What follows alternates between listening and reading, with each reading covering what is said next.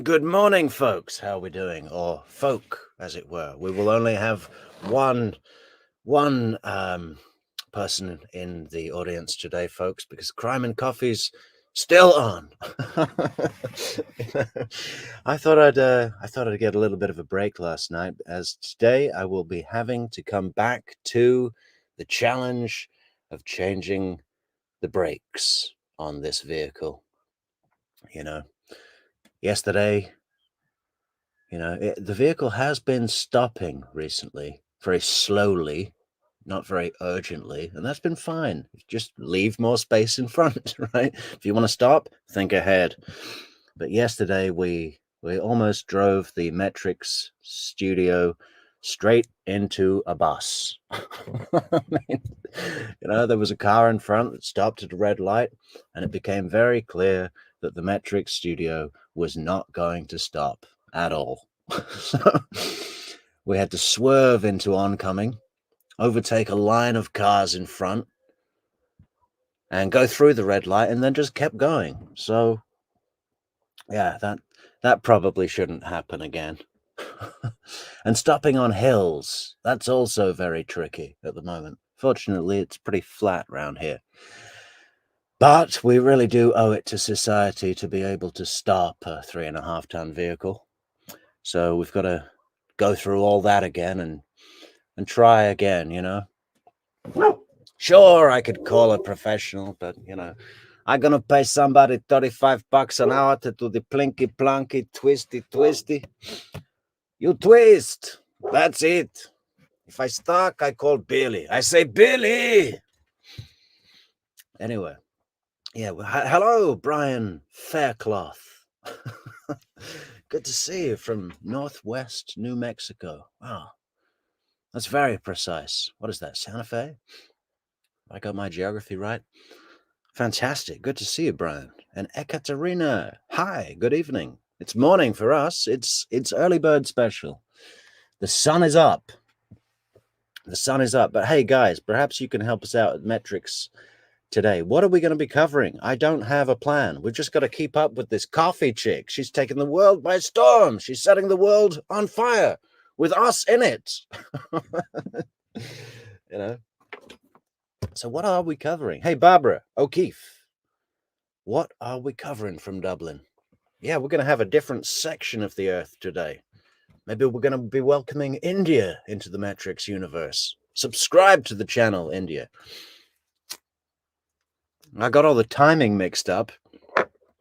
My body clock is just crazy at the moment. It's 8 a.m. in the morning, and what have we got? We've just prepared these flaming kebabs with some olives, because that makes sense to have for breakfast. But I don't know if it's late night, early morning. We've been living on Eastern Standard Time, so where are we? I don't know. Maybe we should just move to Myrtle Beach, South Carolina. Here we come. Anyway, serious question, guys. What video are we going to do? Something about the Adelsons. How about that? I'm sure that'll be popular.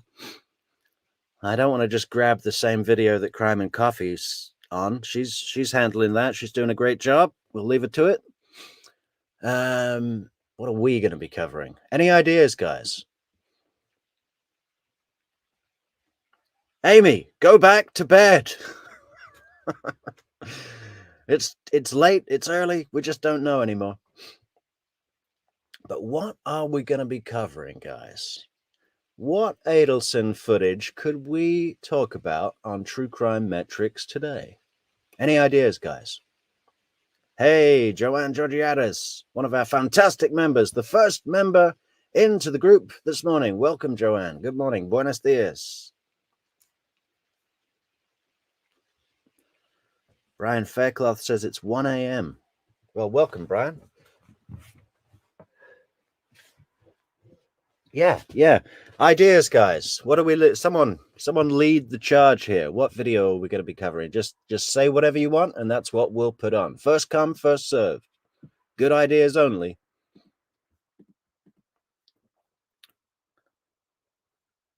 Good ideas only, guys. What have we got? Adelson. All right, I'm going to start typing. I tell you what, we'll share screen already so you can work along with us, even though we don't know what we're putting on. Which one is it? This one. Okay. Oh, was that Sam Bota? Bota. Yes, if Jeff Lacasse has read or listened to The Rational Male by Rollo Tomasi, he wouldn't have been in that pickle with Wendy Adelson. The only thing I know about Rollo Tomasi was from LA Confidential, right? It's mentioned in LA Confidential. Guy Pearce says it to Kurt, what's his name? Not Kurt Russell. Russell Crowe.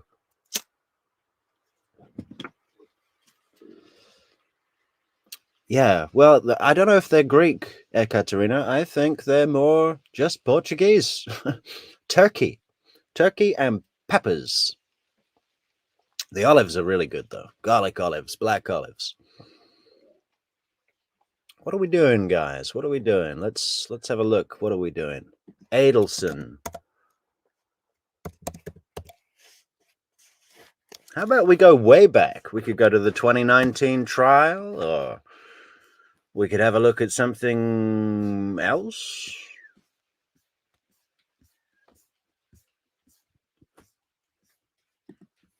Throwing it out there, guys. Throwing it out there.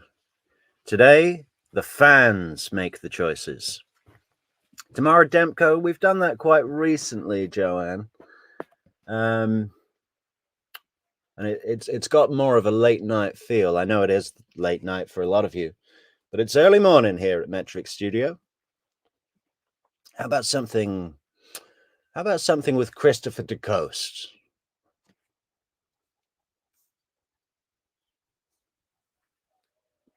"2019 trial sounds great," says Brian Faircloth. Let's have a look what we got then. Dan Markel trial 2019. Oh, the full playlist. Let's have a little scan through these witnesses, guys. Oh, he's funny.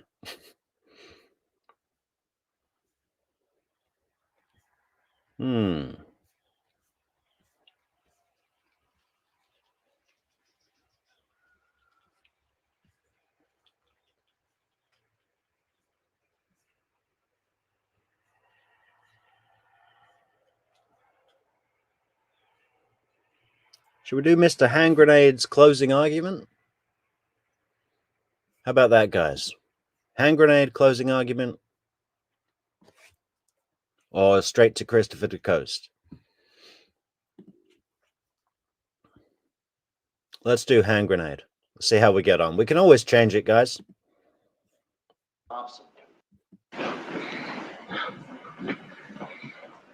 Everybody be seated, please. Mr. Hand Grenade, please. Thank you, Judge.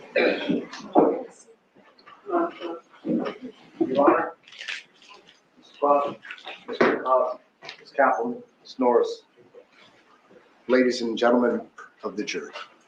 For the last 3 weeks, the government has been selling you their story, okay? And we're gonna call this story the Sigfredo Garcia house, okay?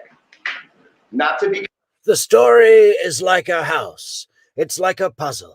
It's a house and a puzzle and the puzzle house, and you make the house. Bearing in mind, this guy has had a terrible trial.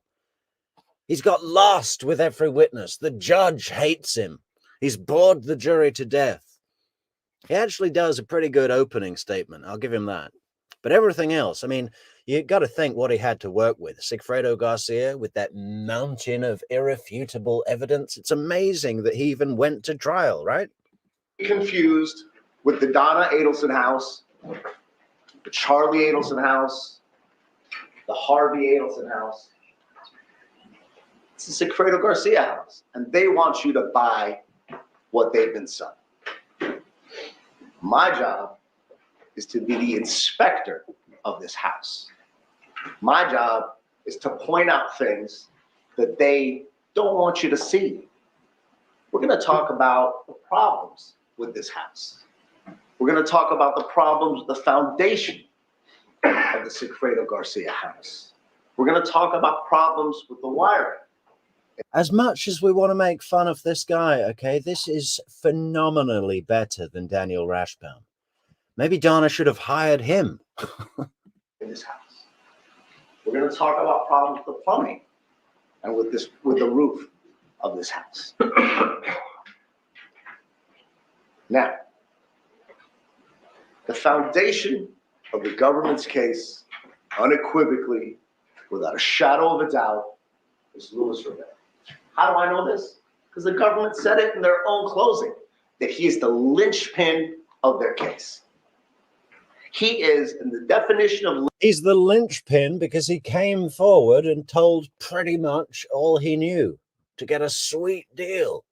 You know, one hand, you've got the death penalty. Tell us everything you know and you can get 19 years that you can serve at the same time to your 12 years. So that's just an extra 7 years when you're already doing 12. If you've done 12 years in prison, is it that big of a deal to do another 7? I mean, you're more than halfway and you're really used to it. Okay, you've got to move from federal prison to state prison where there's slightly less stuff, as far as I understand it, right? And it might be a little bit more dangerous for him because the Latin kings want to kill him, blah, blah, blah, blah, blah. But man, you know, what a sweet deal. I think I'd love to know if anyone can name a case where someone got a better deal for tell us everything you know, right? And I think he did pretty much. It's weird how a couple of things change, like sometimes he's taking a picture of an owl. Sometimes he's taking a picture of a lion. You know, he's kind of murky on some of the dates and stuff, but he comes across very well. I mean, he's kind of an anti-hero of this case, right? As bad of a dude as he is, people like him. Linchpin is one that serves to hold together parts or elements that exist or function as a unit. He's the only person that tells you what he believes happened that day. The only one. So who is Luis Rivera? Let's talk about who he is. Luis Rivera, and you know, the government tries to downplay this, but it's important. It's important to know who you're listening to. It's important to know who's on that stand and who is he. He's the head of a criminal organization, one that he got indicted for racketeering. He's been a crown of the Latin kings, the first crown, for almost 15 years. Why does that matter? Can you imagine if Daniel Rashbaum was up here with the same, representing the same defendant, right? He'd be like, Luis Rivera is the head of a national criminal syndicate. You know, he'd make this thing last for 3 hours. Because he is a person that has criminal connections in his own criminal organization. He told you that. He got up there and he goes, I have 100 people just in the North Miami tribe of the Latin King. 100 people. And that's a small tribe in a nationwide organization that is peppered throughout the state of Florida. Well, why does that matter? Well, if you recall, during my cross-examination, when his phone, Luis Rivera's phone, was intercepted in his federal RICO case, in a 1-month period, he solicited the assistance of Latin kings to do 3 violent criminal acts. 3 in 30 days. Now, how do we know Sigfredo Garcia wasn't someone that he elicited? Well, we know this. We know that Luis Rivera was indicted. We know that... Guten Tag, Joe. Yeah, I thought we'd get some different players today. Welcome Germany and India. When are we getting India? He pled guilty to a federal indictment, and we know that when the arrest happened in this case, he was in prison. He was in federal prison. Was there any evidence to suggest that Sigfredo Garcia was in federal prison? Quite the contrary. Sigfredo Garcia was working at the finance place when federal agents went to approach him. So what does this mean? It's not on that indictment. He's not part of Luis Rivera's criminal network. Because during the 30 days, the federal See you later, Amy. Have a good rest.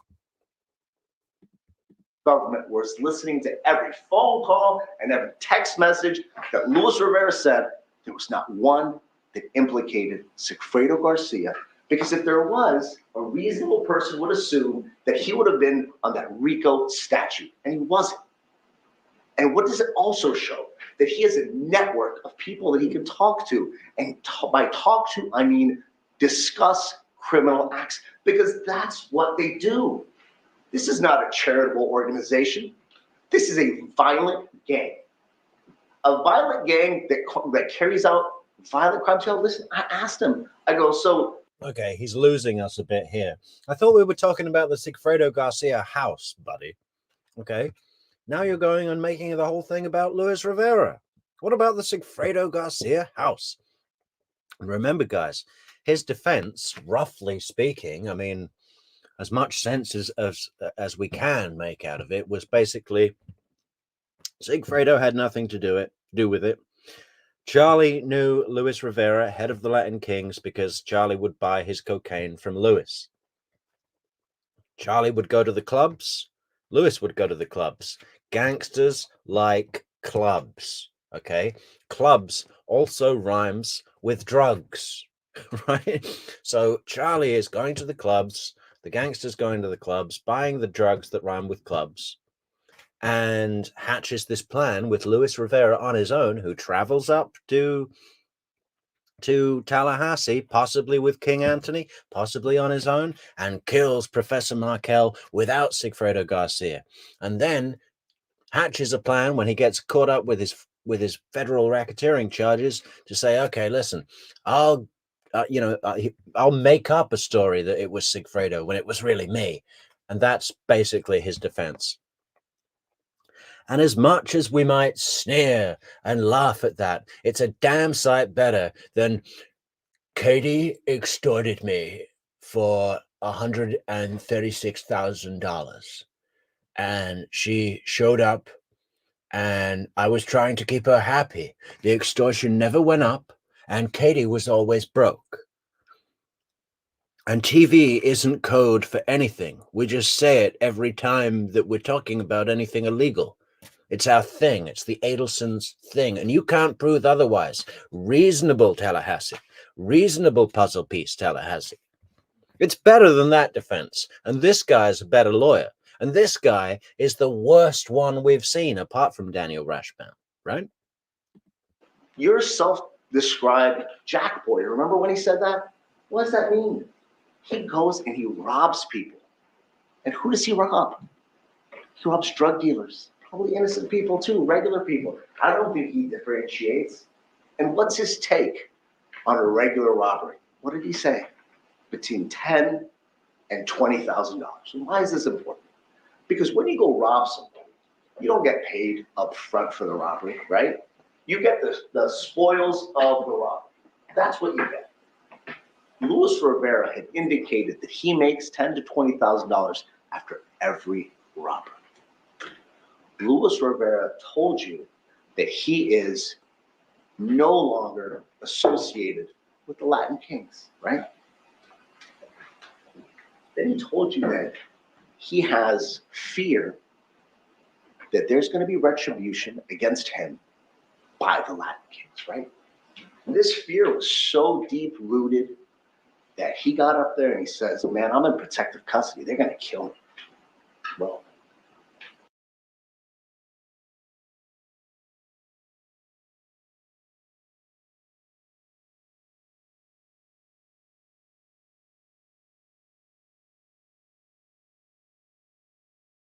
you recall, we introduced a letter that he sent.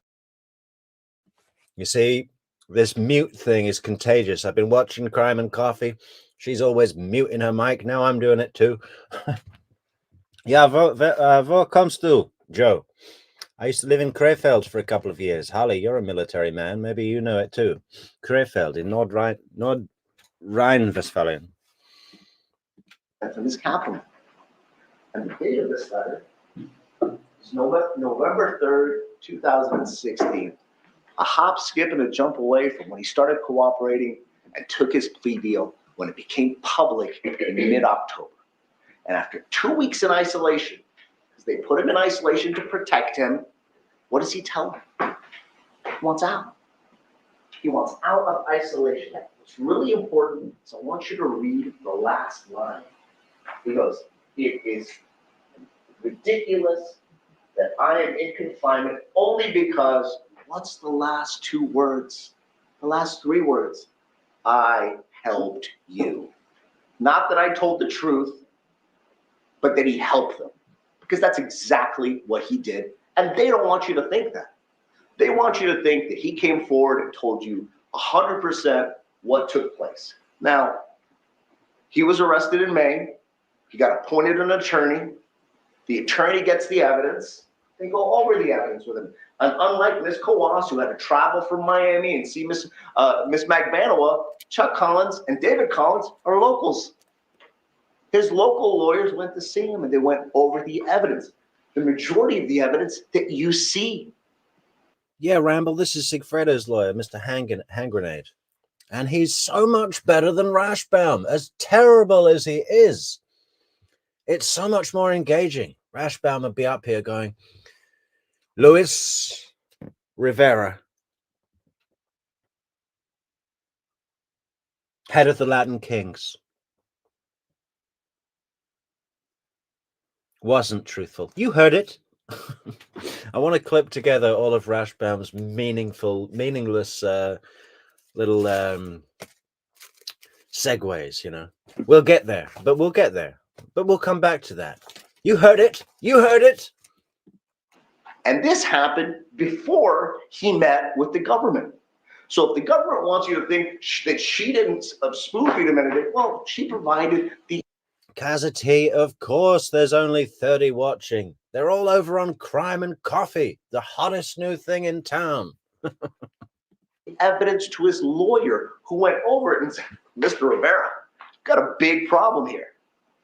They have you, just you, on your cell phone going up there in June. And they have you. No, we are family. We are family. Not a gang, it's a family, but it's also a gang. Renting a room. They have you renting a Prius. And Mr. Rivera, you're a Latin king. And when it comes down to it, that's an aggravator for the death penalty, which they were seeking. So you want me to cut a deal? Oh, she's finished now, Shiraz? Okay, well maybe we'll get all of the Adelson addicts. It's like when people come out the club. Some people want to go home and some people want to go to the next club, right? Yeah. And listen, I do call it the deal of lifetime. Hey, B-Rabbit, go and get everyone else if she's done. Because what did he have to do? I initially came and I told you it was 7 years. It's less. He has to do 19 years and he's doing 12 and a half in federal custody. Now, federal custody is different than state custody. It's a lot easier, a lot better. Oh, Shiraz, I've actually had some sleep today. It's refreshing. It's like 8 o'clock in the morning. I'm usually just going to bed. But now I get to see what the morning looks like. It's pretty nice. The shadows are really long. Luis Rivera, as the government indicated, you testified about 10 times. Recorded statements were made by Mr. Rivera. The government recorded it. Do we have any of those in evidence? Oh, Joe, don't be silly. The only thing I can do in German is order a kebab. That's the first thing you learn in each language, I think, is toppings, how to go through the toppings you want, whether it's a sandwich or, whatever. The October 4th statement. Are you guys going to be able to go back in the jury room? Mr. Zanganeh, I think you know, as I've explained to the jury, those are hearsay statements and they're not admissible in evidence. That's not an appropriate argument to make. I've never seen a judge be so hard on a defense counsel or a prosecution, a member of counsel, than this guy without prompting. He just does it himself. He admonishes him all the time, just brutally in front of the jury. It's kind of embarrassing, right? As I've explained to you, jury, if there's something inconsistent in those statements, that's fair game and they present it. But those statements, along with the police reports and every witness statement in this case, are hearsay statements and they're not admissible in evidence. You may proceed. You made 10 statements. 10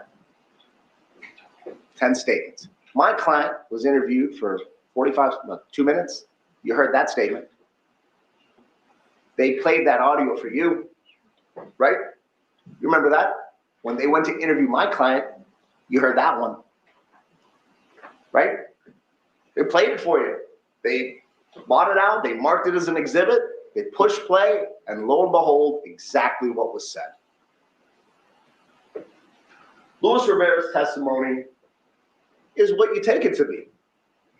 There's also jury instructions that give you guidance on how to determine how to judge a witness. There's an enumerated list that you're going to get to go back into the room with you. It says weighing the evidence. Number one, true crime clubbing should be a thing. I think you're right, Joe. How would that go exactly? All these like earworms, like I say Adelson quotes all day to people that don't know anything about the case. I just find a way to work them into everyday conversations. I usually just end up laughing to myself and no one knows why. It's like my own private joke. But yeah, you could remix some good tunes with like just little Chris Watts sound bites, little Charlie Adelson sound bites. I think that'd be great. Witness seemed to have an opportunity to see and know the things about which he testified. Did the witness seem to have an accurate memory? Was he being honest and straightforward in answering our questions? Did he have an interest in how this? Yeah, sure has. Maybe that'll be our hook. That'll be our hook, right? We're true crime and some occasional Steely Dan references and lyrics. This case ended. Did his testimony agree with the other testimony and the evidence in the case? My favorite one at the moment, Ramble, is you're either stupid or you're lying.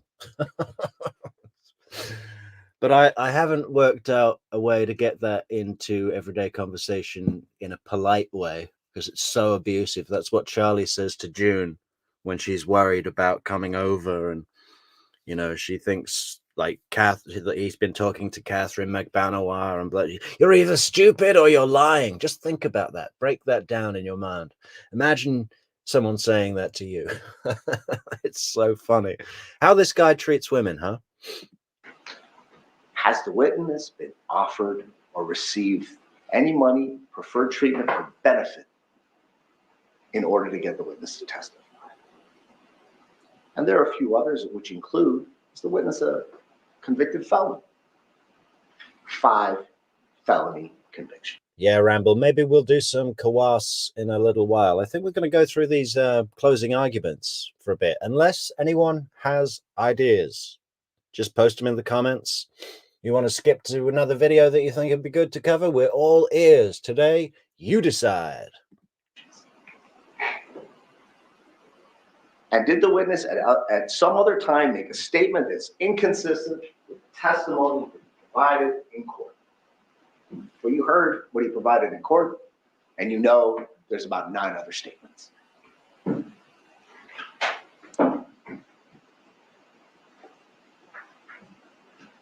Luis Rivera gives you a story. Greetings, crime. Which starts like this. On June 3rd, Sigfredo Garcia approaches him and says, I'm doing a robbery, come with me. And he goes, okay, sure, let's go. And the track on that. How you doing, Ryan? Yeah, we got a whole different time zone today. You know, we're heading the West Coast. We're heading India, Delhi, Mumbai, Sri Lanka. That reported date, sorry, here we go. Starts June 4th. Their cell tower records get at 1:30 in the morning in Miami. And then on his trip, 3:13 a.m. Okay? So somewhere in between, he starts heading north. Now, what did he tell you? He said, yo, listen, Sigfredo came to me and said, look, we got a robbery to do. Let's go. So Luis Rivera wants you to believe. How great would that have been, though, Ramble, if Sigfredo took the stand? I mean, he held up pretty well when the cops were questioning him at his work. You know, as dumb as he looks, maybe he can talk. You know, the only other time we've heard him speak is when he's coked out on the phone with Katie, having an emotional conversation. You know, we can't judge him by that. That he went and purchased a gun from a black guy in the hood, okay, and then went and bought bullets. And then his testimony was, and then we dipped. Look at his phone records. Look at what it says. Do you think there's a gun store open at 2 in the morning? These are reasonable things. You have to say, that doesn't make sense. You know, listen, the whole buying a gun thing, we deem that to be 100% completely not believable, okay? I think Donna would have been so much better bringing in this guy to represent her. I mean, she'd still lose, right? He's terrible as well. But he's so much better than Rashbaum. Even though he's not saying anything, at least I kind of feel a little bit engaged. Like he might be having a point somewhere along the line. So I better stay attentive. This is a person that has extreme knowledge of how crimes work. He's part of a national-wide criminal syndicate. What does he have to do? Hey, bro, listen, I'm coming up to Tally. Get me a gun. Hey, Lee. This lawyer is trying to prove that Luis was behind the whole thing and Sigfredo had nothing to do with it, that Charlie was buying his drugs from Luis in the clubs, and then Charlie hired him to do the hit, and then Luis got caught for the federal thing and had to make a deal to avoid the death penalty, and the only way he could do it was to point the finger at his innocent friend and brother, Sigfredo Garcia. But he's not really talking about that. He's just, I don't know what he's talking about, but it's so much more fun than listening to Rashbaum talk about anything, right? A tool. That's what they call it, a tool. Get me a tool. He's not going to ride with a gun from Miami all the way up to Tallahassee. He's a convicted felon. That's a crime. That's a major crime. So he wants you to swallow that, okay? And then he says, well... He does make a pretty good point here. I mean, obviously, the Latin Kings have a presence in Tallahassee. Obviously, if Luis Rivera is the first crown of the North Miami tribe of the Latin Kings, he can make a phone call and meet up with a fellow Latin King and get a gun. I mean, I don't know why they wouldn't do that. I don't think they did, but it's a pretty good point. Sigfredo also bought a gun, which was never recovered. There's no evidence of it. But he says, you know, because he wants culpability to go both ways, Sigfredo bought a gun too. Okay, so what did you guys do? Well, we did coke and we drank the whole way up. Now listen, at 3:13. That's what you want from a professional hitman, isn't it? You know, we're going to take a 9-hour drive and just do a shitload of cocaine all the way up and get completely tanked all the way up. we're going to be doing 100 miles an hour on a 40 at 9 a.m. a.m. Say it's about a 7-hour drive, taking breaks from Miami to Tallahassee. What did they do when they got to Tallahassee? They got the hotel, then went out to Hooters, had a shitload of beers and wings, got completely loaded, and then went to bed. I mean, you know, you'd think that, you know, has anyone seen Leon, where he's really professional hitman? I bet that's what Charlie had in his mind. Yeah. We're gonna get Leon. No women, no children. Give or take. How long is this drive?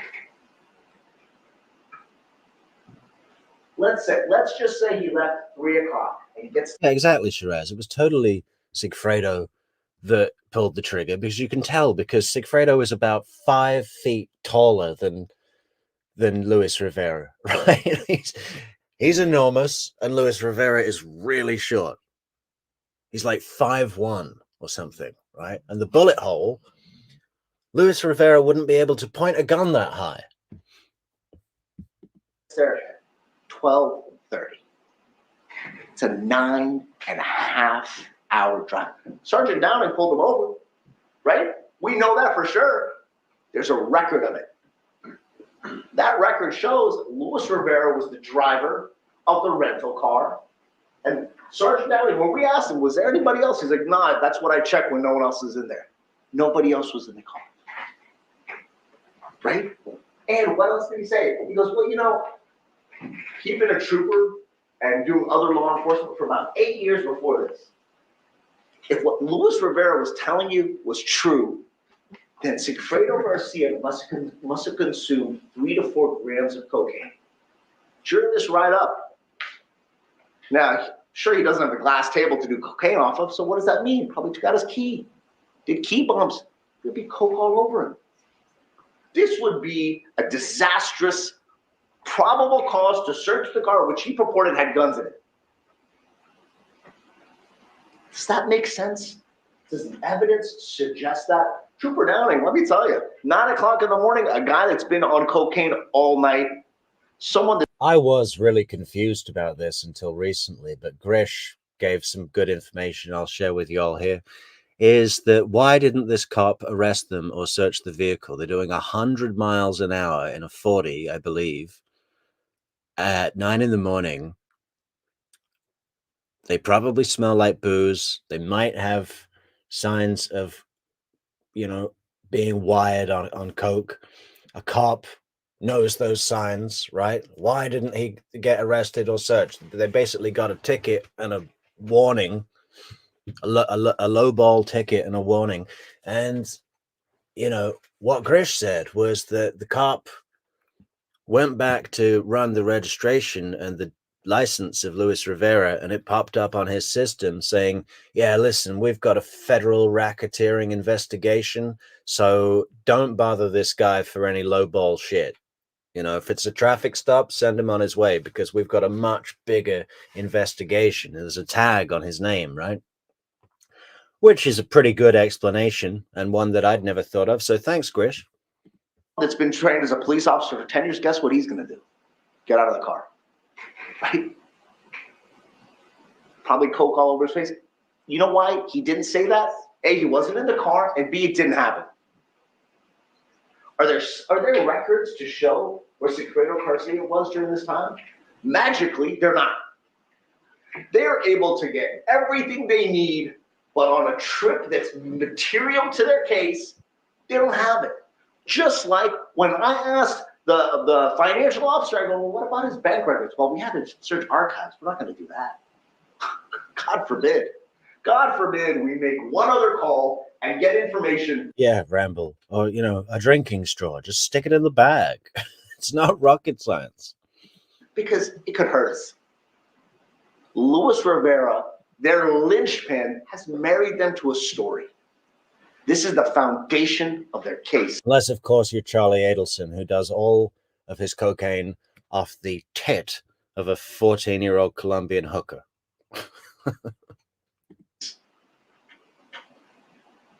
So they're going to say, well, it's not just him. Shadrick Nobles comes forward. Now, Shadrick Nobles came in January of 2016, right? January of 2016, a year and a half later. They called him in because they think that he's part of the murder. What do they tell him? Well, tell us what happened. Well, do we know exactly what he said? They did say it was videotaped. What he testified to was that my client, after a whole day of consuming a toxic or maybe even a fatal amount of cocaine. Man, I think Shadrick Nobles had had a whole day of consuming cocaine before he came to testify. Kind of jittery. No, just kidding, Shadrick. We love you, baby. Wanted more cocaine. And he flags him down without knowing him in Tallahassee, when he's allegedly next to a gang member that has connections all over the state. Does that make sense? You know, in the world of improbable things to do, if you have Luis Rivera, somebody that wants to stay under the radar, allowing this to happen, doesn't make sense. You know what also doesn't make sense? Shadrick Nobles, by chance, magically on the next trip, sees him on the road. Right? I mean, that your antenna must have jumped up, going, wait a minute. Is that a coincidence? Yeah, right, Shiraz. Shiraz says, but feds didn't have any idea who did it so soon afterwards, did they? They knew it was a Prius before they even got back to Miami. I mean, Jim Geiger reported a Prius type vehicle, and you know, the cops would have immediately looked into where Markel had been that day. His wallet probably had a gym card in it or something. They would have known about his trip to Premiere, and you know, they know Premiere has video surveillance in the parking lot. They got to get that shit quick. They don't sit on a problem like that. They get that shit before it's recorded over or whatever, you know, or lost. So they would have spotted that Prius pretty early on, and then someone said, "Oh, I know. Let's check all the bus cameras." I mean, these guys, they come up to Miami, they get completely loaded on booze and coke for the full 9-hour drive. When they get there, they go straight out to Hooters for a whole night of partying with chicken wings and booze and boobs, you know. Then they pull a gun on some criminals and make them strip in the motel room or something. What the hell was all that about? Are you wearing a wire? We're not paranoid. Strip. What else do they do? Yeah, but apart from that, they rent the car in their own name. They make sure that it is the most identifiable Prius in the whole state of Florida. It's got an aftermarket wing mirror. It's got a missing toe eye cap. What do you call it? You know, the thing on the bumper. Sun pass, silver pine mica.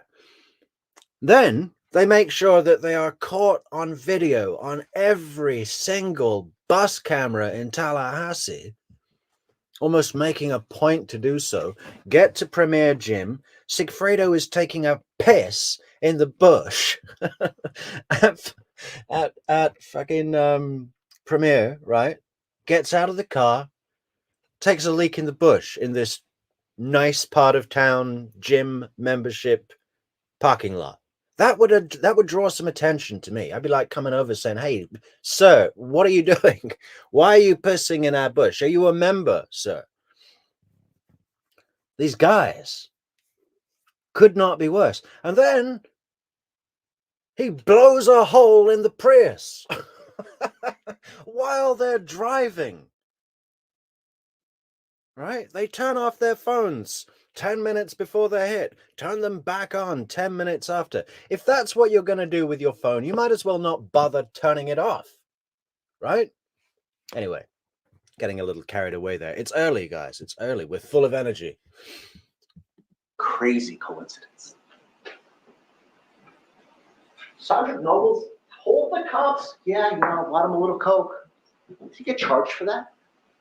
No. Now, our position is Sergeant Nobles probably didn't get him a little coke. He probably got Luis Rivera, through him or one of his associates, a lot of coke, or bought a lot of coke, because that's what it was. You know, when you go out for a day trip, that's a drug deal. And that's what this was for Luis Rivera, a drug deal. Shadrick Nobles admitted it. Now, he changed the amounts, and he changed the intention of it, but doesn't that make more sense? That he's going up there for a drug deal? Right?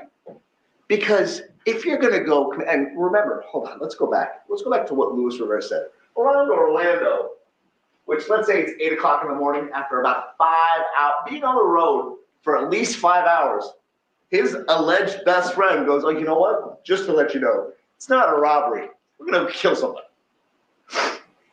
Okay.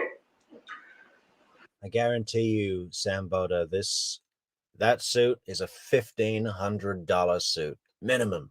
His haircut is $250. And I've said it before. I would not want an attorney that is that put together in their appearance. Because if they're spending that much time getting dressed, that's time they're not spending at the law library. You know, it's too much. Sometimes a scruffy attorney is what you want. Don't get me wrong, appearance is important, but not like this. This guy is a peacock, a really fancy peacock. The head of an organized crime unit, okay? A crime gang. What is he going to say? What's the first thing that he's going to say? Where's Good morning, Pinot Noir. Pinot Noir. the money? You think he cares about who they're killing?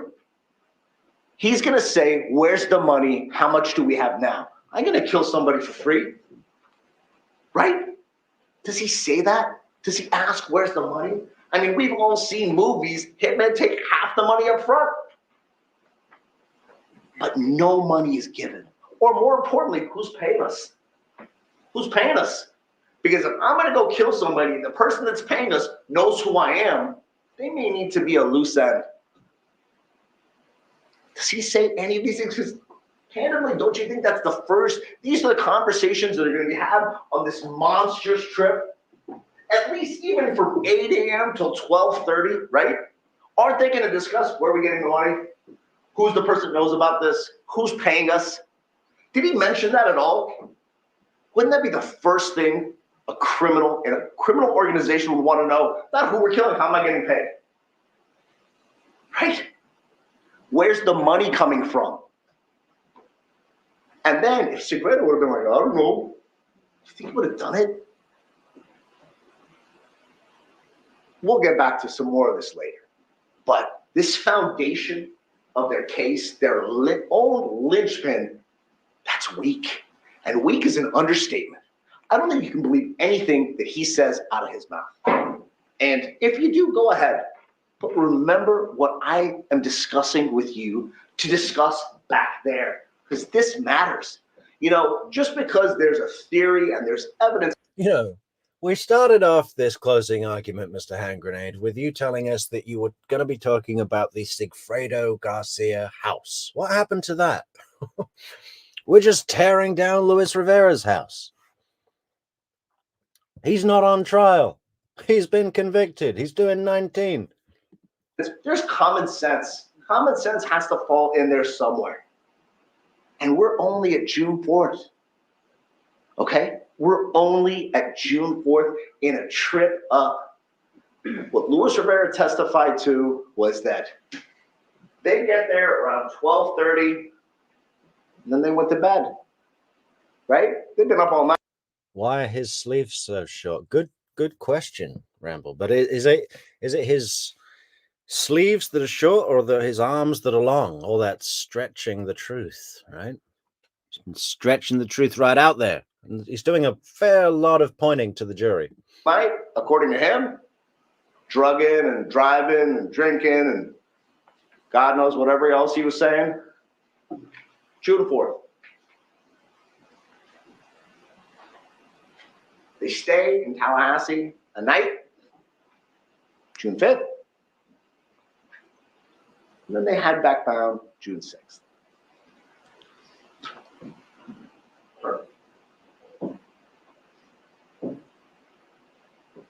And Luis Rivera claims that there's no records of where he stayed because they bribed some homeless person, which they clearly didn't do on July 17th when he rented a room under his name, and which clearly they didn't do, or Shadrick Nobles didn't do, on July 18th when he rented a room under his name.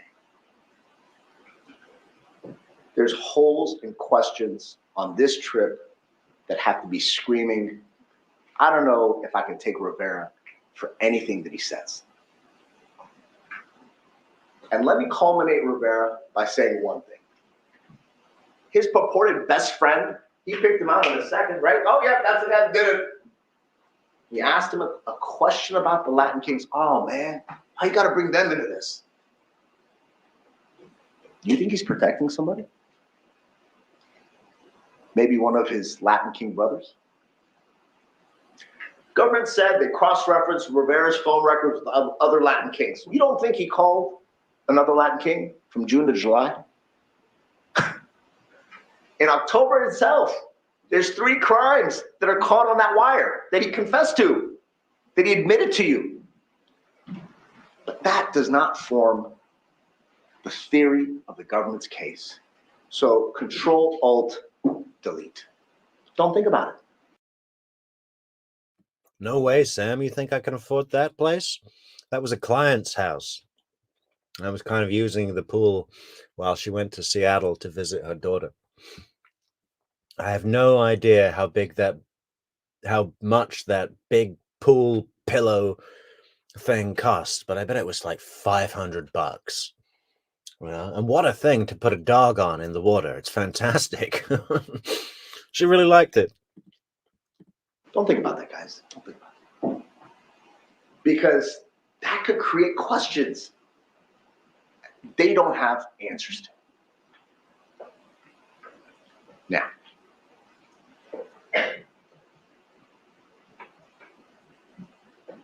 the government wants you to believe someone that's inherently unreliable, and that's Luis Rivera.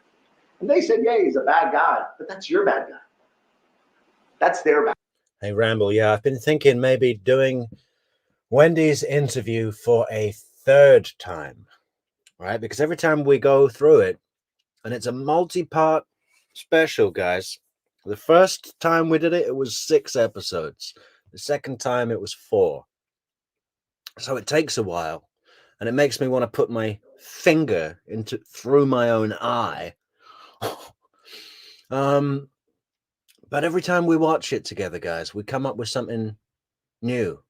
There's so much to take in that there's always stuff we miss. Of course, it does get a little bit repetitive, but yeah, we might do that again. You know, it's just such a piece of documented history. So important to this case. It's probably the biggest thing in this entire case, right? Bigger than the Charlie wiretaps, bigger than Dolce Vita, bigger than Wendy throwing up at Uvia. It's the biggest thing in the case for anyone who's been on trial, right? It's that day in the moment, and you know, it's an amazing thing that she had the balls to do that.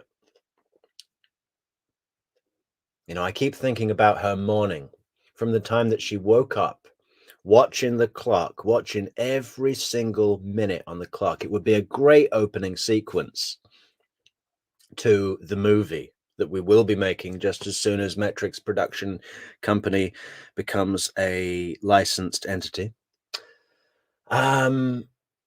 yeah, just imagine the montage you could do of someone's pretty regular morning, gets up, puts the coffee maker on, maybe makes a smoothie, but all the time there's these cuts, right, to the minute hand changing on the clock in the kitchen. And all of the stuff seems irrelevant, just normal everyday stuff until later when Best Buy knocks at the door and says, "I'm here to fix your TV." And Wendy brings him in and says, yes, Best Buy, Geek Squad, come on in. Let me show you where the TV is. Did I tell you that this TV was my divorce present? And my brother got me this divorce present because he said it was cheaper than hiring a hitman. Ah, ha, ha, ha, ha, ha. Why did she tell that to the guy? I can just about kind of warp my mind into some twisted piece of reality where Charlie, big mouth bad joke Charlie, is running around every restaurant in South Beach saying, "I was going to get her a TV, a hitman, but a TV was cheaper." Ah, ha, ha, ha, ha, ha. You know, I can sort of imagine that, but why tell it to the Best Buy guy? How does that even come into the conversation? Bad guy. I know bad guy. I got pulled over. I got cut off today and going down Monroe Road today. I thought that person was a bad guy. Nah, that's a bad guy. That's the worst of the worst. You know, the government's theory is that they believe Luis Rivera when he said, "My client's the shooter." Do you think he would have gotten the deal that he got if he admitted to being the shooter?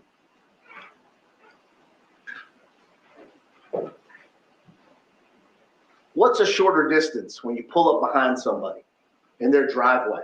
The driver or the passenger when someone... Well, thanks, Crime. Have you done that one yet, Crime?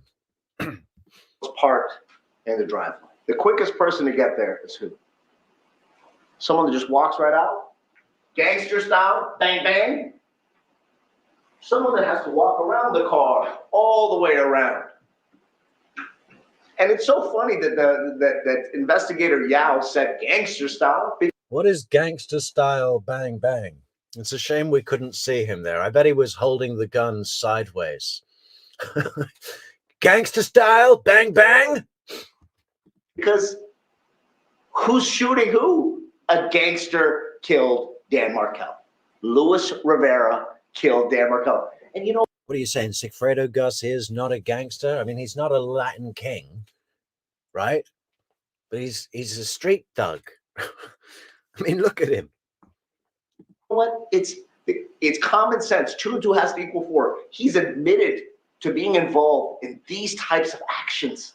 That's his indictment.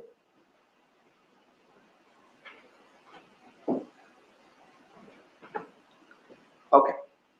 So let's get to a little bit more common sense. Let's get to the numbers, okay? I'm going to give you $35,000 supposedly when Luis Rivera finds out that this is an actual murder. He even said, yeah, you know, people think I kill people, wink, wink. So I'm going to go ahead and do this murder for 35 grand, right? Because I'm going to be the shooter. And then, I don't know if it's a coming to Jesus moment or a lie. He says, well, I guess I didn't feel like doing it because there's kids involved. You don't think the victims of his robberies have kids? You think he cares about kids? If you do, believe his testimony. If you do believe that he thought because this man, this innocent man, had 2 kids, that he pulled back from a murder. Difference, man. If you're a drug dealer robbing another drug dealer, that's just part of your business, man. You're in a situation there where everybody involved knows the stakes, right? People get robbed and then they rob other people. It's just part of trade. But Dan Markel wasn't a drug dealer. Just a law professor trying to get a fair deal out of his total psycho bitch ex-wife and all of her family. God, this guy. This Dan Markel guy. What a, you know, there was a quote from Dan Markel after he proposed to Wendy in, was it Jerusalem? I think it was somewhere in Israel is where he proposed. And he made a post on Prof's blog. saying how he said, "Boy, oh boy, did I ever win the lottery of life." Well, for a while, didn't turn out great, but at least you have a legacy. The Markel Act. Well done, Dan. I just really think we should be speaking to someone at Florida State University and say, listen, Florida State, when are we getting started on the statue? We want a 30-foot high statue carved out of one solid piece of granite of Dan Markel in the main, what do you call it? Atrium, quadrant, courtyard, the main courtyard of Florida State University, a 30-foot high solid piece of granite carved into the likeness of Dan Markel, holding up the head of Wendy Adelson, right? I think that'd be a great,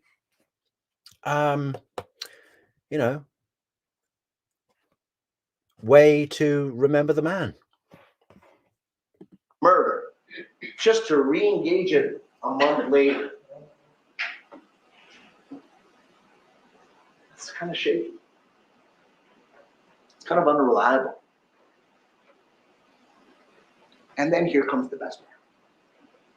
After refusing, allegedly, to do the murder, he claims that on the way up on June 18th, or during the trip of July 18th, that my client did it, and in addition to getting the money he was told he was going to get, got a bonus for being an Uber driver. That's a real expensive Uber ride. You got to think, if my client hired him, why would my client even go up there? Reasonable. Hey, listen, I want you to go take care of this thing. Here's money, go. Why would you tag along? This is not a two-man job. It's a one-man job. You don't see movies where you have two hitmen go to something. It's one guy with a briefcase and gloves. That's what you see. I've never heard a defense attorney say that's not possible because that's not what happens in the movies. Okay, well, movies aren't real. You don't see a tag team hit squad. It's one man. Now, there's evidence that Luis Rivera admitted to. He's a drug dealer. There's evidence that Charlie Adelson does drugs. Oh, you're right, Sam. He's doing that pen thing that all of the pro YouTube channels do. I've got to get a pen. I've got to get a camera and a pen so I can be, really taken seriously on this channel. I need to point with the pen at the camera while I speak and make points while I point. My pen points. Government's like, well, there's no phone records, so there's no way that they could know each other. Miami Beach, they both live. Luis Rivera lives in Miami Beach. Charlie Adelson goes to Miami Beach. Luis Rivera sells drugs. I don't know if it's outside the realm of possibility. If one day when he's visiting Katie McBannel, he would say, can you get me some coke or some weed? Rivera gets called. Rivera comes by, and a deal struck.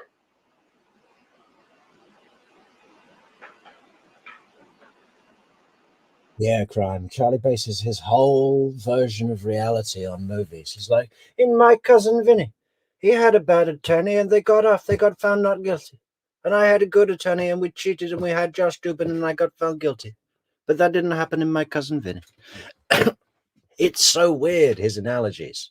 I mean, I love talking about movies, but that guy takes it to a whole new level. That foundation's weak. It's beyond weak. It needs help. So let's go to the wiring, the electricity, the spark, or the motive in this case. Government wants you to believe that my client agreed with Miss McBannel to go commit a murder. Okay, let's break this down, okay? Let's start off with the first thing that we've learned over and over in this case is that Secreto Garcia could not stand Charlie Adelson. right? I mean, not only has there been testimony about it, there are text messages. There's one where Charlie Adelson says he wants to take, on July 25th, 2014, Charlie says he wants to take me deep sea fishing. I'll agree with Ms. Kaplan, that's a joke. You know why? Then at first he wants to kill me.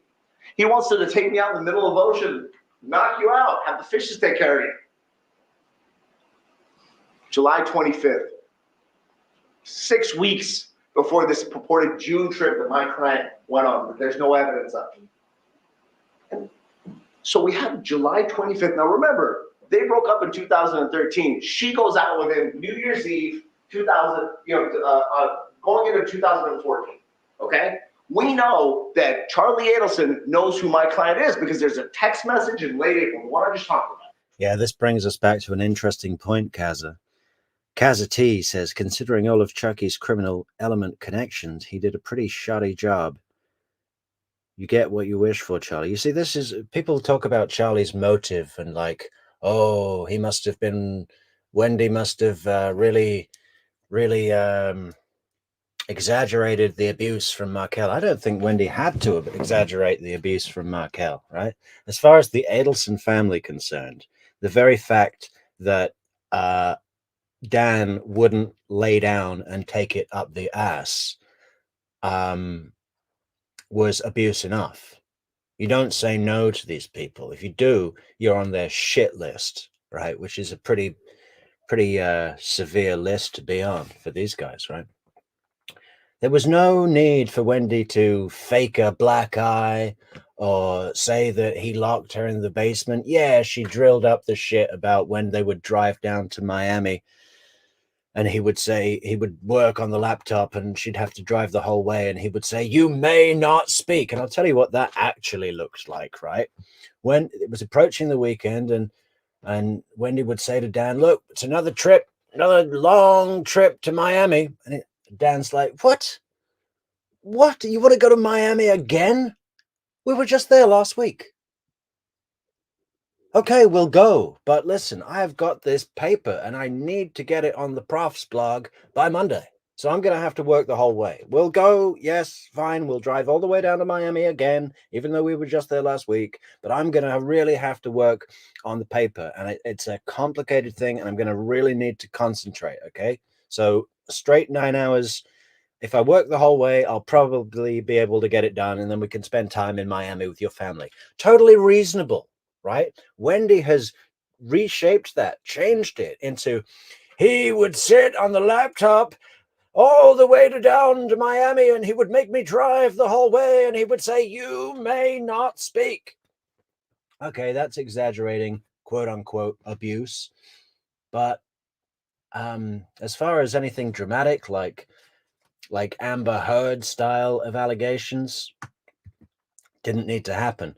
But Charlie didn't even give a fuck about that. His motive in this was, okay, he wants to be golden boy to Mother Donna, but also ordering a hit and living out this fantasy in his mind about having these friends in the Cuban neighborhood, both sides of the tracks. You know, he's a high society, skyline eating, chili bowl eating, Ferrari driving doctor, dentist, periodontist by day, and at night he's down in the Cuban ghetto with the thugs.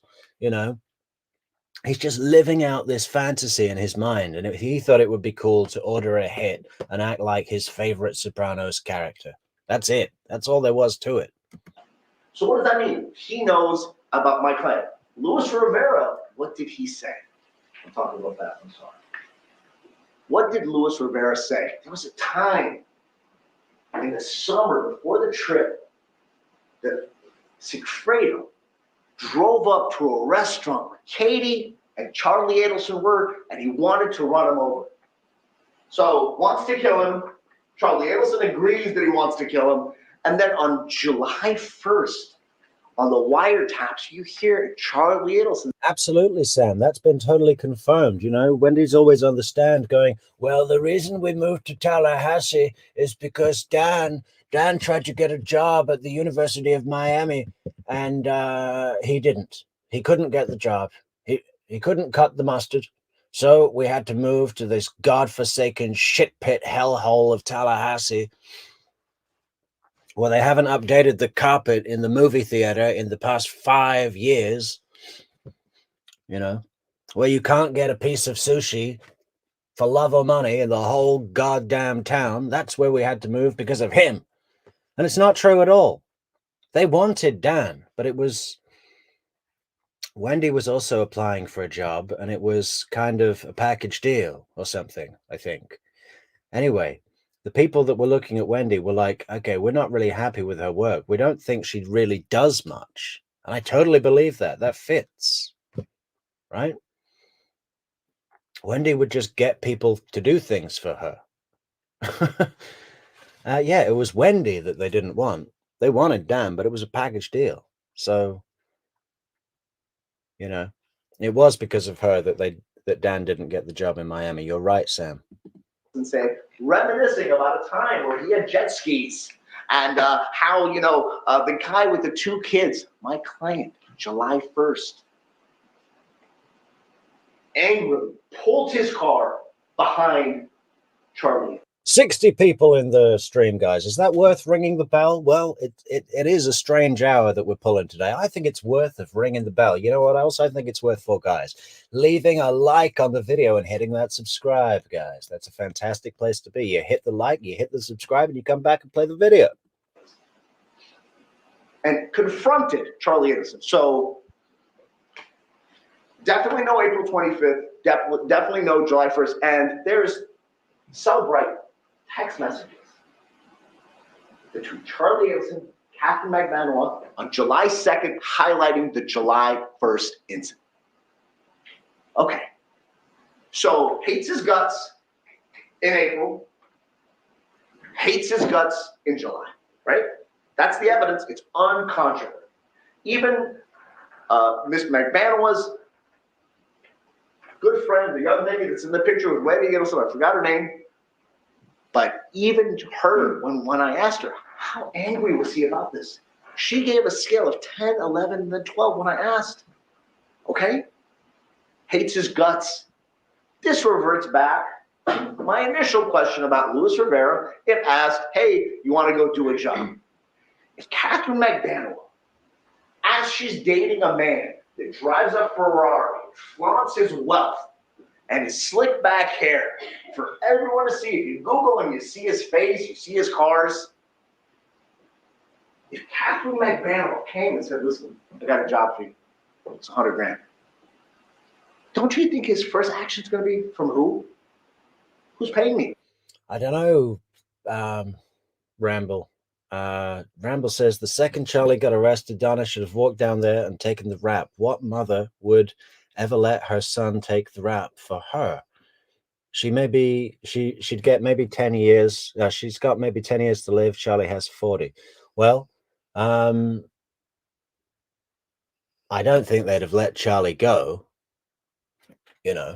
Outside of Donna coming clean, they had all the evidence on Charlie. Charlie probably, more than Donna, right?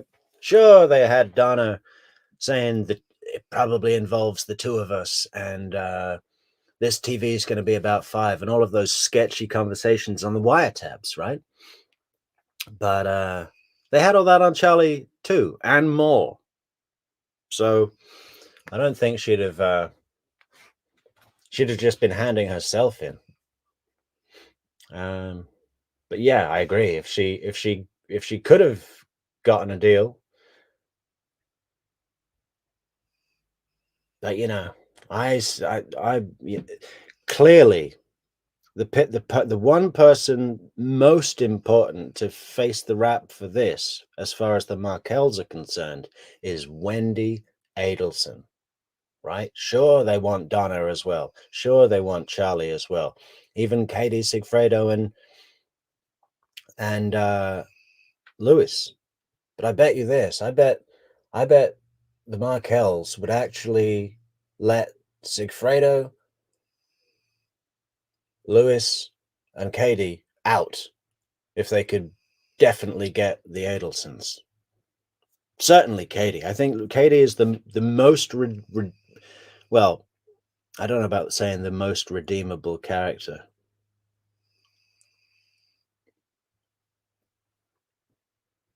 It's difficult to put it into a phrase. I don't know what you could say. Let's leave that for now. I don't want to get in trouble.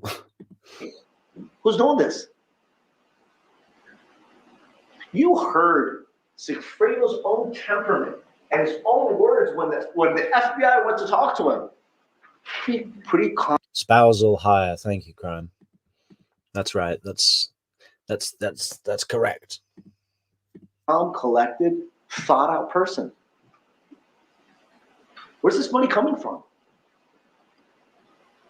They want you to believe that Katie either withheld this kind of information, the kind of information Sigfredo Garcia would spend the rest of his life. Yeah, Ramble. Oh, sorry for stopping so much, guys, but we've got so many great comments coming in. Ramble says, Wendy said University of Miami didn't like Dan because he rubbed people the wrong way, etc. In reality, the professors at law clinic said they refused to accept Wendy because she was lazy and crappy. Lazy and crappy, absolutely. I like that. That should be on the top line of her curriculum vitae. Yeah, what was I just going to say? I love it how Wendy, in her interview, the victim advocate says to her, oh, so was Dan very abrasive? What did his students think of his methods?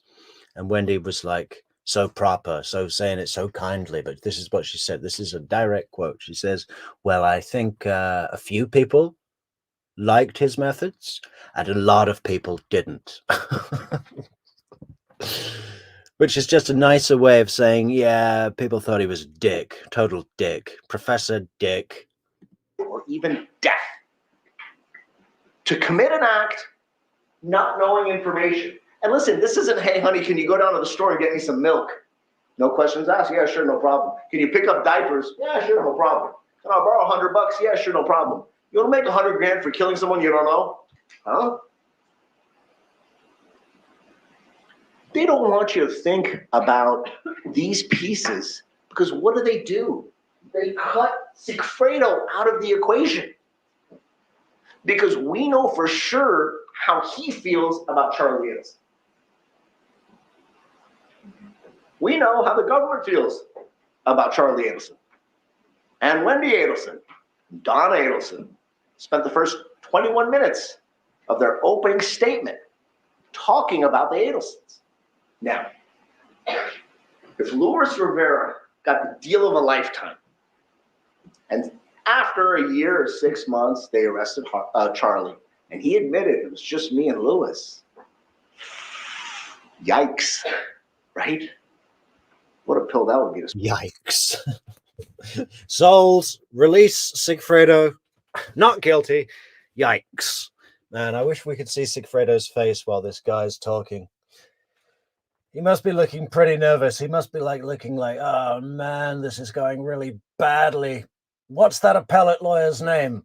Get his number. We need him on retainer. We need him for the next 3 months to do my appeal. This is bad.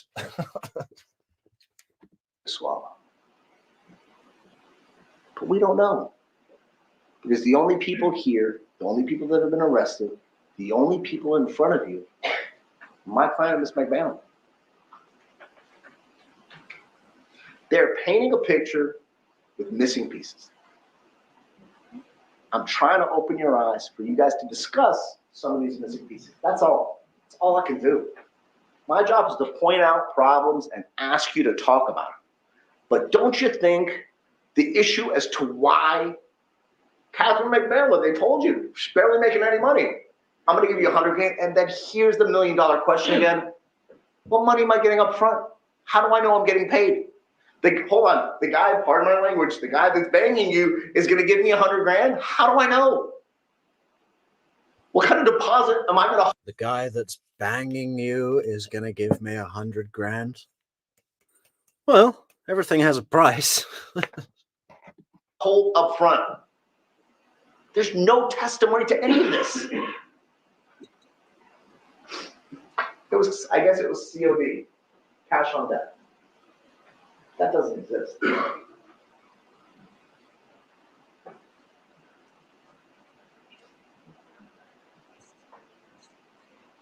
The government made a big deal about this bump. We've all heard about it. Not the bumps that Luis Rivera was claiming my client took in the 6-hour car ride, but the telephone bump. And the telephone bump really lets you think about where the government's mindset is. Because who did they, they could get 10 wires. They could apply and get wires for anyone that they believed was involved in this case. They believed Charlie Adelson was involved. They got a wire intercept. They believed Catherine McBennell was involved.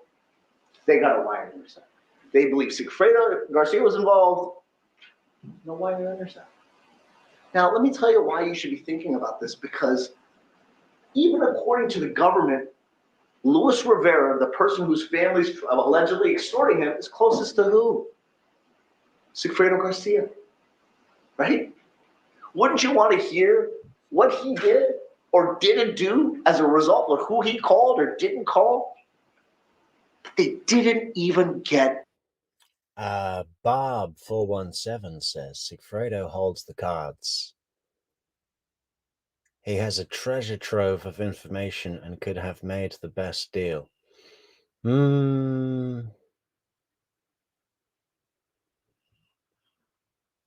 let's think about that.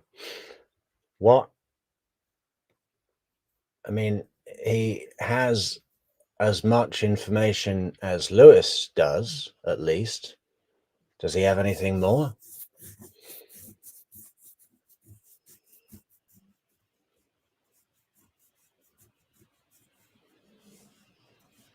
What do you think he has, Bob?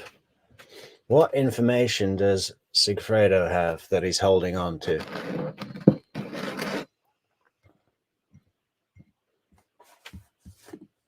And applicate. They didn't even get a wire intercept for Sigfredo Garcia. They didn't want to listen to his phone. They wanted to listen to hers. And wherever Charlie Adelson is, probably at home, watching live. In the comfort of his home.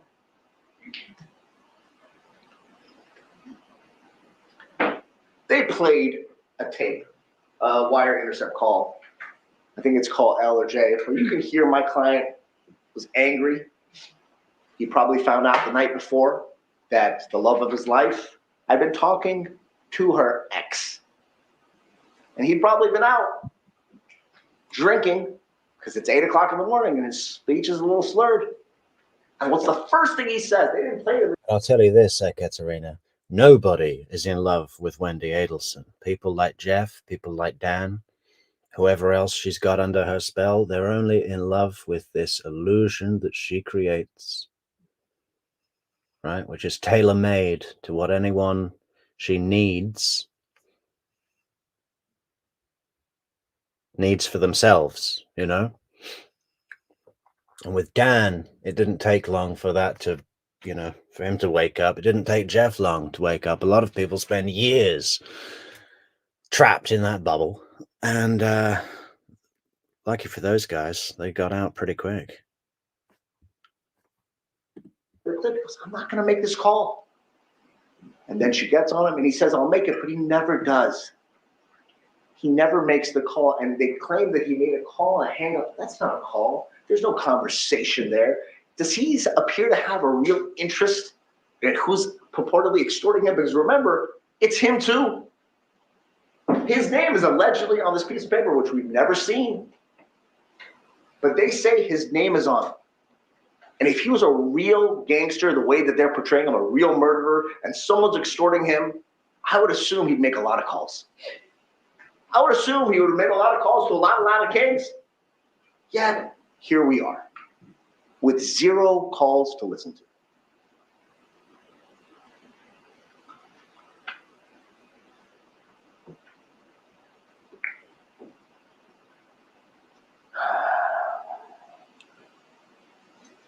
Now let's talk about the plumbing. What stinks? Okay. Well, we've got Francis Magbanawa, Katie's brother, coming to Donna's trial, haven't we? Ramble? Ms. Kappelman was kind enough to indicate to you guys during her closing that I did receive a check from Ms. Magbanawa. And she says, well, I don't represent Ms. Magbanawa, but guess who I represent? Her husband. I don't know what kind of shade that was to throw at me or what kind of insinuation it is that they were trying to make. But look what they're doing, attempting to make. No, I'm pretty sure, Ramble, that Sigfredo called Harvey by accident before the murder. Yeah. That was the whole thing in Rashbaum's opening statement or closing argument, wasn't it? He was like, Sigfredo called him like 2 weeks or something before the murder and left a threatening message. We're going to go mano a mano. Me appear to be improper. They're trying to shine a turd, pardon my language, in Luis Rivera, and then they're trying to China turd. These are the funniest moments in court, in the formal setting of a courtroom. They're trying to shine a turd. discredit me. Now you got to think to yourself, why would they do this? Well, I'll tell you.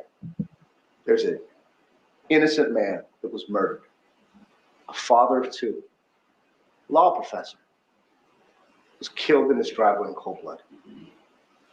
And at no point do I want you guys, with this analogy or anything I say, to minimize from what happened to Dan Markel. That happened. And Luis Rivera has admitted liability in this case. Now, let's talk about what stinks. Let's talk about his plea deal. 6.5 years is what he will have to serve in Florida State Prison. 6.5 years. Because he said that my client did a murder. And like I said before, he's the only one that says it. He's the only one that says it. He's the one that says that my client got out and ran around and shot him point blank. Well, what smells about the government's testimony with regards to that? Remember Inspector Yao, who's really tall, who's the ballistic expert, the gun guy.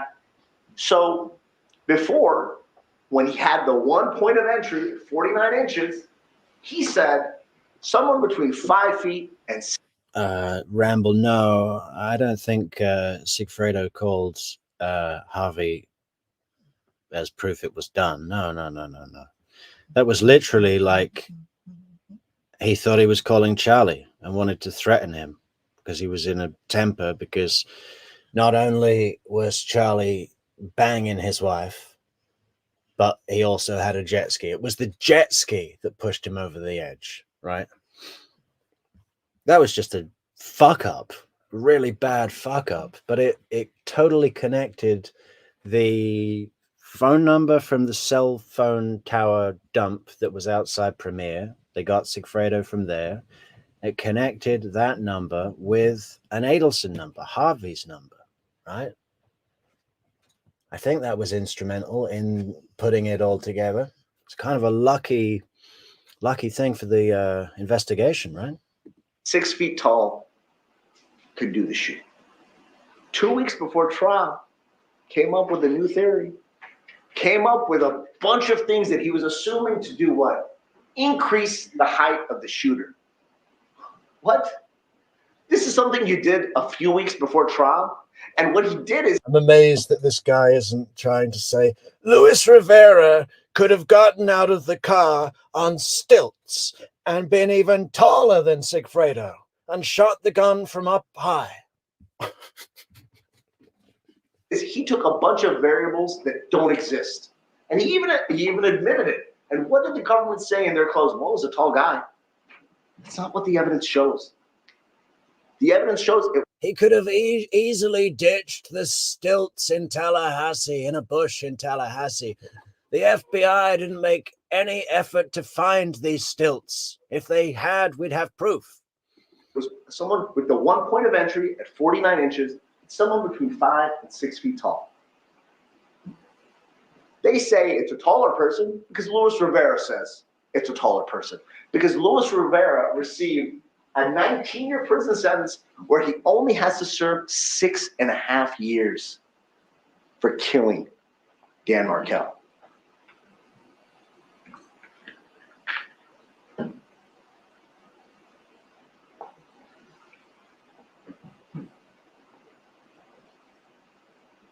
Now,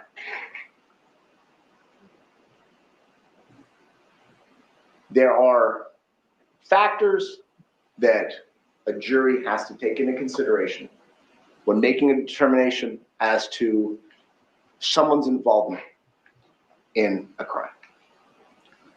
I want to highlight a few things. The government says Sigfredo Garcia swapped cars. They say it like it's a fact. It's not. The evidence is he rented 2 cars. And the evidence shows that on June 4th, Luis Rivera was arrested in that car. That's what the evidence shows. The person from the rental car didn't remember there being a trade, just remembered a second transaction. Why is this important? Well, the government's like, well, he rented a car. It appears that my client was doing a lot of car renting before this. So much so that the owner of the Prius rental place wrote down my client's name and knew his number. Why is he renting cars? He can't afford a new one. He bought that horrific looking 1984, I'm sorry, I'm not a fan of the color, Monte Carlo for a few $100. That car broke down, he bought a Nissan, put $1,500 down. Yeah, guys, I think Sigfredo called the office first, and it was closing business hours, and it said something like, in an emergency, please call Dr. Adelson, right? Because they're both Dr. Adelson. And Sigfredo didn't know that Harvey worked there too, so obviously just assumed that that was Charlie Adelson number, and then phoned that emergency number. Somebody said that in, I think it was Daniel Rashbaum, said that in Charlie's trial. These are not extravagant purchases. He bought a motorcycle for $600. Luis Rivera jacked those numbers up. He said 3,000, he said 2,800 and 3,800. Government had every opportunity to investigate the actual price. We have the documentation on the titles. But they wanted you to believe Luis Rivera's number because it makes it seem like he spent more money. Let's go to the Prius rental, right? Luis Rivera's testimony, Sigfredo wasn't there. How do we know he wasn't there? Because the owner says, I wrote down Sigfredo's name because I know Sigfredo because he rents cars for me. Renting a car is not a crime, okay? What do we know? We know that that Luis Rivera rented the car. Okay. We also know that Luis Rivera had the gun.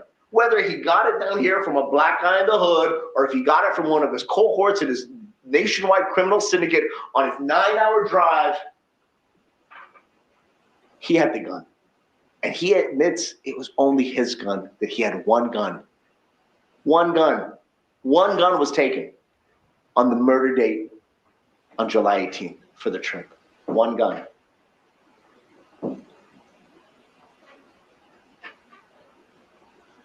We have a hotel rental.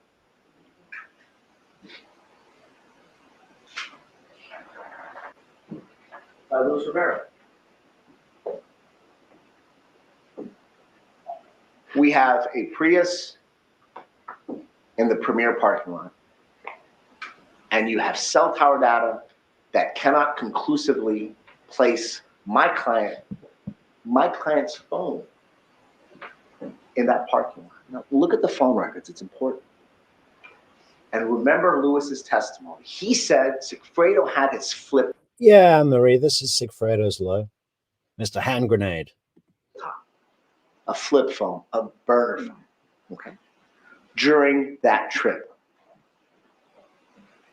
There's an incoming text message and an incoming unanswered call at between 9:30 and 9:50 in the morning.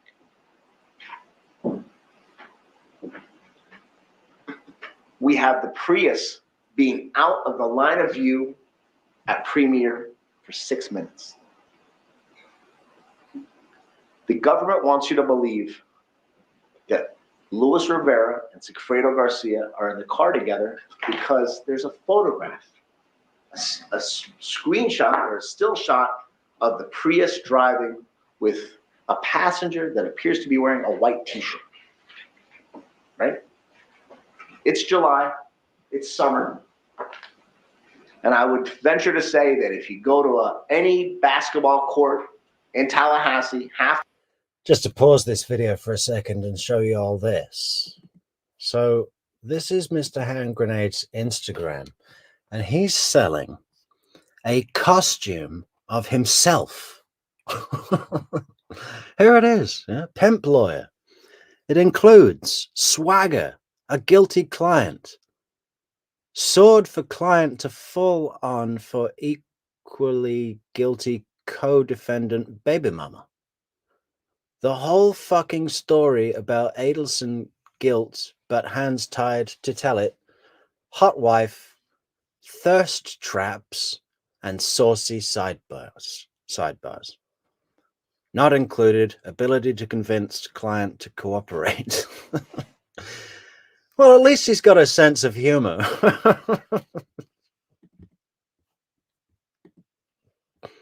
the kids on the court will be wearing white t-shirts. Wearing a white t-shirt in the summertime is like being a Noles fan at your stadium. It's not uncommon. It's not like it was a checkered shirt or there was indications of it. If you look at the picture, it's a short sleeve shirt. If you look at the picture on the camera at the bank, it's a long sleeve shirt. There's no direct evidence of my client at the murder scene other than Luis Rivera. And I believe that we've made our position on him very clear. Can I just get a minute, Judge? Certainly.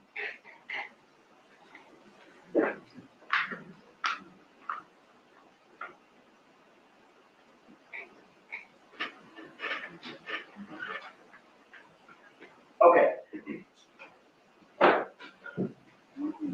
Gonna get back to Shadrick Nobles. I forgot about him. This young man told you on the stand that he lives in his car, okay? And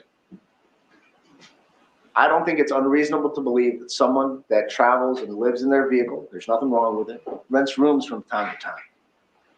And I think that this person who admitted to being part of a drug deal could have been facilitating another drug deal on the July trip. Now, here's an important question.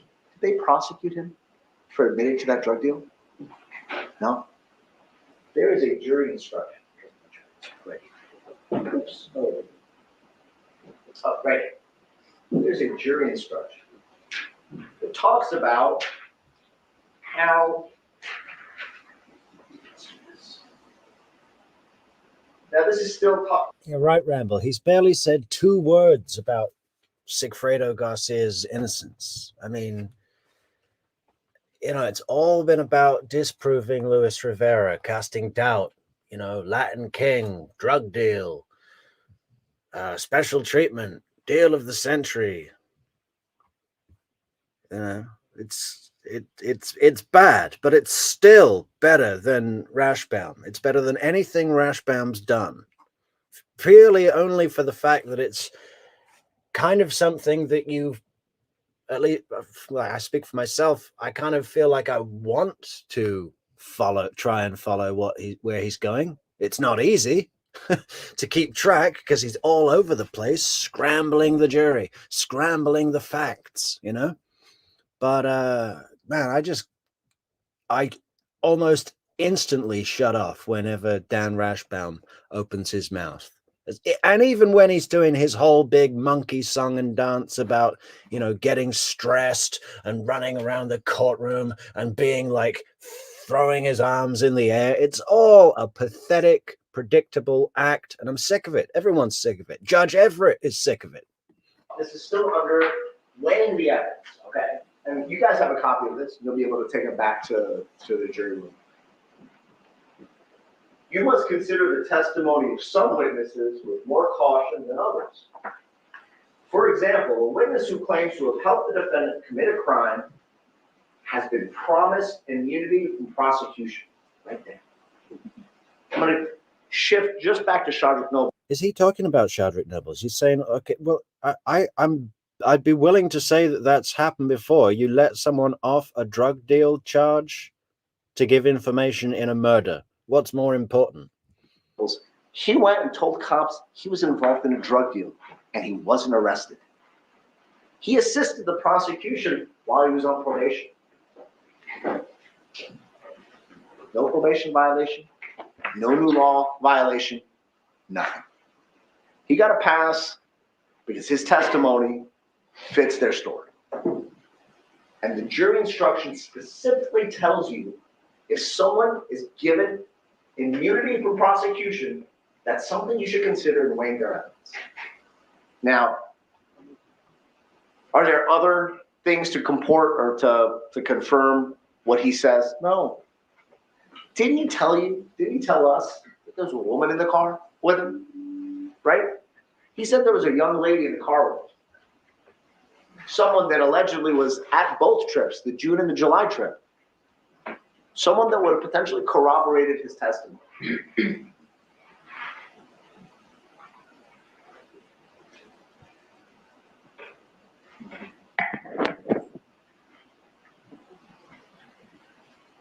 There are issues upon issues that I've asked you guys to consider and things that I want you to look at and really talk about. What are you talking about, Cow Daddy? Unless Luis Rivera was on stilts, he couldn't have reached where the bullet hole was. I don't think that's in dispute, Cow Daddy. Think about it. Because as jurors, you bring your real life experience, your knowledge, and your common sense, okay? And I know it's a lot. I know there's a lot of pressure. There's probably no bigger duty for a juror to have to serve on a death penalty case. I get it. It's a lot. So what we're asking you is to listen to what I said and consider it and talk about it amongst each other and ask yourselves, do I feel comfortable convicting Sigfredo Garcia of a murder based on the evidence? Based on the lack of physical evidence, based on the uncredible testimony of Luis Rivera, based on the fact that they believe the motivation came from a person that my client despised. Is it there?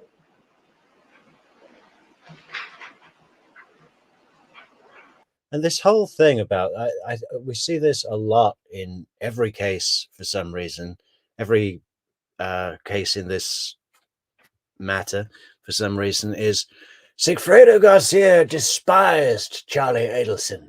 Now, why would Sigfredo Garcia carry out a hit for Charlie Adelson? Well, that's why we've got Katie as the middlewoman. She was the conduit between the parties and didn't let much information, you know. It's pretty easily answerable. Beyond a reasonable doubt, to find guilt beyond a reasonable doubt, it's a very high standard. We do that because the foundation of this criminal justice system is to protect people, to make sure that when a jury of his peers makes a determination that you have such an abiding feeling of guilt that your thoughts do not waver or vacillate. That means for a second that you don't go, you know what, I don't feel comfortable with this. I don't understand why there's holes here. I don't understand why he would do this. Look at the chart and realize that if you believe that he's guilty, you strongly believe it, that's not enough. If you think it's likely that he's guilty, that's not enough. And the chart goes on and on and on. We ask you guys to... Lee, my thinking is that Wendy had zero involvement with any of the killers and didn't even know that it was Katie who was the middlewoman who got her baby daddy to carry out the hit, because that's a stupid move. You know, that is just so close. I think Wendy thought that Charlie was going to get someone who was just so far removed that it would be, apart from the fact that they're from Miami, you know, just no connection.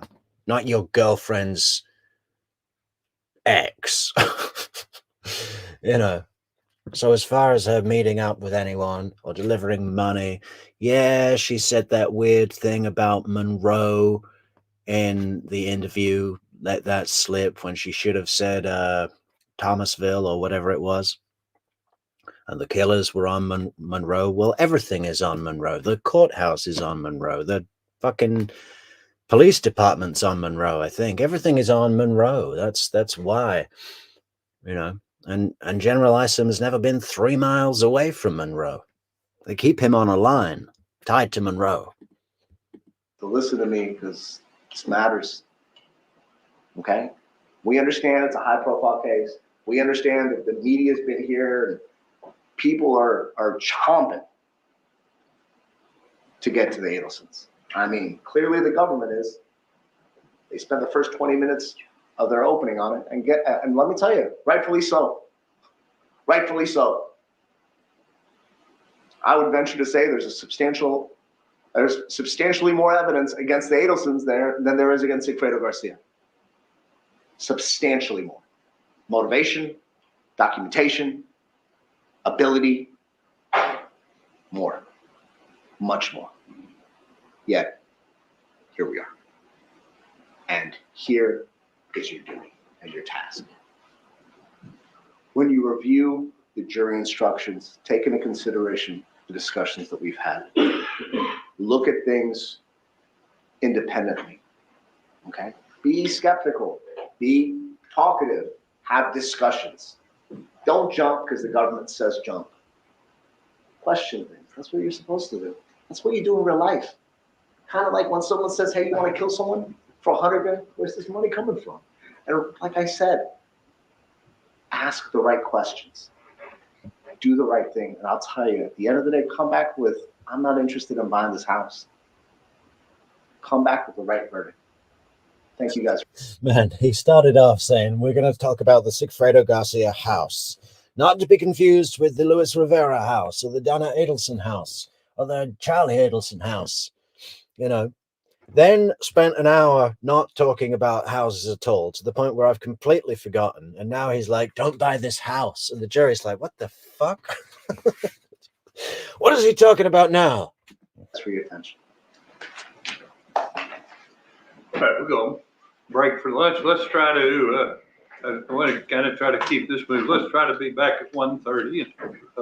That's a little less than an hour. I think you ought to be able to do that. So let's be back, ready to go at 1:30. Either side. It's good old Adam West. We miss you, Adam. Okay, where are we going now, guys? Should we flip over to Christopher DeCoste, or anyone got any other ideas? Something to cover on the Adelson case. What are we thinking, guys? Let us know in the comments. Any good ideas? My brain doesn't work. It's still early or the middle of the night. We've got this iced coffee on the go. That's pretty good. If anyone wants to support the channel, guys, buymeacoffee.com. Link in the description. Like the video. Share the video. What are we going to watch next? Let's have a look here.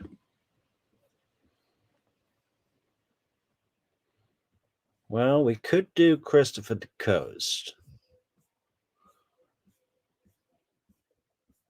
But a closing argument's really that fun. I mean, they're fun to watch, but to comment on.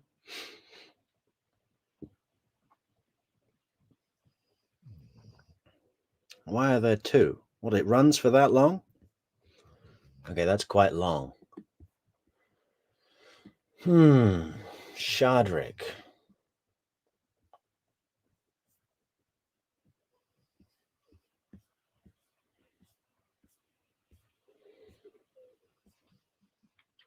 DeCoste and Wendy. Well, Kaza, I think we're going to have to come back to DeCoste and Wendy. That really deserves its own video with a proper thumbnail. That's going to be a good one. But that will be coming up sometime this week for sure. But I kind of think on this random episode we shouldn't throw in the really good ones, you know, the really, really awesome ones. They need a thumbnail. And my cracked copy of Photoshop won't open, so I got to sort that out today. A side character. Yeah, that's what I'm thinking, Ramble. We did the Adelson employees like just recently.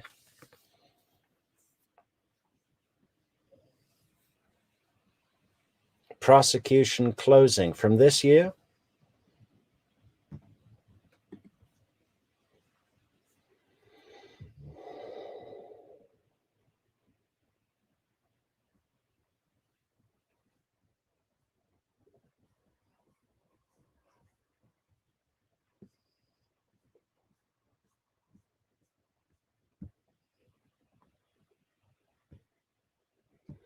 Yeah, okay. Georgia, this year, closing. Oh man, that runs for an hour and 40. God. I don't know if I can hang on for that long.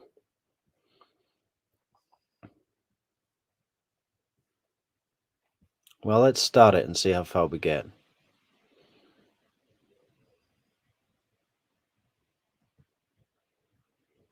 What is this?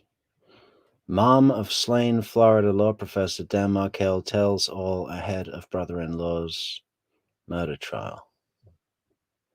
Charlie Adelson jail calls show mom's frustration with Wendy, fear of arrest.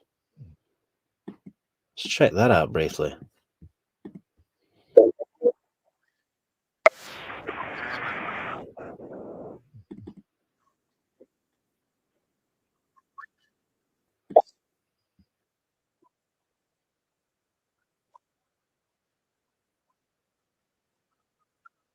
I love it when they keep oh, hang on, that's not playing. Share this tab. Take some deep breaths, Charlie. I love you guys a lot, and I'm sorry for you calling me like this. Like, it's not like that. Yeah, we'll do a bit of George's closing in a second, Pino. Love you too, Charlie. Take some deep breaths, okay, honey, please. Oh, yeah, Ramble, you've got it. Jessica Rodriguez. We should do that.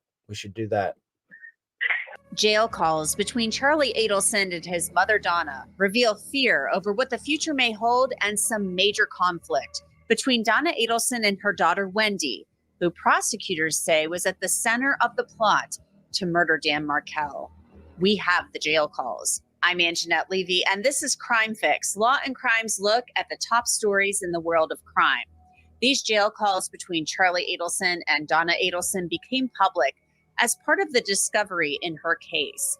The matriarch of the Adelson family, who prosecutors believe was the mastermind of the hit on Dan Markel, has pleaded not guilty to several charges, including conspiracy to commit murder. Prosecutors successfully argued at the trial of Charlie Adelson that the family wanted Dan Markel dead so Wendy could have sole custody of the children she shared with Dan Markel and move them to Miami to be closer to her family. Charlie Adelson was sentenced earlier this week to life in prison without parole and arrived at a Florida prison on Thursday. You can see his new booking photo there. He maintains his innocence. At Charlie's trial, Wendy Adelson denied any involvement in Dan Markel's murder. Prosecutors, though, call her an unindicted co-conspirator and questioned her about her and her family's possible involvement in the crime. You told them your family might be responsible. Or didn't potentially you? someone to do with a former student or his current girlfriend. I mentioned lots of people that I love it when George is like, when he says, oh, potentially someone to do with a former student, and George is like, oh, yeah, okay, yeah, right. I thought could be responsible. Okay. And of the lots of people that could have been responsible, your family was one. Yep. Because they might have done this thinking it would help you. And that's what happened, right? I'm sorry, I don't understand the question. Your family had your ex-husband killed to try to help you, didn't they? No, that's completely untrue. Now, these jail calls between Donna and Charlie give us a really good look at the family dynamic, including the fact that Donna is very upset after the verdict, as is Charlie. She's particularly upset by the fact that Wendy is not acting how she expected her to. Here's an excerpt. Are they going to copyright my ass, these crime fix guys? We're not interested in you, lady. We just want the calls. From a call where Donna obviously doesn't realize she is being recorded after Charlie drops off the jail call. She's reading text messages between herself and Wendy. I just got off with Charlie. He's worried about you. He wants to know what. Oh, this is it. Yeah. We know you never ask anything about your brother. But she doesn't. And she told me because her lawyer says she shouldn't ask. But we found out it's not true. But we just got off the phone with my attorney. And did you see Donna in that picture just there? She's like 5 times the size now, huh? And he had attorney. Our attorney said, I never told her that. I'd never be possible. No. So I wrote this last night. We know you never asked anything about your brother. This 8 o'clock last night. But we just got off the phone with him, and the first thing he asked was, how's Wendy holding? I didn't have the heart to tell him that you never called up or asked about it. I just said, you weren't up to phone calls right now. Everyone looks to protect you. I bet you've got a lot to think about. But then it happened. Now there's another text exchange Donna reads with Wendy, and it sounds like she's implicating Wendy in the crime, but upon further review of the audio, it sounds a little different. Says this morning, I thought you'd be racing over here last night. Dear Mom, I know you were upset by the verdict, but the anger directed at me is not justified. I don't have an anger. You know, I'm not responsible in any way for Charlie's situation. I am not guilty because I did not do anything wrong, and I was not involved in any way with Danny's death. What? So right there, it sounds like Donna may be saying, yes, you were, when she's talking about whether or not Wendy might be involved or not, when she's likely saying, I didn't say you were, very quickly. Donna continues to read from the text with Wendy. When I was interviewed by the police and testified in court, I told the truth as I was required to. I cannot control how the prosecutor used my statement at Charlie's trial. Again, I just did. Now, Donna continues to read the text, presumably to her husband, Harvey, and friends who were at the home at the time. She says Wendy texted her that she was advised not to talk about the case with her family. I guess Dad and I are just shocked that you didn't think of coming to see us or even calling us. We are your parents. We are and have always been there for you and the boy. None of what we wrote matters about the case. That's all. I just want you to know how many times Charlie is asking about you. Not only do you not ask about us, but not one question about Charlie, right? Well, me. Donna, if we're talking about Charlie, we're talking about the case. I mean, you know, and why can't Donna tell that letter from Wendy, the email or whatever, you know, I cannot control how the prosecutor used my statement, blah, blah, blah. It's so legal speak. It's ridiculous. To give you some information shortly, and we need some business assistance. Please let us know if you can be of any help. I have a space here. I want to get the code. We're going to be gone. I want her to have all this information. I have the cemetery property. I want her to see all. I want her to have all these tapes and the wills. I want her to see all this. So please let us know if you can be of any help. The other thing is the visa, which she would know about. No, I said we need. Hey, how are you? We need some business. So please let us know. So Donna Adelson clearly feels like Wendy is not being completely honest with. Yeah, good move, Ramble. I think we'll do Jessica Rodriguez first, and then maybe Yindra. Them and is ignoring. Maybe we should do a series of Yindra because she's done 3 testimonies.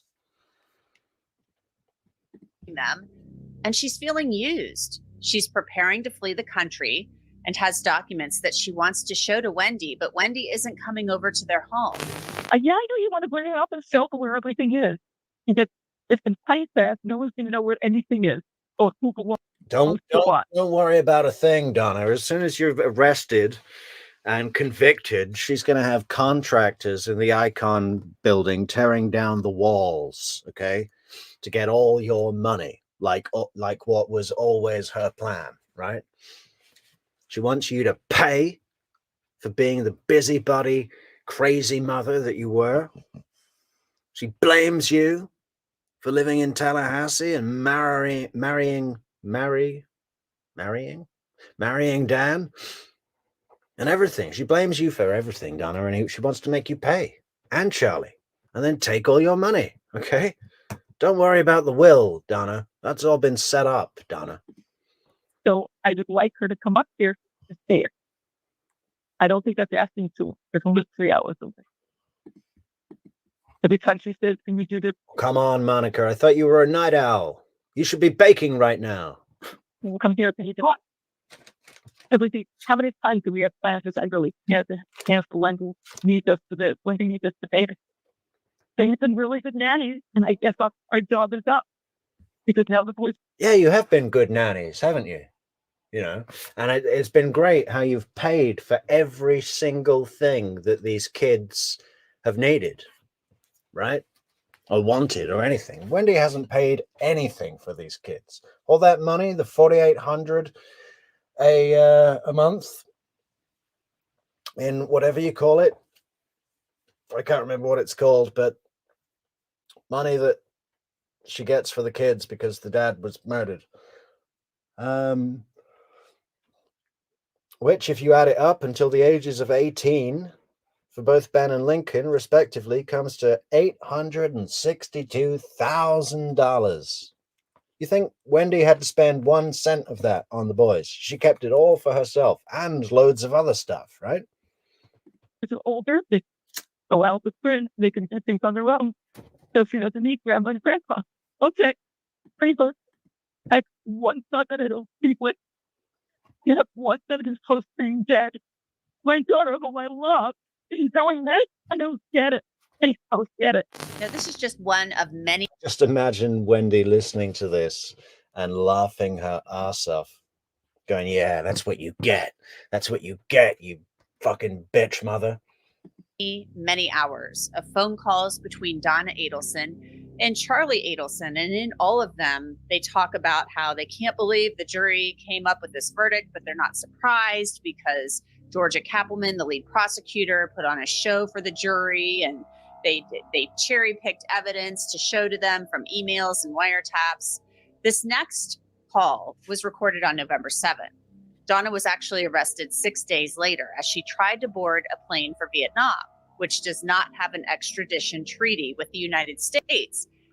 Yeah, the $1 million each was in life insurance, though. The $4,800 a month is just extra money for expenses. I can't remember what the benefit is called. But the FBI was onto her and caught up with her at the airport. These calls are in addition to the hours of wiretapped calls between Donna and Charlie. And of course, you'll recall the FBI sting, The Bump, where an agent poses as someone trying to blackmail Donna. This is what's called tickling the wire. The feds were trying to get Donna and Charlie talking on wiretaps, and it worked. Excuse me, Mrs. Adelson? How you doing? Just want to give you this. Listen. No, don't be scared. Listen, just want to let you know that we know that your family has been taking care of Katie and her friend Luca for quite some time after your problem up north has been resolved. Hey, Mrs. Adelson. I was with Taco up there in Broward, and he told me everything. Do the right thing. Do the right thing, man. Take care of Taco like you've been taking care of Katie and Tudor, man. Yeah, Ramble, if this crime fix gives me any stick, I'm just going to cut it out. Fuck 'em. We've seen it all before anyway. It's just a nice little segue into Jessica Rodriguez's fantastic testimony. And I want to let you know that my brother, he's incarcerated. He helped your family with this problem you guys had up north. And we want to make sure that he's going through some rough times. We want to make sure that you take care of it. We want to make sure he's taken care of because he's going through some tough times. He's up there in Broward, incarcerated in Broward, and I was with Taco up in Broward, and he told me everything about this family problem he had up north. What he's going through. Take care of Taco, man, like you've been taking care of Katie and Tudor, man. The way you're taking care of Katie. And do the right thing, man. Well, this works fine. Thank you.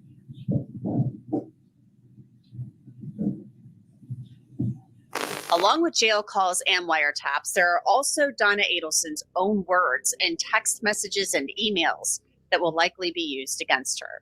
Did your mom call Dan any disparaging names around this time frame? Well, I just read them in the emails, but I Okay. don't remember them independently. Okay. Did she call him Yes. a narcissist, a Yes. bully, Yes. religious zealot, Yes. bastard? That I don't remember. Page 5. Look at him. Look at him. What a stupid schoolboy, huh? Laughing in assembly. Creasing, trying not to crack a smile, but can't hide it. How juvenile can you be? Listen, buddy, you're on trial for first-degree murder, okay? We know the prosecutor is swearing in court, and it is kind of funny, but try and contain yourself. Is it page 5 from the first email? Yes, if you'll just go through by the physical pages. Yeah, it's like multiple pages of curse words about Dan Markel. Bastard! Religious zealot! Fucker! I see. Yes. I'm sorry, what was your answer? Yes. Yes. Donna Adelson's attorney has indicated she plans to go to trial quickly. She'll be back in court next month. That's it for this edition of Crime Fix. I'm Anjanette Levy. Thanks so much for joining us. We will see you back here next week. Until then, have a great week. We will have a great week. A great Metrix week. We're doing 24 hours a day streams, guys. Why not? We're hitting every time zone on planet Earth with these Metrix streams. Okay, so where are we going now? We're going back to the courtroom for Jessica Rodriguez's fantastic testimony. Jessica Rodriguez, please.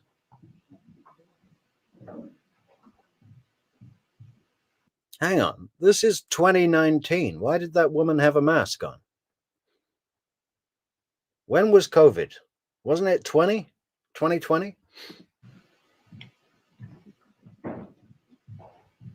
Oh, Good morning.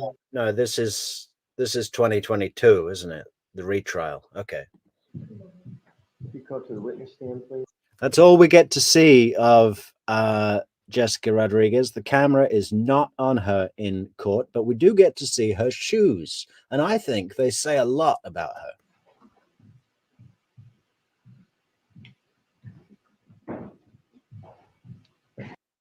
Good morning.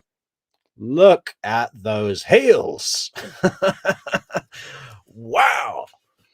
Man, I think her feet are just constantly molded into that shape. What is that? 5 solid inches? All you ladies in the chat, how do you walk in that? Seriously. Morning. Wow. That is big. Is it just me or is that really big? If you go to the witness stand, please. Before you have a seat, we're going to swear you in. Okay, please raise your right hand, respond to the clerk. Do you solemnly swear or affirm that the testimony you shall give shall be the truth, the whole truth, and nothing but the truth? Please have a seat. Ms. Catherine, could you retrieve these other items? Or are you going Oh, yes, sir. Okay. Don't act like you don't have a pair yourself, Monica. All right. I just need you to speak loud and clear into that microphone, okay?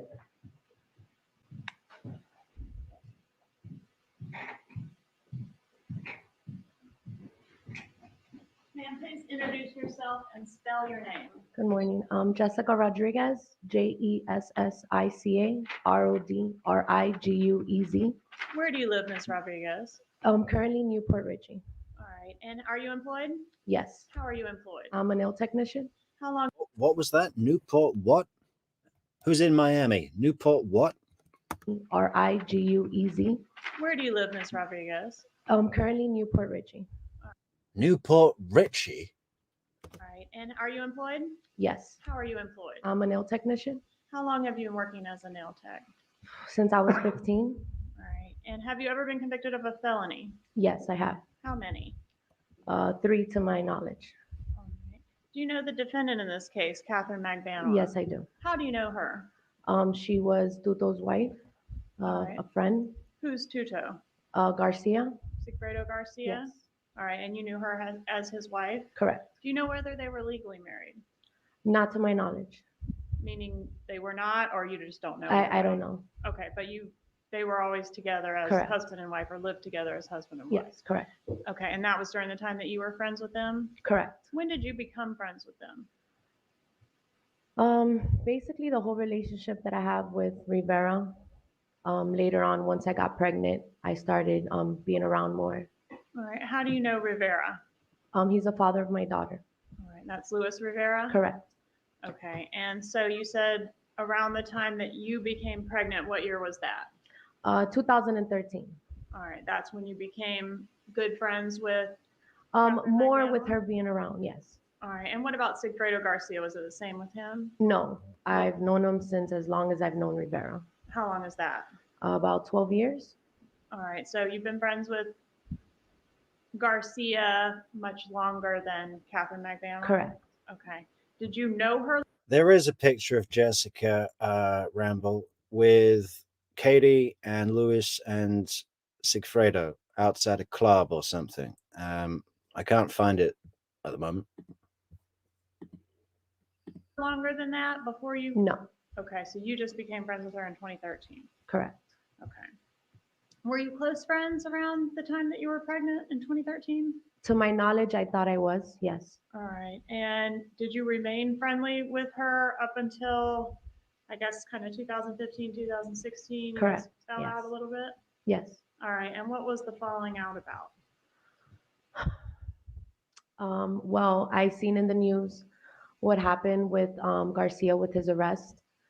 And wherever Rivera was, Garcia was always.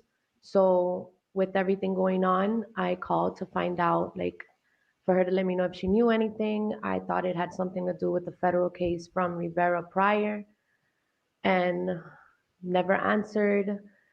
Said she'd call me back, never called me back. Then I get a response, a call back from. All right. Don't tell us Okay. what the response is, but basically associated with you being in the dark on this case. Correct. Is how y'all fell out. Correct. Okay.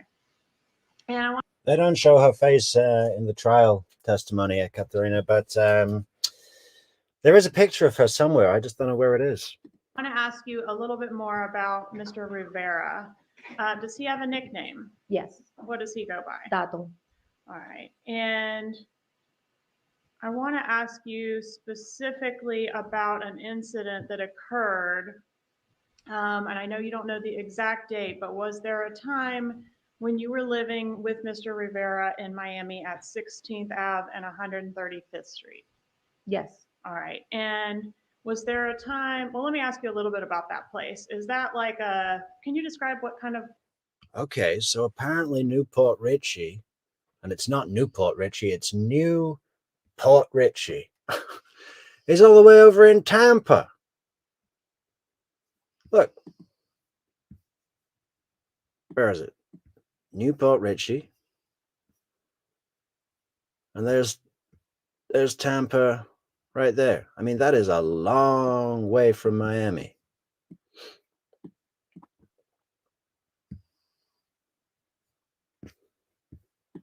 Guess she must have moved. Place that was? What kind of residence? It's an apartment building. Like All right. your normal Would you one. describe it as a lavish apartment building? No. When you were living with Mr. Rivera as a family, did you have a lot of money? No. Were you working as a nail tech at that Yes, time? I always worked. All right. And was he employed with Coastal Masonry during the time Yes, you were correct. together? Yes. Let me get my question out first. And then Sorry. It's okay. All right. So you were both working. I like Jessica on the stand. She's got a bit of sass, a bit of personality. All right. And was he I like these nervous giggles that come out. employed with Coastal Masonry during the time you were Yes, correct. together? Yes. let me get my question out first. And then- Sorry. It's okay. Nerves. All right, so you were both working. Was money a problem or not a problem? Yes, it was a problem. Okay, because we've heard some information. Hello, Gina. Hello, Wednesday. Hello, Kurt and Albert. Oh, you've been here a while, Albert, but everybody new. Welcome, welcome. Yeah, we're doing crazy hours today. 24 hours metrics. About Mr. Rivera dealing drugs, and I wondered if it was a situation where you were, living in this palace as drug lords with servants and all that kind of thing. Was it like that? No. Okay. Yeah, definitely not. But why not? Organized crime, biker gang. All right, it's not Cosa Nostra like the mob, but you'd think that I've never been able to work out whether Luis Rivera was actually working for, what is it, coastal masonry, laying blocks, ferrying cement around in a wheelbarrow, for 15 years. And you're a drug kingpin that's been the leader since you were 15 years old, apparently. I mean, that's always sounded a little fishy to me as well. What does that mean? We're going to make this 15-year-old kid the leader of our organized crime gang?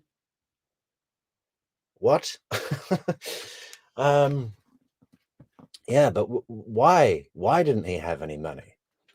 If you're ripping off drug dealers and getting 20, 30 grand a robbery, why are you ferrying cement around in a wheelbarrow? Or was it like what do you call it? A no-show job just to justify some money on a tax return that he didn't actually have to show up for? Or was he actually working, laying blocks and ferrying cement around in a wheelbarrow? Did Mr. Rivera keep his money in the bank? No. Okay. What about his, did he have a bank account at all? Yes, he did. All right. What was the purpose of the bank account? For his direct deposits from his job. Okay. So he did keep at least the paycheck in the bank for Correct. some period of time. Yes. Did Mr. Rivera have any connection to Tallahassee that you know of before this No. case?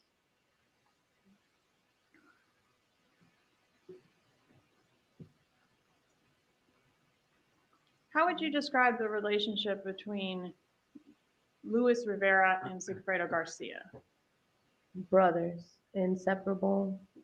All right. What about the relationship between? Yeah, right, Cow Daddy. I know he was like the, what do you call it? The foreman. He's driving the truck and holding the clipboard, right? Sigfredo Garcia and Catherine Magbanua. Toxic. They would on and off a lot. All right.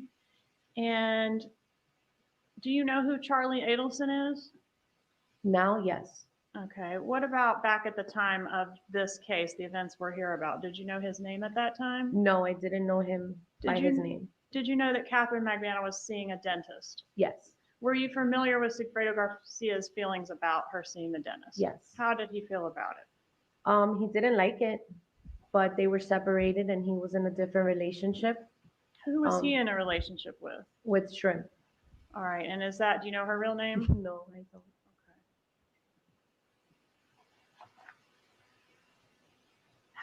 If you know, how did Catherine Magbanua feel about Garcia's relationship with Shrimp? Oh, she hated it. Okay, so they had moved on, but they were both mad about who the other one was dating. Correct. All right. Were you ever told by Luis Rivera or anyone else back around the time of these events that Luis Rivera was hired to be involved in a murder? No. So he did not confide that information in you? No. Are you surprised that he didn't tell you that he was hired to do a murder?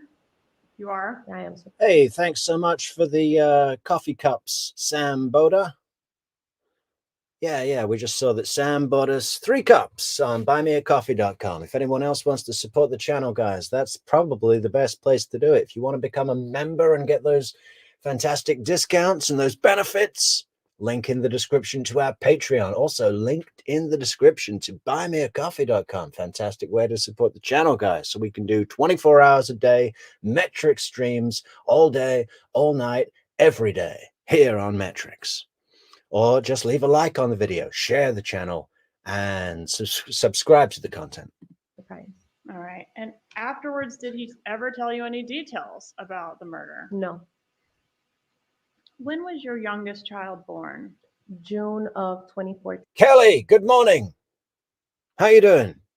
All right. And do you remember a short time after her birth when Rivera told you he was going out of town? Yes. Did he tell you he was coming to Tallahassee? No. Where did he say he was going? That he was just going out of town to get drugs and that's it. Did he tell you he was going up north? No. All right. Did he tell you he was going to do a murder? No. Did he tell you who he was going with? With Tuto. Right. And that's Sigfredo Garcia? Correct. Do you know what car they took on that trip? No. Not to my knowledge, not that I remember. Do you know how long they were gone? A couple of days, because I just had my daughter. Doesn't she sound exactly like Jennifer Lopez in the movie Made in Manhattan? All right. And so that would be a couple days shortly after you had your daughter, which was June 27th of 14. Is that right? Correct. Yes. All right. And they actually took 2 trips to Tallahassee, as we've learned. Were you aware that there were 2 trips? No. You only knew about the 1 trip? Correct.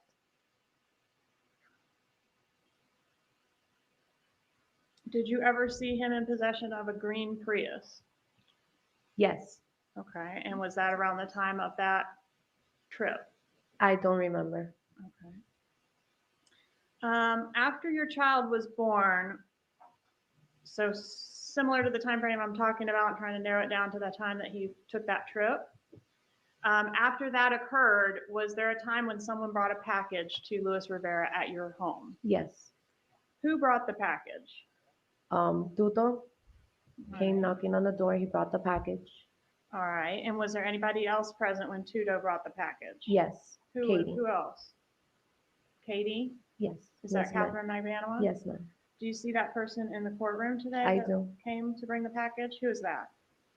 Can you just point and describe what she's sure. wearing? She's over there with a white shirt, glasses, and a black vest. Okay, and we've got 2 of those. Oh. Okay. The one in between 2 The lawyers? one in between the 2 lawyers. All right. Judge, I have no objection. I love it when we're in the middle of a murder trial, right? People's lives are on the line, but we can still find room to have a bit of a giggle. You know, it's like, okay, well, we've got 2 of those because Tara Kawas and Katie McBanower have exactly the same outfits, don't they? Glasses and a black vest. Point and describe what she's Sure. wearing. She's over there with a white shirt, glasses, and a black vest. Okay, and we've got 2 of those. Oh. Okay. The one in between 2 The one in lawyers? between the 2 lawyers. All right, thank Judge, I have you. no objection. Let the record reflect that she has identified this like that one. Yes. All right, and okay, so this is, you can say this was in the summer of 2014 within, can we say, a month of your youngest child's birth? Correct. Okay. And when this package was delivered, did both Tuto, Sigfredo Garcia, and Catherine Magbanua, the defendant, did both of them come into your residence? No. Okay, tell us about that. So Tuto knocked on the door. I opened it. He came in. He said he had a package for Tato. He went to the room to drop it. I said, "Who you with?" He said, "Katie." I went outside. We had like a little patio hallway, and I screamed over, and I'm like, "You're not gonna come and see your niece? Like, why are you in the car?" And then she got up, and then she came in. So she did come in and see the baby? Correct. All right, and at some point, did you call Luis Rivera to tell him they were there? Yes. All right, and do you remember what phone number you called him from? No, I have so many numbers like that. Have you had quite a few phone numbers? Yes. Okay. I want to ask you about a specific phone number, 305-896-3720. Was that one of the phone numbers that you have used before? Yes. All right, and are you refreshing your recollection with Yes, something? my notes, yes. All right, so you made some notes about some prior phone numbers you had? Correct. All right, ma'am, so at this point, I don't want you to look at any of those notes, okay? Just see if you can recall from your memory, and if not, then just let counsel know, okay? Okay, no problem. Ma'am, law enforcement had that phone number associated with an Anthony Ortiz. Do you know who that is? Yes, Is Mr. Ortiz, is he dead at this, as we sit here today? yes, Okay. Do you know when he died? a couple years ago. That's all I know. All right. And do you know why your phone number was also associated with Anthony Ortiz in a law enforcement database? Have no idea. Okay. So you didn't share a phone with Anthony Ortiz? No. Okay. Who was Anthony Ortiz to Luis Rivera? A friend? Okay. Would you describe their relationship as Ortiz being kind of like a do boy to Luis Rivera? Yes, All right, but that phone number ending in 3720 was your phone number at the time of these events that we're just talking about. correct. All right, and that phone number is in Catherine Magbanow's phone as Jessica Flocka. Do you go by? If she can ask the question, overruled. Do you go by Jessica Flocka? Yes, What is Flocka? it means slim. Okay, is that a nickname? When I was younger, yes. What's that, Ramble? I missed that. What guy? What guy was Fancy talking about? Shall I go back? All right, did Mr. Rivera arrive to get this package? Yes, All right, and did you look inside the package? no. Can you Didn't have to. describe the package for the jury? It was a bag, like a plastic bag. I don't know what it was inside. It kind of looked like a brick, like drugs, when they wrap up like cocaine and stuff like that. Oh, the guy that got killed in Rhode Island? And that's what yeah. Okay, but it was wrapped up in something outside, so you couldn't see Yeah, and what the was in inside it. it was wrapped. It was in a plastic bag, but the inside was wrapped with like a paper, like something brown, maybe like a paper bag. All right, and during the time that Catherine Magbanua was coming up to see the baby, did she ever acknowledge the package or say anything about the package? Yes. What did she say about the package? Basically did, to my knowledge, if I remember correctly, did you give him the package, but Tato wasn't there. Okay, so he hadn't arrived yet when she made Correct. the statement. Okay, and so who is she asking? Did you give him the package? Tuto. All right, and did she seem like? What was her demeanor like? How was she acting? She was fidgety. Okay, Like in a rush. Okay, what do you mean by in a rush? Did she say anything to indicate she was in a rush? No. Okay, but she just was acting like what? Like she was ready to get out of there? Yeah. I think at this point, Lynn, those nightclub shoes Jessica is wearing are just molded to her feet. It's impossible for her to remove them. She sleeps with them on. She showers with them on. She wears them to court. Why not? Yeah. All right, and just to clarify, she specifically asked Garcia something to the effect of, did you give him the Correct. package? All right, at this time, I know you said they've been on and off all the time, but at this time that the package was delivered, was it weird that Catherine Magbanua and Sigfredo Garcia were together? Not to my Yeah, I know, Gina. She's just always talking about me, isn't she? Fancy. She just can't get enough of the show. That's okay, Fancy. We are holding the spot open for fan number 1. recollection. Okay, so they were together at that time, to your knowledge? Correct. Okay. And what about the whole, they got back together at the Pacquiao fight? Was that something that occurred later? Yes. Okay, so your recollection is that they were together at the time of the package delivery, and then what, off again before the fight? Yes, they were very on and off. Okay, and what about the dentist? Was he in or out at the time of the package drop? I don't remember. I think at that moment, with the address that I lived in, I didn't know about him until the following address after that. Okay, so you're not sure you even knew about the dentist Correct. at this point. All right, and what about Shrimp? Was she in the picture at this point, to your knowledge? To my knowledge, I don't remember. Okay, so could there have been some overlap between Shrimp and Katie? Also some overlap between Garcia and the dentist? There could be, yes. So it was also. Yeah, that was pretty interesting about King Anthony, you know, about what the fuck was he doing in Rhode Island? Whether he was on the run from the feds or whether he was an active informant, and whether he had a motorcycle accident or if the Latin Kings caught up with him because he was an informant. It's pretty interesting, but do we know? Is there any solid details? I did listen to Fancy's comments on that the other day. Sort of, I mean, you don't have the dates of when they were together and not Correct. together. Okay.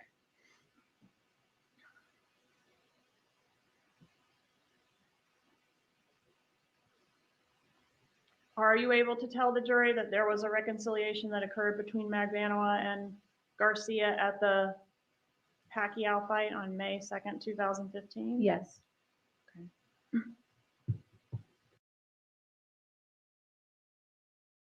How old is Lewis? In 2019, I think he was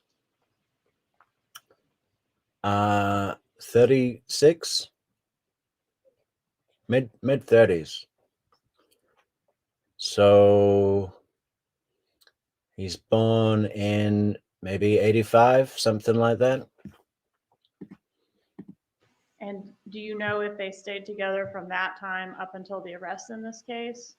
I believe so.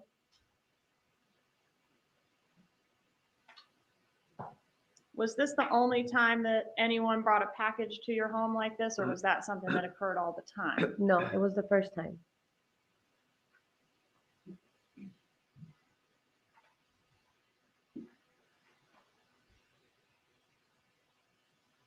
And when you are thinking about the relationship between Catherine Magbanua and Sigfredo Garcia, does it surprise you that he would keep things from her? Would he keep things from her, like crimes he would be involved in? I wouldn't know. I didn't, from the outside, my relationship with them, they were very on and off. So what they did, like behind, how he acted with her behind closed doors, I don't really know if he would keep anything or not. Okay, do you remember giving a deposition back on February 15th, 2019? Yes. And I'm referencing page 148, lines 19 through 23. Did you previously say Katie knew everything that... Improper impeachment. Overruled. Did you previously say Katie knew everything that Tudo did when it came to bad stuff? Everything? I do remember. Okay, and is that a true statement? When it comes to that, yes. All right, no further questions. Cross-examination? Yes, Your Honor.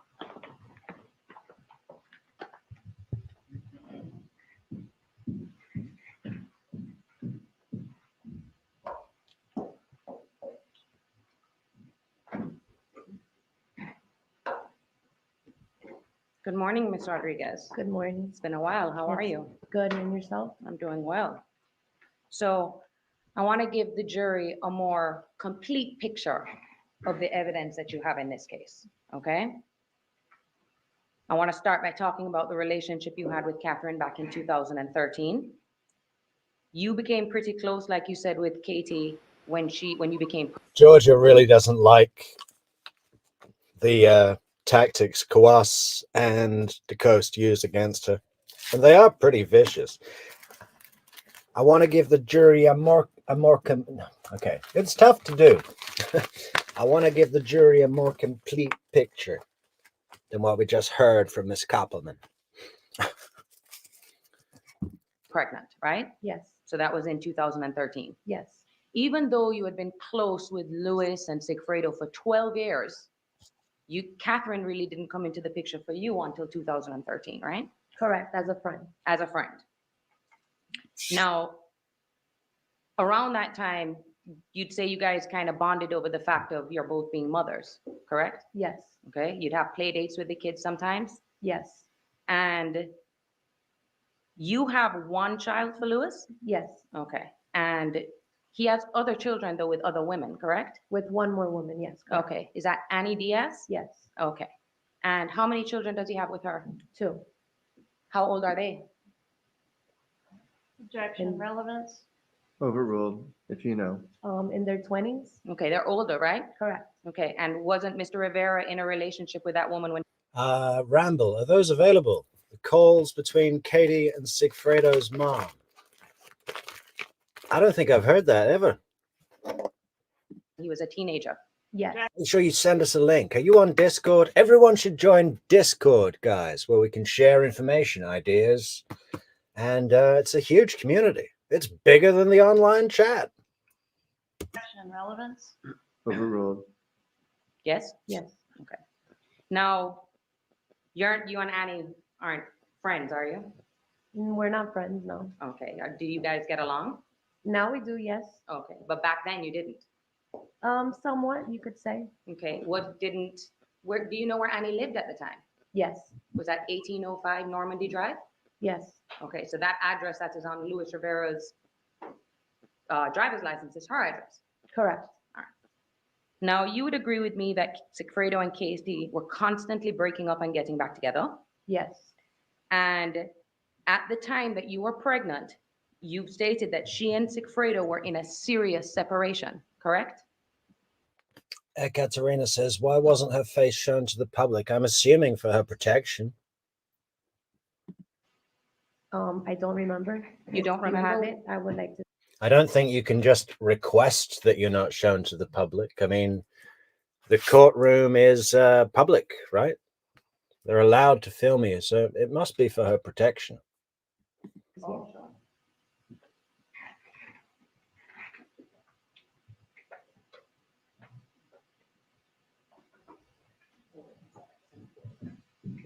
Oh, look at those! Look at those delightful Sarah Dugan hair flickers.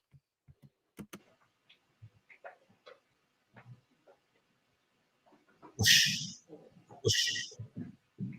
So good.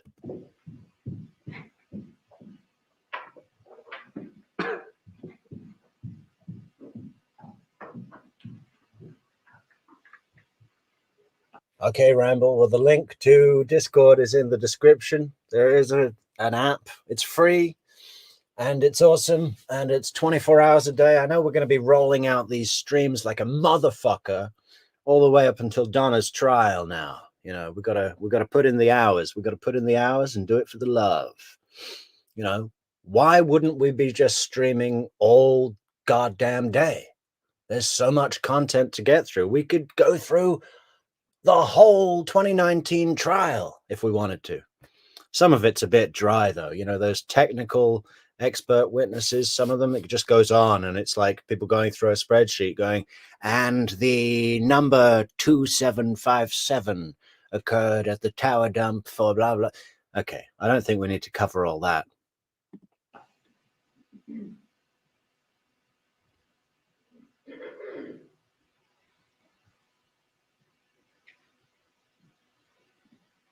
All right, I'm referring to her deposition, page 16. Wait, hold on one second. Oh, sorry, page 14. Okay. Do you think Jessica Rodriguez qualifies as a victim? Ramble? I don't know. That seems a bit of a high category to put her in. I mean, she's not going to make a victim impact statement, is she? I know what you mean. She's not culpable of anything.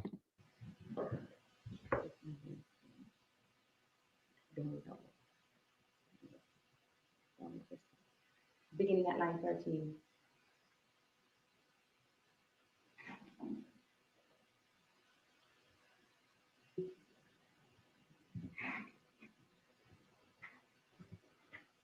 Okay. Has your memory been refreshed? Yes, it has. So at the time you were pregnant, she and Sigfredo were in a serious separation, correct? Correct. Now, your daughter was born, like you said, on June 27th? 27th, yes. Now, you weren't immediately released from the hospital, isn't that true? No, How long did you stay in the hospital? Because you had complications with your birth. about a week. So you weren't released from the hospital with the baby until way into July, not way into, but a week from June 27th. Yes, before July 4th. Okay. Now, one of the issues that you know that Katie had with Sigfredo.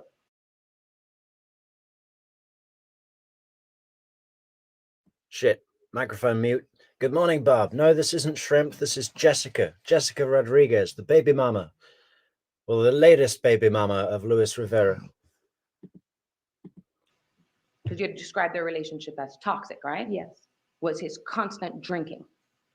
correct. Okay, you're fully aware of how much alcohol Sigfredo Garcia would drink, right? Yes, And Katie did not approve of how much he would drink. no. She always drank in excess, right? She or he? He. Oh, yes, yes. Yeah. And it's not just alcohol that he would consume. He also did a lot of cocaine, right? Correct. And there were times when Sigfredo would actually go binge drinking for days and no one would know where he was, Correct. including the mother of his kids. Correct. Now, Katie, as far as you knew, did not approve of the drug use either. No. The drinking and the drugs not allowed around her. Correct. And this is one of the reasons why she would constantly kick him out of the house, right? To my knowledge. Okay, because the alcohol and the cocaine, it also contributed to the fact that he wasn't around to help her with the kids, right? Correct. You knew of times when she would be calling and he would just not pick up the phone. Yes, correct. Okay. And also he couldn't hold down a job. I don't know that part. Okay. Yeah. But you didn't know him to have a steady job like how Lewis had a steady job. Yes. Okay. Now this second time, this serious separation that she had stated that she wanted nothing to do with him anymore, right? I believe so. Yes. So he's out of the house. And when he and Katie were separated, that's when he started dating the stripper, Shrimp. Correct. All right. Now, she worked as a stripper and a pole dancer, right? I don't know. Okay. It's also, did you know she was also a prostitute? From what I was told. Okay. Allegedly, So this is I another guess. thing that Yeah. Catherine, if he was staying with a prostitute, didn't want her kids around, right? No. No, she wouldn't want that. No, like she's had her kids around, both of them. No, understood. But if she's not around drugs, because Shrimp use drugs too, right? Correct. Okay, so you would agree with me that that would be another thing that she would be upset at if that was around her children. Yes. And she also talked to you about her relationship with her boss, Charlie, right? Yes. So you knew his name? No, I didn't know his name until after. Okay. And she talked to you about him, though, that she was dating this guy. It wasn't Correct. a secret. And around the time of your baby shower for your daughter, that was around February, March of 2014, right? I don't remember. Okay. Would looking at your deposition refresh your recollection? Sure. Referring court and counsel to page 27 of her deposition. Your Honor, may I approach? Right. Beginning at line 5. Here? Yes.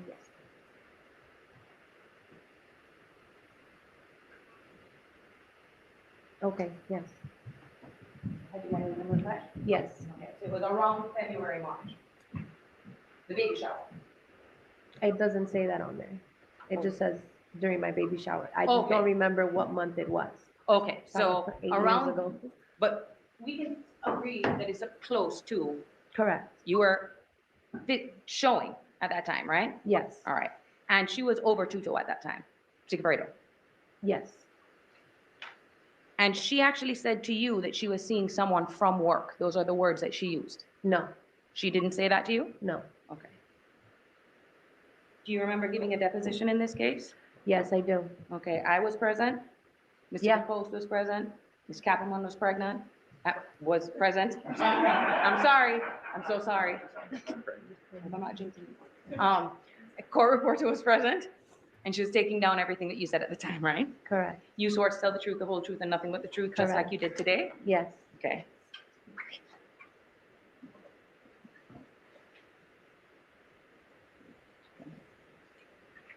Okay, so I'm gonna start at, I wanna give it context, but I don't wanna. Okay, so I'm gonna start at line 13. She was referring to Shrimp? Yes, he is never going to leave Shrimp alone. I'm over it. I'm kind of seeing someone. I said, that's nice. Who is it? She goes, someone I know from work. That was the first time I heard that someone I think she said Magbana was present when she wasn't at the deposition, Harley. But it wasn't that funny. I know from work. Yeah. Seemed to get a big laugh. Yes, but the way you're saying it to me, it was as if it was during the baby shower, and it wasn't. Oh, no, I'm just talking around that general time, not It exactly wasn't at during the, that general time. It So- was further on. It was later on, after I had already my youngest daughter. So you're saying you only knew that she was dating Charlie after you had the baby? Yes, So you didn't know for she my was second address. Correct. Okay, so she wasn't dating Charlie to your knowledge To my knowledge, I did not know. No. at the time of the, what you're testifying to today occurred in July. In July, I did. See, this is what I'm trying to tell you. You're still on the baby shower. The baby shower happened way before I had my daughter. Okay, So after the baby shower, I had my daughter the new address. That's when she told me that she was dating someone from work. right, but you were at the old address when you say that she and Tuto came and dropped a package to your house. Correct. So she didn't tell you she was dating him until after that, Yes, around the time that she actually broke up with him? correct. Now, even though you knew, oh wait, now, at some point too, didn't Sigfredo tell you that she left me for her boss? Thanks, Crime. I was doing something else. And I've had 3 cups of coffee. I'm starting to feel a little bit sick. Yes, Okay, that she was with him and that she worked for him. correct. Okay. Sigfredo also knew Charles's name, right? Not to my knowledge. Okay. Do you remember giving a statement? Well, do you remember giving a statement to the police on October 2nd of 2016? I remember them going to my job. Not that one. The one after Lewis cooperated. Refresh my memory. It's been so long. Remember Detective Isom and and Agent Sanford came to your apartment the day after Catherine McBannel was. Hey, that's not disrespect, Harley. What are you talking about? She was correcting my answer to your question. You asked what Kawas said that got a laugh from the whole courtroom, and I wasn't really paying attention and said it was Katie McBannel was present, and Coffee Crime corrected me for your benefit, Harley, and said that it was Kawas said Georgia, Miss Kappelman was pregnant. And Kappelman looked round and gave a look like, oh my God. Was arrested. It was the house, not the apartment. And, Correct, yes. and his sister was there with you. Remember that? Don't remember. Okay. Then they were in your house and they recorded your entire They statement. went in, correct, yes. Right. It was my house. It wasn't an apartment. Oh, okay. Correct. And pages 86 and you knew you were being recorded, right? Yes, Okay. You knew that the officers were there because they were investigating this Yes. case. You'd actually already told them that you would help Lewis at that point, right? help Lewis and how? Providing information to Sherry Ben. Oh man, Harley, I'm just reading everything wrong this morning. What time is it? I have no sense of time anymore. I went to sleep at 2 o'clock in the morning, woke up at 5, watched a few hours of Crime and Coffee, and then started this stream. I don't know what day of the week it is. Bennett, the day before Katie was arrested. We're going to get to that. I don't know who Sherry Bennett is. The officer that called you on the phone. Okay, Okay, but that happened before, but we're going to get to that, all right? But as it relates to this, you actually told the officers on page 86 to 87.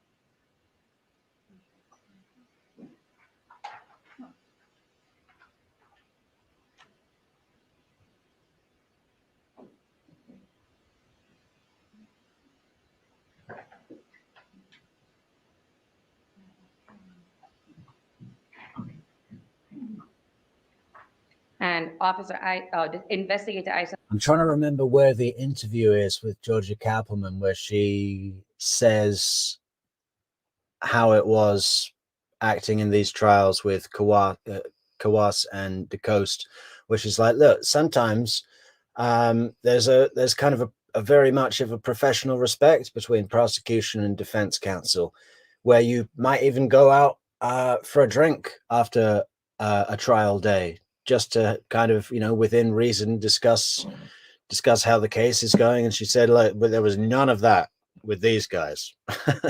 They really didn't get on. I can't remember what interview that was, but we should check it out. Said, did he ever say that it was the Charlie guy, Jessica Rodriguez? Yeah, he'll be like, pardon my language, Judge. He'll be like, fuck that Charlie ass N-word. Like, he knew his name.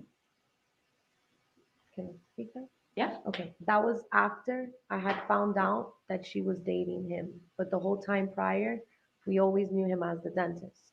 At least to my knowledge, I knew him as the dentist. Correct, but the statement that you gave to the detective was he knew his name. Yes, after. But I'm just asking if what you told the detective, not he knew his name after. They asked, did he know of Charlie? And you said, yes, he knew his name. Yes. Okay. Now, the way Katie, whenever she talked to you about Charles, she didn't talk to him like it was a serious relationship, right? To my knowledge, we only spoke maybe once or twice about it. But it wasn't anything serious, just casual. It was quick. Tuto was outside. Okay. So while Sigfredo is outside at your house, she talked to you inside about Charlie? Yes. When did that happen? It was a play date and he showed up. What? I think, I'm not sure if it was a play date. Let me correct that because I don't want to say something that I don't remember.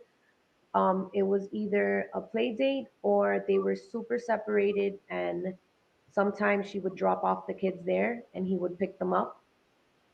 Oh, so your house was somewhat like a drop-off point, kind of, Sometimes. even though they weren't together. Correct. This is at the old apartment?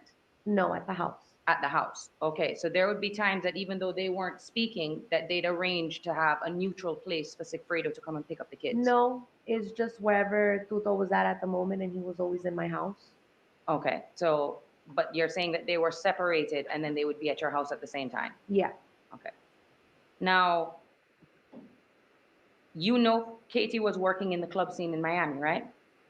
Yes. Okay. She had a job promoting liquors. You know about that? Yes. And this was in 2014? Don't remember the year. Okay. Would showing your deposition Yeah, refresh your recollection? great. Page 36.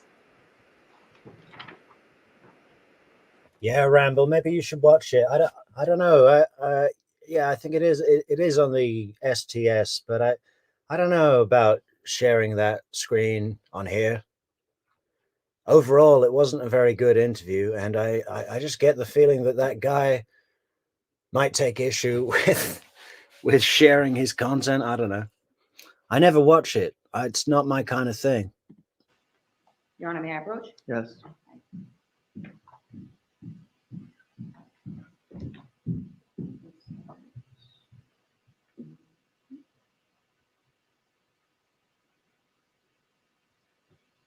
Hey, good morning to you, Spacey Dove. How you doing? Good to see you. Are you back from beautiful Montana? That was amazing.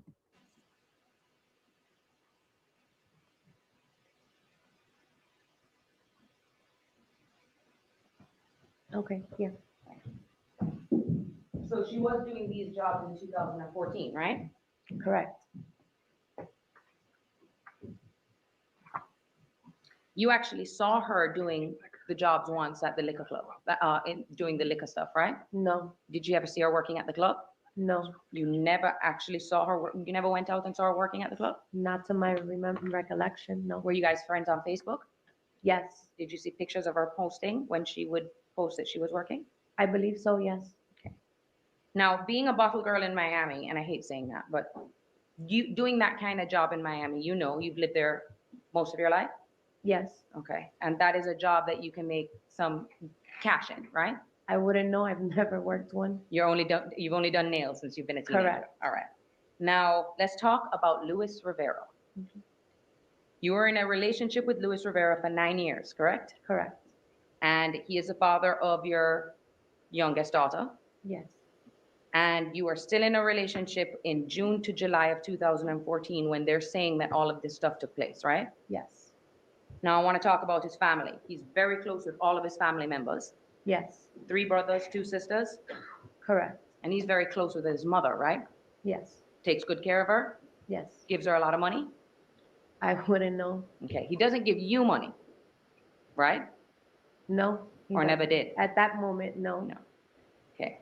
And he's very close to his sister Maria, right? He's close to all his siblings. Okay. You wouldn't say that Maria is the one he is closest to?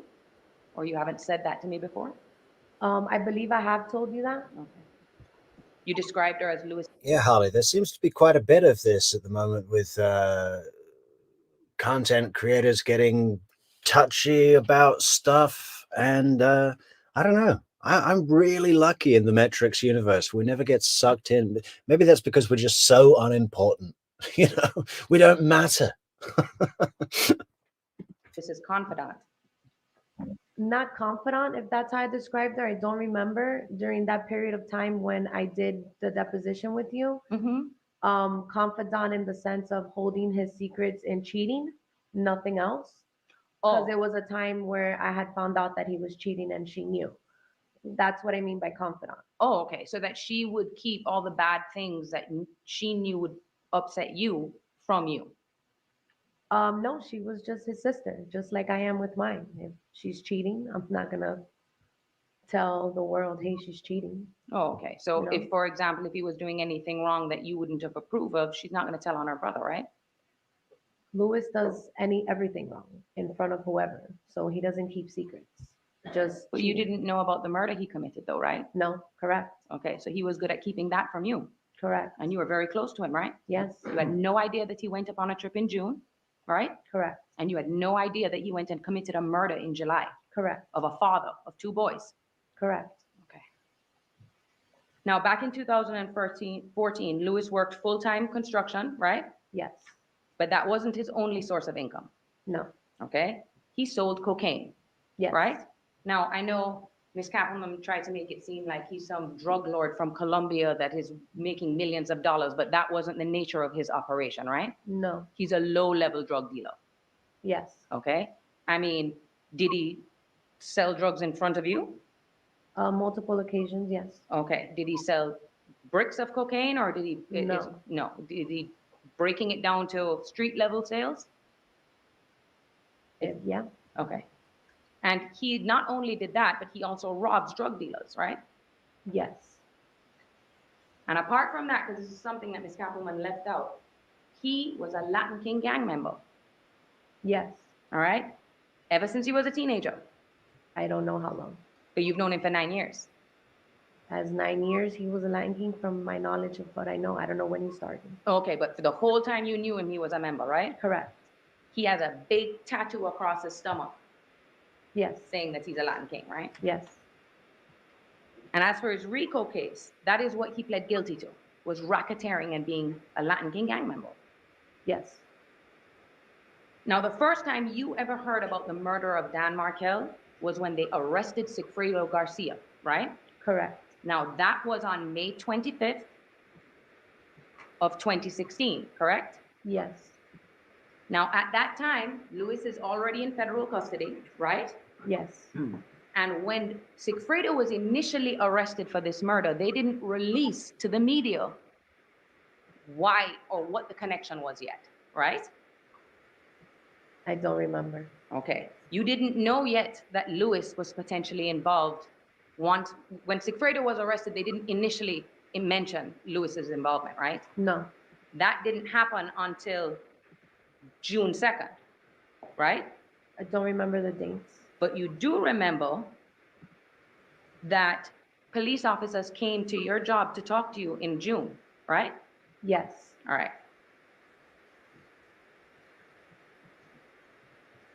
On that day, you saw on the news that now Luis was implicated in this murder, right? it was on the news prior to that when they came.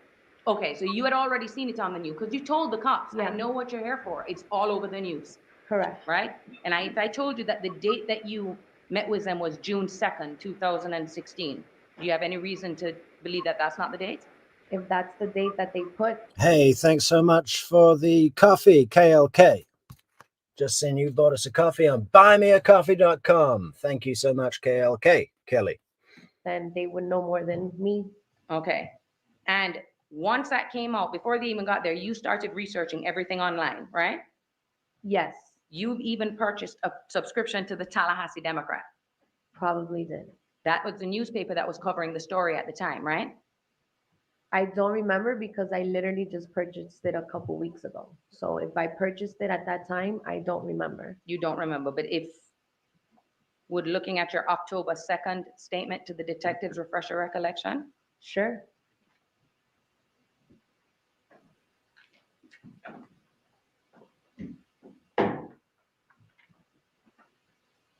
I'm referring to page 6.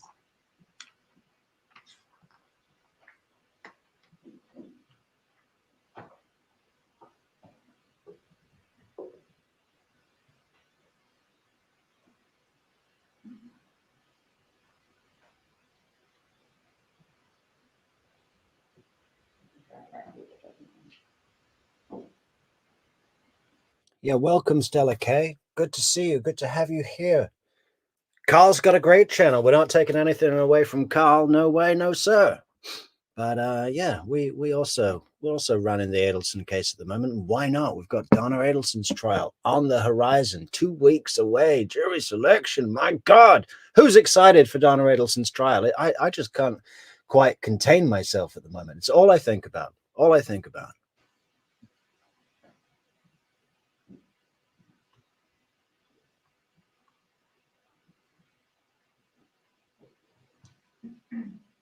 All right, I'm going to get back to that in 1 second because I don't think I have the correct page number. Okay.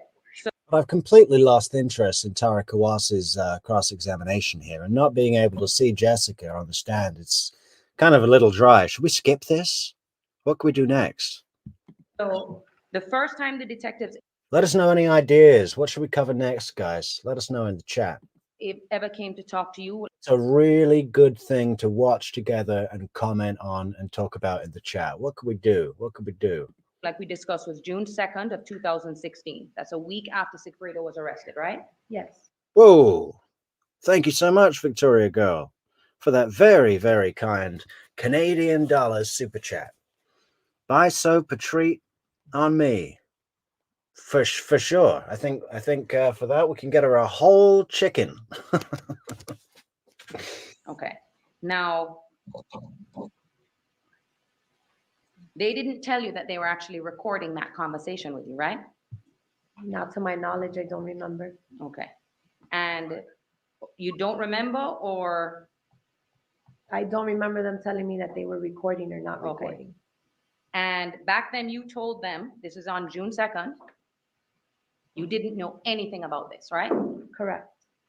You never told them about Katie and Sigfredo coming to your house with a package. They never asked. I understand, but you just testified. But there's this one bit in Jessica Rodriguez's testimony where they read out a text or a letter she sent to Luis Rivera when he was in jail, and she's obviously had some drinks and she's being weepy, and it's quite funny. And then her reaction is quite funny, but I don't know where it is. How much more of this is left? All that over an hour? No, just under an hour. 50 minutes. Can we do another 50 minutes of this? That seems like a lot to me. On direct that the only time that Katie and Sigfredo ever came to your house to deliver a package was one time, right? Yes. You knew at this time that there was some involvement with Sigfredo and Luis, right? I've been wondering this, Ramble. You know, Fancy's been really talking a lot about this, people not giving her credit and so on like that. So obviously someone's pissed her off. But I just don't get that much opportunity to watch other content creators, you know, there's a lot to take in. There's ones I like, and there's ones I'm not so keen on. Generally, I just like to watch the actual trial footage or the interrogation. And I think we are going to revisit the Wendy Adelson interview for a third run, guys. A third run before Donna Adelson's trial. You know, we do see something new every time, and it's always good to look at.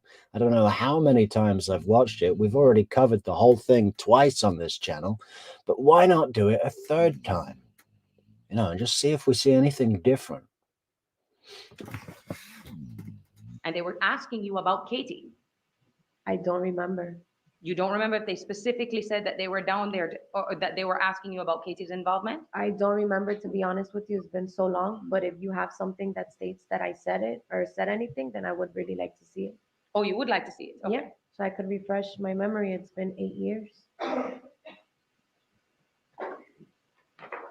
So this is the June 2nd statement.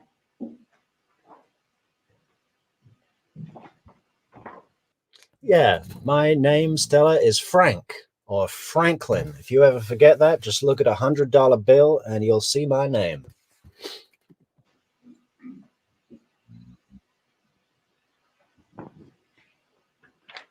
This is on page 4.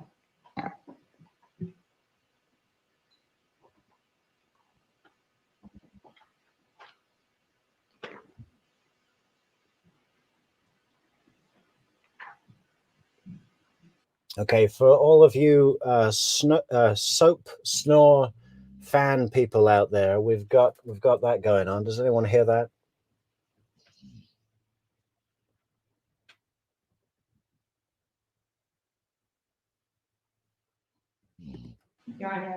She's kind of got her nose under a pillow though, so it's a little muffled. Yes.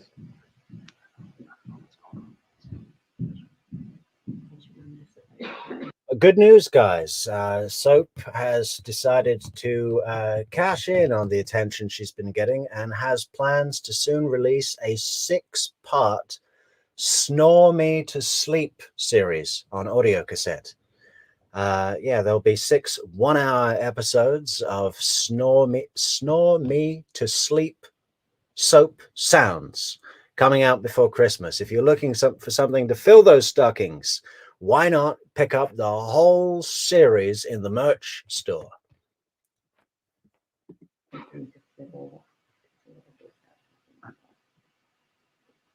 What's the date of the statement, Ms. Claus? Pardon me? The date? Yes. June 2nd. June 6th. Yeah, Winston, I bet he can snore. You need something to keep the bears away. Monica and the cougars. Just put Winston next to a megaphone and have him go to sleep. No, June 2nd. This is the recorded statement to ISOM, and I provided the transcript in. Okay, I'm with you.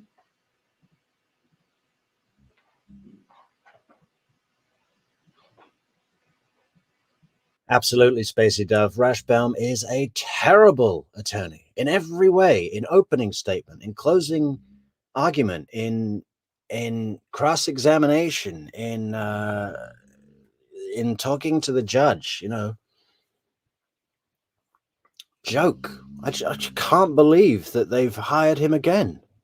Unbelievable. I can't believe that they don't see these guys, these Adelsons. They have such a mental disconnect that they live in a completely different reality, and one where Dan Rashbaum is good at his job.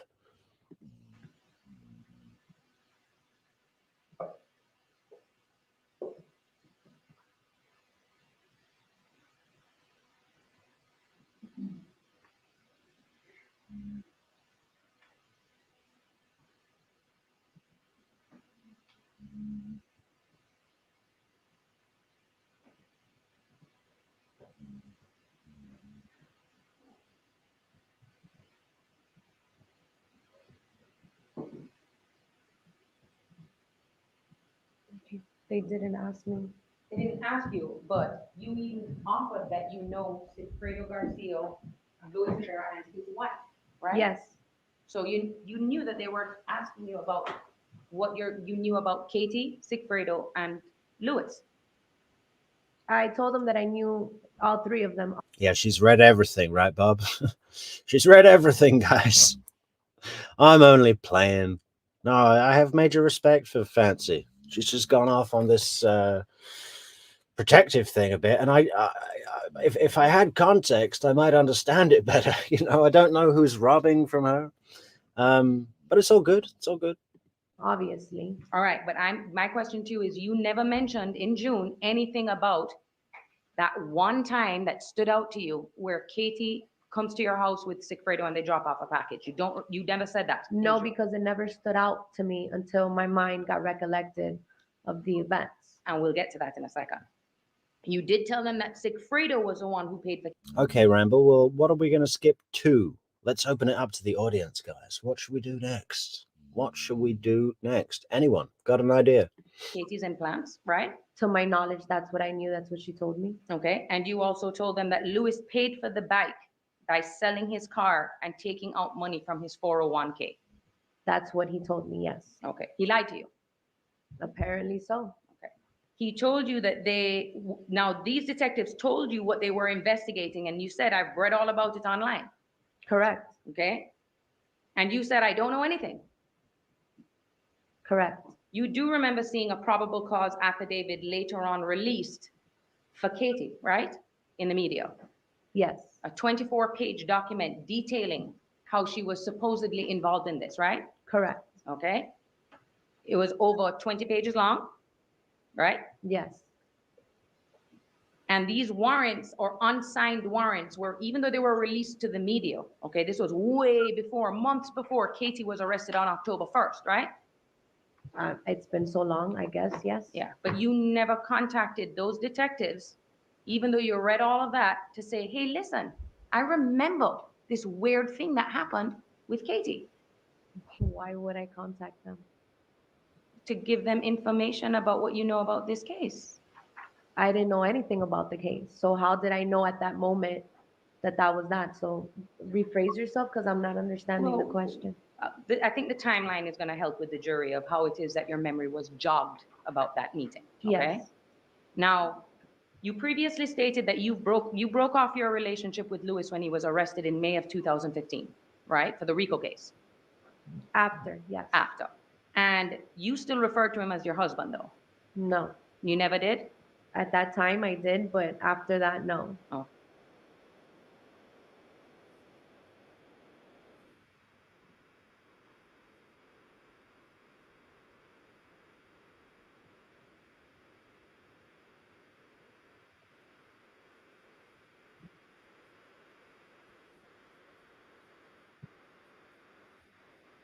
You refer to him as your.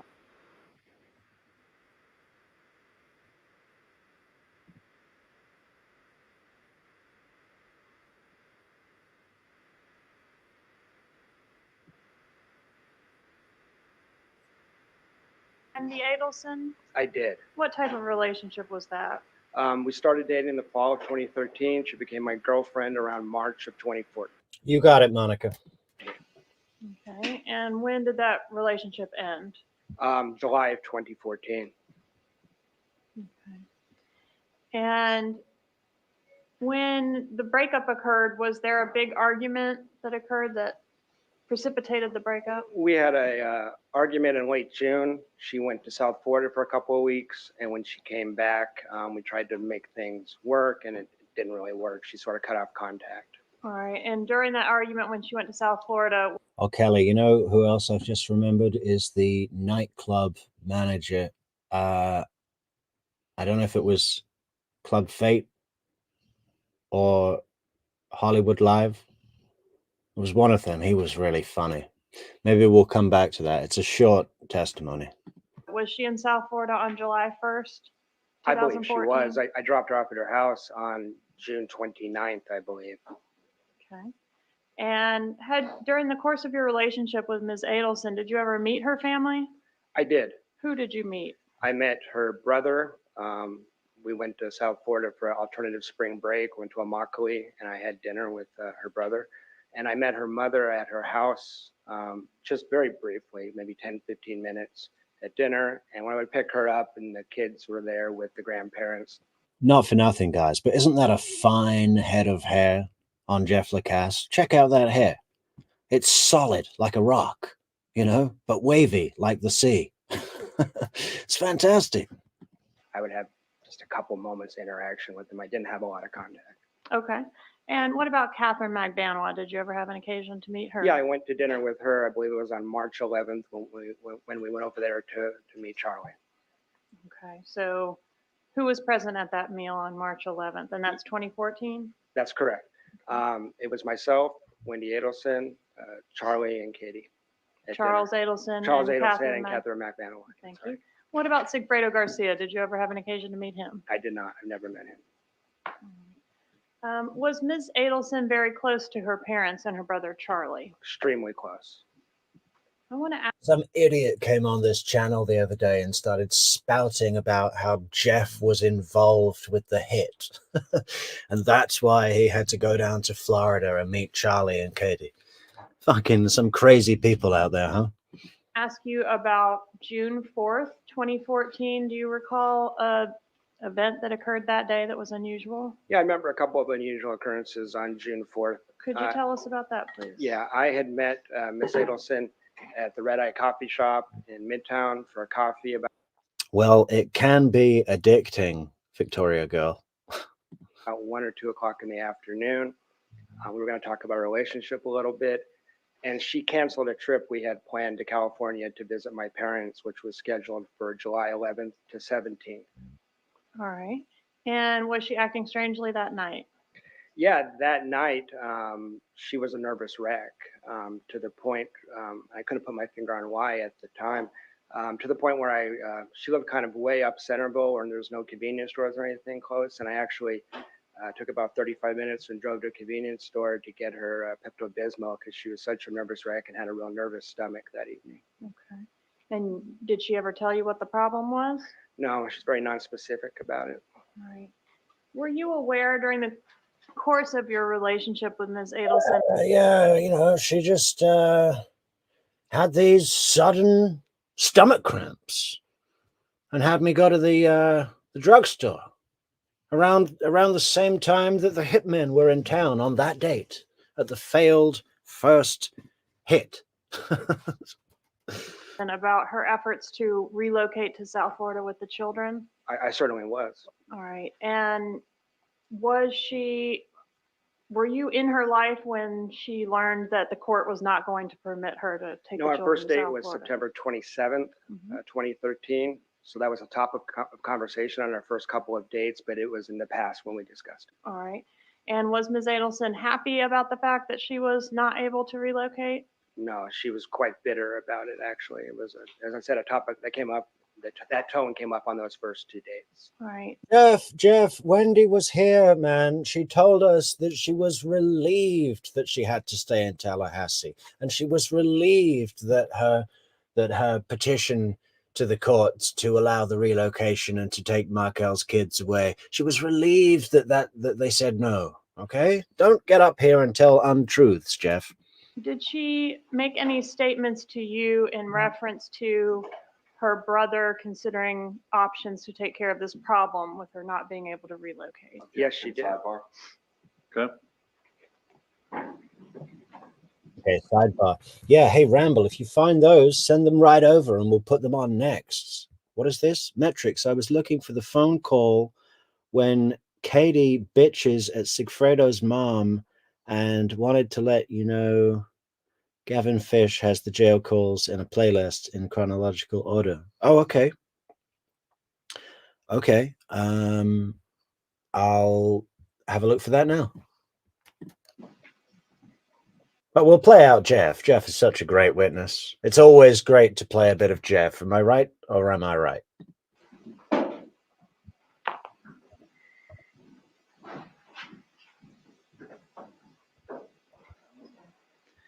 All right, Mr. Lacoste, when we broke, we were talking about statements made to you by Wendy Adelson about her brother considering options to take care of her relocation problem. What, if any, statements did she tell you to that effect? Yes, ma'am. On July 13th, 2014, Wendy and I were speaking, and she asked me if she could share something with me confidentially. I told her sure. She mentioned, or she said that Charlie had explored all options to take care of the problem, and that he had looked into having Professor Markel killed. It would cost about $15,000. I later talked to Investigator Isom and said that could have been $50,000. They sound an awful alike. Okay, so you're not sure if she said 15 or 50. That's right, but I'm confident she made that statement. I just can't remember the exact dollar amount. And she did state that was during the relocation battle the previous summer is when that had taken place. All right. And the day that she made the statement to you was July 13th of 2014. Yes, ma'am. Did Mrs. Adelson tell you anything about the celebration dinner? Anything about a celebration dinner? Yes. Could you tell us about that, please? Yes. A couple weeks after Professor Markel was murdered, we spoke on the phone, and she had mentioned that her and Charlie had gone to, these are her words, she said, Charlie and I went to what he described as a celebration dinner. All right. And that was the dinner where she vomited? That's right. That's correct. And are you aware, Mr. Lacoste, that Ms. Adelson suggested you as a possible suspect in this homicide? Yes, I am. And where were you when Dan Markel was murdered? I was on the road to Tennessee. I originally had a trip planned for 11 a.m. on Friday the 18th, and I had... You get it right, Jeff. Wendy never suggested anything, Jeff. It was friend Jane who came in to the interrogation room and hadn't been prepped at all, Jeff. At the last moment, changed my trip to Thursday night. So you left early? I left early without telling anyone other than the people at the destination. Miss Adelson was the only person I had told in Tallahassee about the time that I was leaving. You know how Jeff is in the interview, he's referencing things like that date, July 18th, meant something to me before this happened. There was this sense that we're moving towards something. It was like a drumbeat, and do you think, I mean, I know that Jeff was phoning his buddies and saying, oh, Wendy sent me this email and I'm really fucked up over it. And they said, listen, just get in your car and drive. Go to Tennessee. Just leave now. Fuck it. Clear your head, And he left. But I think that something in Jeff's subconscious was screaming at him, you are in danger. Get out of town tonight. He was picking up on something in his conscious mind. Couldn't quite piece it together because it didn't make sense, right? But his subconscious was saying to him, listen, get out of town, buddy. Leave a day early and don't tell anyone, buddy. Which was 11 a.m. on the 18th. I had informed her about that in around June 10th.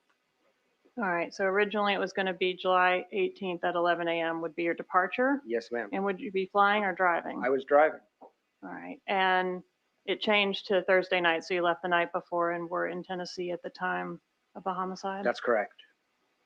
No further questions. Cross.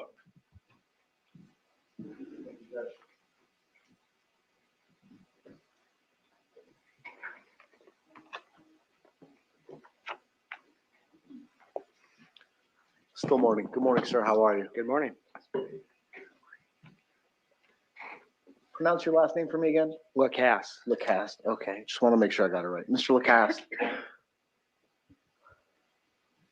So Wendy Adelson knew you were leaving. You told her you were leaving Friday morning. Friday morning at 11, we had discussed it because we had some plans that got canceled. So we had discussed it in some detail, actually. And your plan was to leave Tallahassee and to drive northbound? Thomasville Road, eastbound, yes, sir. Sure. Let me rephrase that. I'm sorry. Yeah. So your plan was to travel north of Tallahassee to Tennessee, correct? That's correct. And you told Wendy that, hey, listen, I'm going on this trip and I'm leaving Friday morning around 11 a.m., correct? That's correct.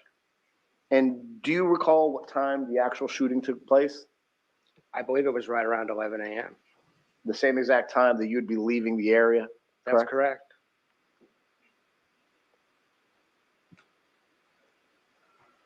And although it was for a business trip, if people didn't know what your plans were, would you agree with me that it may look like you're... Hey, what is this? Peace. There's a time and a place for everything, man, but this ain't it. You can go. Nothing against Allah or anything. Just, we're talking about Jeff here, man. leaving the scene if you're traveling outside of the jurisdiction? That's what I was concerned about, that if I had taken my trip at the scheduled time, I would have looked like I was fleeing, because I would have been driving, I would have taken Capitol Circle to Thomasville and been very close to Professor Markel's house, actually. And when did you find out that Miss Adelson, Wendy Adelson, had suggested that you may be involved in this? I suspected it from the police interrogations, but they didn't explicitly say that. Eventually, I was able to view her interrogation video. And by her, you mean Wendy Adelson? Yes, sir. And by interrogation video, you mean interview, correct? Yes, sir. Okay. Because as you're aware, she has not been charged in this case, correct? I'm aware of that. Yes, sir. And obviously you haven't either. Right. Right. You've been cleared by law enforcement? Yes, sir. Okay. Now, let's talk about your relationship with Wendy Adelson. You started dating her, give me a time period. September 27th, 2013 was our first date. And how long would you say that your relationship with her lasted? Well, there's different phases of it. In that fall semester, we weren't exclusive. It was more casual. What the fuck? What is this? Another one? Oh, Udi's on the case. It became more serious late February, early March. So as far as a serious, I'm your boyfriend, you're my girlfriend sort of thing, just March through July. Okay. So you started casually dating in September of 2013, and it got more serious at the beginning of 2014, correct? That's right. Okay. That's right. And how did you meet Miss Adelson? How did you guys first have a date? Yeah, through mutual friends. Okay, so it wasn't like on a social media dating app or anything else? No. Okay. Were you aware if Miss Adelson was participating in online dating? I think I knew that, well, I knew that she had dated online in the past. I did not know the time frame. Yeah, Ramble, I was starting to feel left out, We get so little drama on this channel, guys. It's all just like-minded people, right? I wonder what'll happen when we finally get round to Karen Reed, of which I don't have an opinion on and don't intend on forming one either way, but I am kind of curious to cover it. I haven't seen anything of the Karen Reed situation at all. I haven't touched it, but I'm aware it's very divisive. We get so lucky with the Adelson case. There's very few people that have any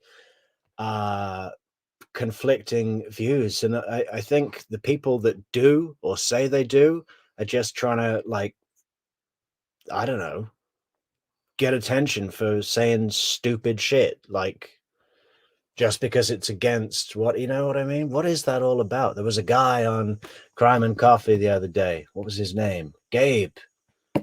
Crazy Gabe. He was coming on saying, oh, Wendy's innocent and everyone just says she's guilty because she's pretty and everyone's jealous because she's so pretty and nice. What the fuck? One of your concerns. Okay, so once you guys became exclusive, and by exclusive, I mean you called her your girlfriend and she called you her boyfriend. Is that fair? That's correct. And I was involved with the kids at that point and things like that. And it got to the point where she introduced you to her family, right? That's right. And you indicated that there was a dinner where you met Charlie Adelson? That's right. Kind of a good-looking guy, right? Sure. Right. Works out? Yes. When you went on, when you had your double date, where it was you, Wendy Adelson, Charlie, and Miss Magmanoa, did you see what kind of car Mr. Adelson pulled in? I don't recall seeing his car in the parking lot. We then went to his house, so I saw his garage and got a look at some of the vehicles he owned, but not that at dinner. What kind of vehicles does he have? Ferrari is the one that stood out to me. Do you remember the color of the Ferrari? I don't. Did you make any comment? Has the color of Charlie's Ferrari ever been confirmed? I'm amazed that there's not a picture of it. I think it came up in Charlie's wiretap conversation with Bree that it cost $250,000, which, I mean, that's, you could get a Ferrari for a lot less than that, you know? So I guess it's a pretty new one at the time. Does anybody know the model of Charlie Adelson's Ferrari or the color? That's to Wendy about the Ferrari. Well, Wendy used to talk about Charlie having a Ferrari. I mean, that was, she would say, my brother's a character. He has a Ferrari. He has an undercover cop car. He has, I think, a nice Benz in addition or some luxury car. So she knew what a Ferrari was, right? Sure. Well, sure. So it's not like she didn't say he's got a Porsche and you saw a Ferrari, right? No, it was a Ferrari. And I actually remember discussing the cost of maintenance with Charlie. There were some downsides to having a Ferrari. Yeah. So, yeah. That's tough. Tough. So oh, cheeky Jeff. It's tough. It's tough, you know. Well, my iPhone 15 Pro Max is too big for my skinny jeans. extensive car collection, right? He had multiple cars. Yeah. I don't know exactly how many. And did you learn what he did for a living? Yeah, I knew he was a periodontist from speaking with Wendy. And how many? You serious, Victoria girl? Did he have a yellow Ferrari, or are you just being funny because that's the most disgusting color to ever put that car or any car in? Unless it's a New York taxi, don't paint it yellow. Was that the only night you had direct contact with Mr. Adelson, Charlie Adelson? That's the only contact I ever had with him that night. Did he appear to have? Did he appear to be intelligent? He had. That's a difficult question. I just met him the one night. That's a. I'll withdraw that. Let me ask a more important question. Was he socialized? Was he drinking that night? I don't recall if he was drinking. He was holding forth. He was talking a lot. He was confident. That was my impression of him. He was talking a lot? Yes.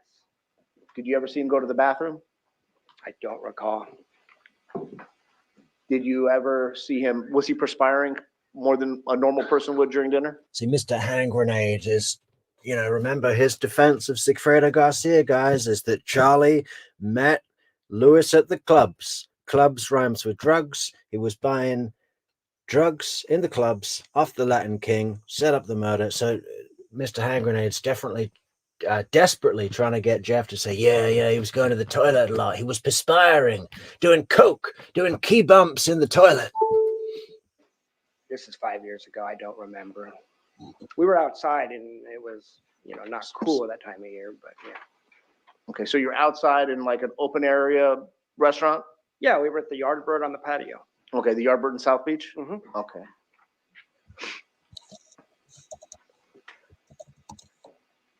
Did you witness Charlie Adelson doing cocaine that night? I did not. So this is a guy who's in South Beach, right? Drives a Ferrari, right? Yes. What had Wendy previously described him as having a lot of girlfriends? Sure. Handsome guy, probably could get attention. Why don't we have a look at the food you can get in Yardbird, guys? Has anybody actually been to Yardbird? If I was in Miami, I would make a point of going to Yardbird. What is this? So this is fried chicken and waffles. Is that a thing? I've never heard of that. Oh, that's their thing. Fried chicken and waffles. Is that a thing? It's obviously their thing. What is this? Well, that looks all right. Steak sandwich. Yeah. Oh, it's so fancy because they put the sandwich halves on their end. Wow. Ooh. Yeah. More chicken and waffles. What is this? Oh, Charlie, look. Lobster.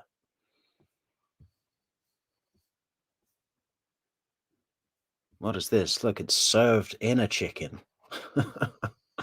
Okay.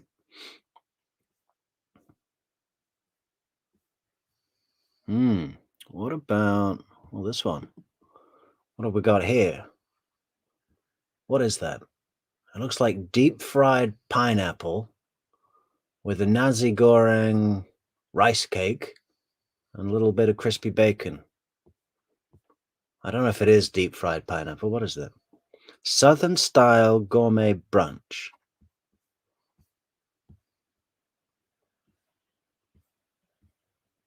Well, it looks okay. Ah, they're like gherkins or something. Gherkin rings. And there's the Yardbird box. Man, I bet that costs like $50, right? For a few wings and some, what is that? Is that what biscuits is? How much does this shit cost? Where's the menu? Let's see if we can guess what Jeff had to eat.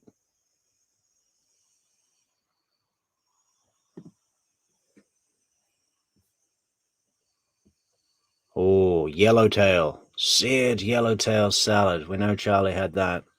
Okay, back to the video. Oh, here we go. There's a better menu. Cracked and scrambled.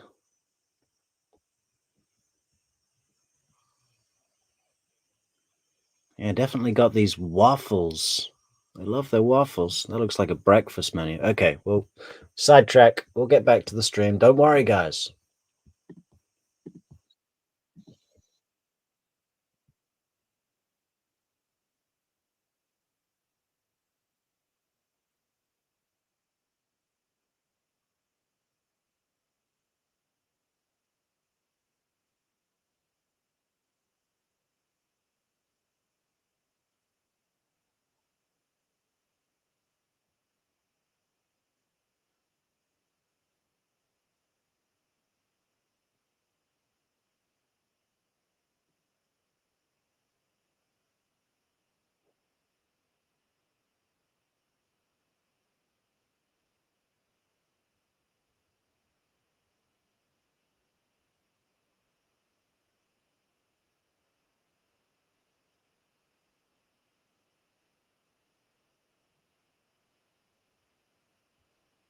Oh, is that what it was, Ramble? That was fried green tomatoes, not pineapple.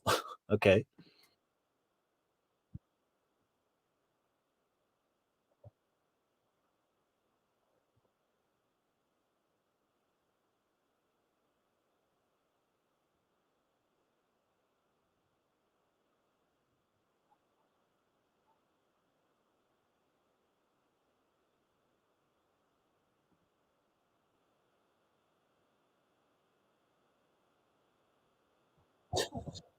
What are you trying to say, Monica? That Jeff is really safe? A salad and a vanilla gelato. Plain, just plain.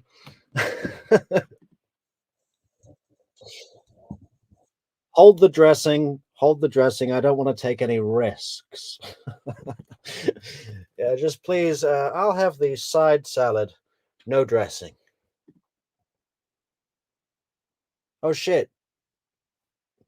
We haven't. We need to come back to the video. Sorry, guys. About June 4th, 2014. You recall that? Yes, sir. And you said that you guys were at the Red Eye Coffee Shop, right? That's correct. And around what time was that? I had a hair appointment at 2 or 3, so it was at 1 or 2. And so in the early afternoon. Could have been as early as 12:30, sir. 12:30. Yeah. Okay. So around 12:30 on June 4th, 2014, correct? That's correct. You indicated that she was and by she I mean Wendy Adelson, that she was acting unusual. That's correct. Would that be a fair assessment? Yes. Did you ask her what was wrong? I did ask her what was wrong. It was very non-specific. That happened with Wendy quite a bit with it, where she was upset. Are you the one with the ridgebacks, Kelly? We get so many dog pictures on the Discord. I never remember whose is who, apart from Gary, of course, Ian's dog. And there was not an exact name put to why. Was she upset often? Yes. Would she get these kind of physical reactions often, that her stomach would hurt or that she would ask you to get her medicine? I got to know her better in the spring, so I saw more of it than I would have in the fall. That was the only time I can recall that was not an average thing. I think it's why I remember it, because it was unusual. And you said that you drove about 35 minutes to get her medicine? Yeah, it could have been 25, 35 minutes, but where she lived was not convenient to run to the store. So it was a discussion like, do we want to do that? It's all the way down there. And she was so nervous. I thought, no, I'm going. So did she go with you? No, she did not. She had the kids that night, so she stayed with the children. Did she make any kind of doctor's appointments shortly thereafter, to your knowledge? Not to my knowledge. Now, you indicated that you guys became boyfriend and girlfriend at the beginning portion of 2014. Is that a correct statement, sir? Yes, sir. And when would you tell the members of this jury that your relationship with her ended? Well, that's a little complicated. On July 14th, we went on a date. And when I got home, she had sent me an... Yeah, right, Lynn. Lynn says Wendy shouldn't have dated a psychology professor. Bad move. She should have dated another dopey lawyer. Totally right. I mean, when she was around campus, meeting through mutual friends, the perfect victim, Patsy, because I think from the point of inception, Jeff was selected as an instrument in this plot, right? Maybe it hadn't developed to the point of, that they really knew what they were going to do with him. But she knew she needed that male asset to be some part of the plot, and had a pretty general outline of the criteria that he should be selected by. And selected Jeff, right? But she really made a mistake in selecting a guy that was so overly analytical, so into research just by his general nature. Weren't going through all the receipts, going through every text messages, building a solid timeline of facts, verifiable facts, right? And piecing the whole thing together, and then, letting go of some portion of his own dignity by his own admission. A lot of people in his shoes would have just rather forget the whole thing ever happened, I think. Some people. But Jeff sacrificed that in order to come forward with the news, that with the information that he did have. He said, the cops are looking into this. It's a brutal homicide, and I don't want to leave something on the table if it's in my possession. So here's everything I know. In the most transparent, upfront, clear, complete way. Because he's a researcher, because he's a psychology professor, because he's a natural analytical thinker, and all the rest of it. Wendy made a really bad mood. I'm becoming more and more and more of the opinion that Wendy doesn't really make any mistakes, but this is one of them. Selecting Jeff, a psychology professor, is definitely something that didn't help. An email saying, I need a week to think. Please don't contact me for the next week. And so that was the Monday before Professor Markell was killed. And then we didn't talk for maybe 10 or 12 days after the murder. So I assumed it was internally, I assumed it was over that night when you get an email like that, you're probably. I don't know, Victoria girl, when you're dealing with a woman like Wendy, a 50-minute car ride on your own to the drugstore can sound like a real good time. Yeah, you mean I don't have to listen to you, bitch? Okay, great. I tell you what, I'll go to the one 2 towns over for the Pepto-Bismol, okay? I'll be back in 3 hours.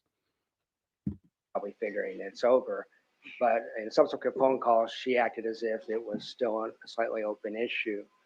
And we closed that down by phone calls that, obviously we're going to move on here. Did you ever question her loyalty to you in your relationship with her? With regularity, yes. And when you say with regularity, when did you first become suspicious? Now, let me ask this question first. You were concerned that she was seeing other men, right? I was. Okay. And when did you first start getting this concern? Probably March, April timeframe, I started to wonder. So not too long after we became a couple, I guess what I was wondering is, have we really become?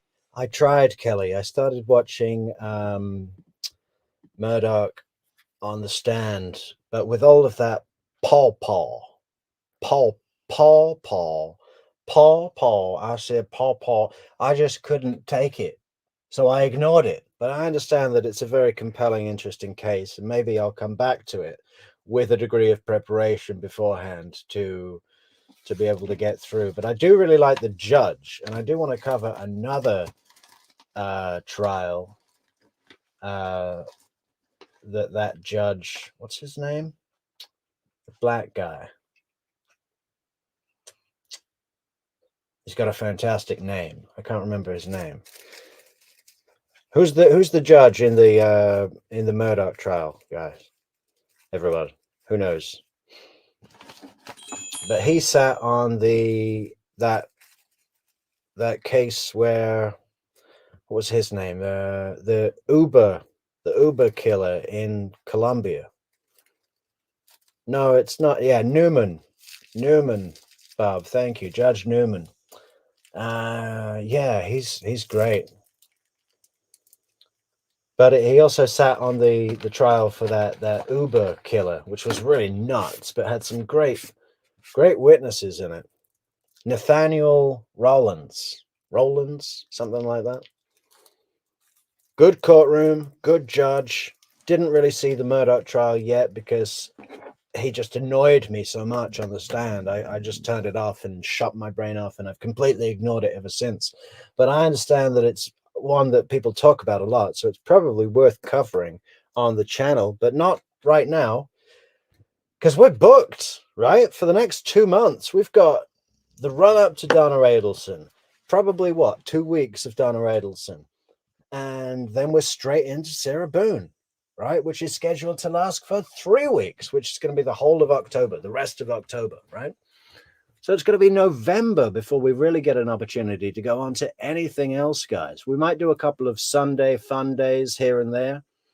But to be honest, I think those Sunday fun days are going to be better used going over bits and pieces of Donna's trial and Sarah's trial, because we're going to be covering the whole thing live, both trials. So if you haven't subscribed to the channel, guys, you know what to do. Subscribe to the channel and like this video. Yeah, so it's amazing, isn't it? Where the whole calendar is fucking booked up until November, when finally it's going to be cold here and I can think. Come a couple, or is she still doing what she was doing before? Was it like, did you find like text messages or direct messages on social media that made you kind of go, what's going on here? No, I didn't see any text messages or anything on social media. Her behavior was just erratic. She would disappear. She would get home very late at night. So there were signs like that. Would you talk to her about it? I tried to. Okay. So let me ask it this way. Yeah. Did she understand that you were concerned about her being loyal to you, or your relationship being a monogamous one?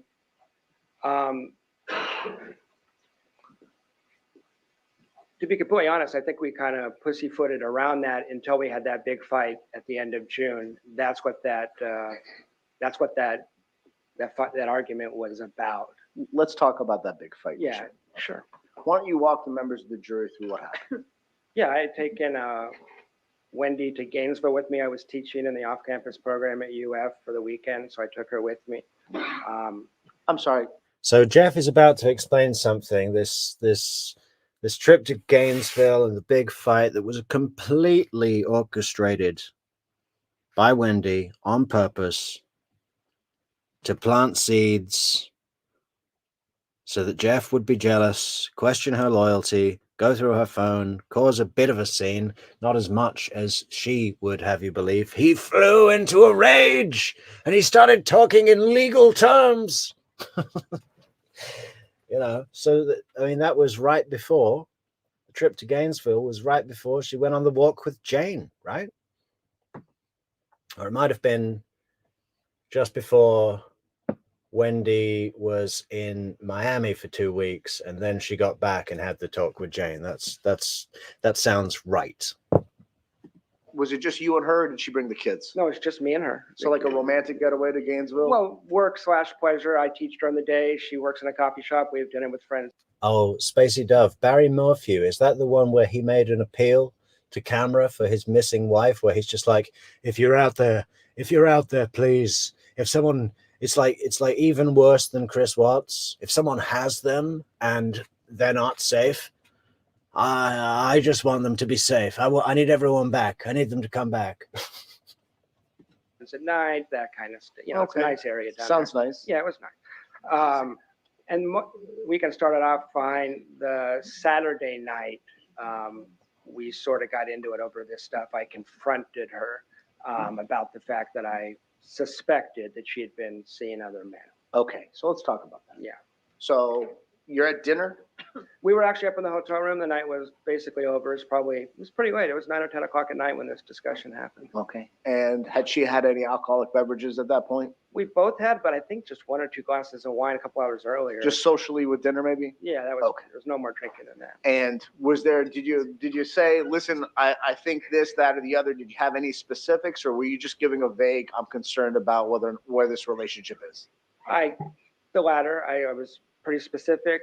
I told her I was very concerned. I was particularly concerned because the way she had framed our relationship was, you're not just becoming my boyfriend. I have children. I'm a mother.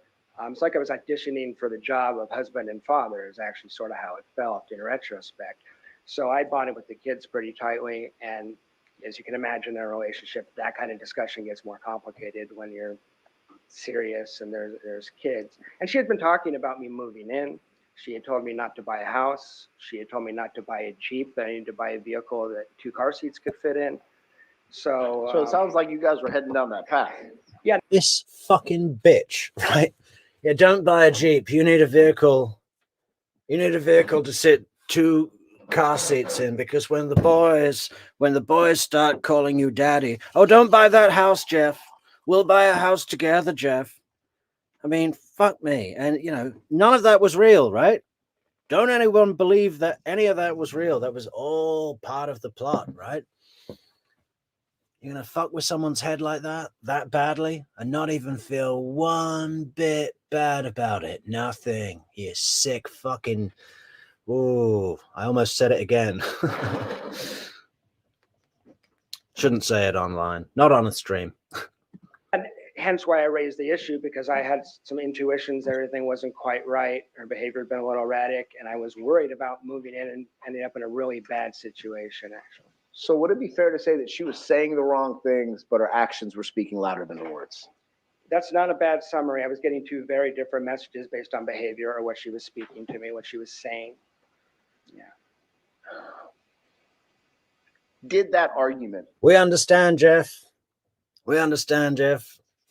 We feel you, man. Or that discussion. Yeah. Did you feel it the next morning? What do you mean by feel it, sir? Was she acting any different the following morning? Oh, the next day was probably the most awkward car ride I've ever had in my life. We rode from Gainesville to Tallahassee. She was crying. I was very upset. it was a very awkward 3-hour. God, doesn't that sound like a nightmare? How long does it take to drive from Gainesville to Tallahassee? At least 2 hours, maybe 3, right?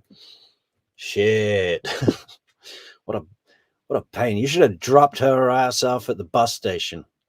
Just thrown her bags out of the car and said, get out of my vehicle. Drive. It's a 3-hour drive from, 3 or 4, however long it is to. okay, from Gainesville to Tallahassee, however long that was. Yeah, exactly. Sorry. And this was in June, you said June 20. That would have been June 29th. That's the Sunday, the last Sunday in June.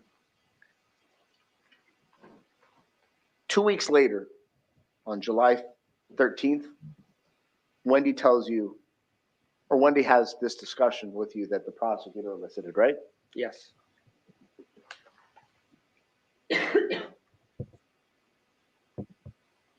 From June 29th to July 13th, would you say your relationship with Wendy after that awkward, that long 2 or 3 hour, 4 hour, however long it is, from Gainesville to Tallahassee, emotional car ride, right? Yes. She was crying, Yes.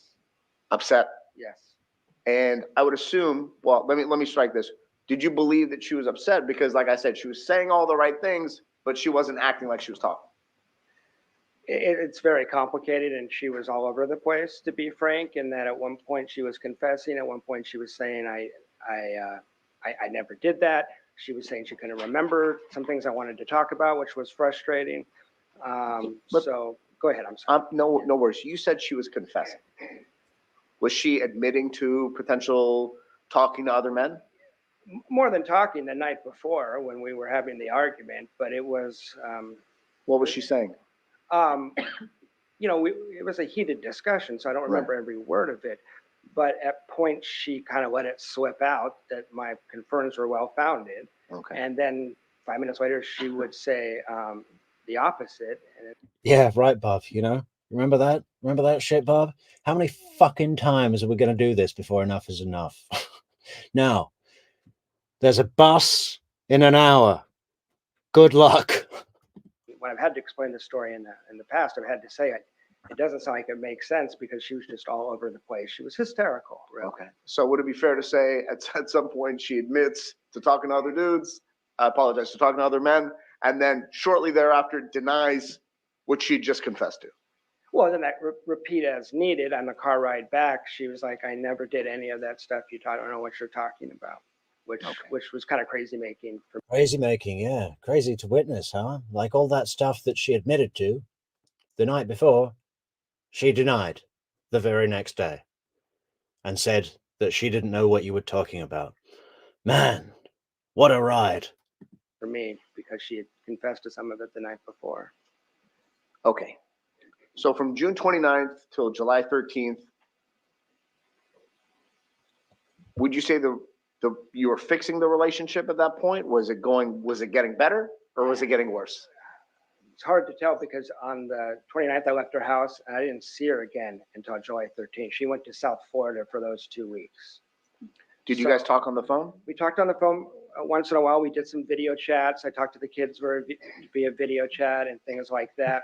But it was very up in the air where the relationship was going to go. I would get a mixture of messages verbally and by text. Would you agree with me that your level of contact with her between June 29th and July 14th was less than it was before? Oh, it was minimal. It was minimal. Days and days would go by at points without us. Mixture of messages, both by conversation and in text. Yeah, just taking away any sense that you have of foundation, right? Not giving you 1 second to gather your thoughts. Just in a washing machine, constantly. Fantastic. What a tactic. Talking on the phone at least. I may get the random text or something, but we weren't talking a lot. And then on July 13th, Wendy, in essence, tells you that her brother, Charlie. Kelly, we just think we can fix them. Okay? We tried. We failed. Had looked into hiring a hitman to kill Dan Markel. In 2013, yes, sir. In 2013. Yes. What was your reaction to this? It was in the context of a relationship discussion. It kind of just blurted out when he has a habit of blurting things out that are kind of tangential or whatever. And so I didn't know what to make of it. My stomach kind of flipped. It was like a chilling statement. And then we kind of ended up talking about the relationship again. And so I didn't give it a lot of thought at the time. It was just like a crazy thing that someone would say, you know. Okay. Very crazy thing. Yeah. But let me ask you this. Did you take that statement as a threat to you? That, and let me kind of clarify this. She indicated that because of her bad relationship with Mr. Markel, correct? And you'll agree with me that they had a bad relationship, correct? That's how she characterized it. You'll agree with me that she said, based on a bad relationship, that her brother had looked into hiring somebody to kill him, correct? Well, that was specifically about the relocation, is what she said in that statement. I know they had bad blood otherwise for other reasons, certainly, but that was specifically tied to the relocation battle being lost. That was what prompted Charlie to look into it, according to her statement. This conversation that you had on July 13th, where was it? It was in her house on Aqua Ridge. I'm amazed that Mr. Hand Grenade is spending so much time on Jeff. I mean, he's not majorly relevant to Sigfredo Garcia's defense. Was anybody else around when she made the statement? No, sir. Did you contact any of your friends after this conversation and discuss the fact that Wendy Adelson had indicated that her brother... Spacey Dove, with Charlie and Donna turning on Wendy, I think the moment someone can show them and bring them round to the realization that Wendy hates their guts and wanted them in jail, not only wanted to use them to kill Dan and get all that situation taken care of and get all the money and get her, Donna, to look after the kids and pay for everything for the kids and all the rest of it, but also wanted to deeply, permanently and viciously punish them by having them both get life in prison for how she was treated throughout her childhood and her adulthood and everything like that. You know, we've listened to these calls between Donna and Charlie going on and on about Dave, you know, the depth of their arrangement of, okay, I've put a load of pressure on Wendy from my angle. Now you need to come round and take her out and put pressure on her from your angle. And it's not just about Dave. It was about the house from Tallahassee and about even Markel in the beginning. It was Donna that was sat down on J-Date going through likely suitors saying, yes, this guy, Harvard educated, with, you know, also Cambridge and the Hebrew University in Jerusalem. Well, this is very good, you know. And what did Wendy get? Wendy ended up with someone that she couldn't compare with, that was always going to be better than her, which destroyed her self-image, furthered the resentment she has for her mother and brother. Doesn't seem that she's so much resentful about Harvey, but he seems to have generally taken a back seat more so, well, a lot more so than Donna and Charlie. What the hell was Donna's and Charlie's game? It was just like Wendy was this experiment that they had to fuck with, you know? So as soon as somebody can bring Donna and Charlie round to that realization, which they both seem equally far from at the moment, why wouldn't they flip on her? She completely screwed them up, screwed them over, and fucked up their shit forever. On purpose. I really believe that. We'll be putting this case into a video. It's a theory that has some people talking about it online, but not that many. And whenever I bring it up, people go, oh, really? You think it's that deep? Well, maybe Wendy wasn't involved. Fuck off. You know? Yeah, but I got a big case for that. And I think if Georgia, you know, I've heard from Donna in the run up to her trial anyway, so I know that she's not thinking about making a deal. I know that she's eagerly awaiting the trial so that she can get sorted. She's heavily protesting her innocence. And holds on to a belief that it's all going to get sorted out, and when she gets released, she'll be able to help Charlie get released, right? That's direct from Donna. So that's confirmed that she's not thinking about making a deal. But I did think that if Georgia was able to say to demonstrate to Donna, sorry, that Wendy set her up, and offer her some kind of immunity package, I think the Markells would be okay with it, you know, if Donna got away with not that much. I mean, she's 74 years old now. She's not going to be around for much longer. Wouldn't they rather have Wendy in jail if it were one or the two?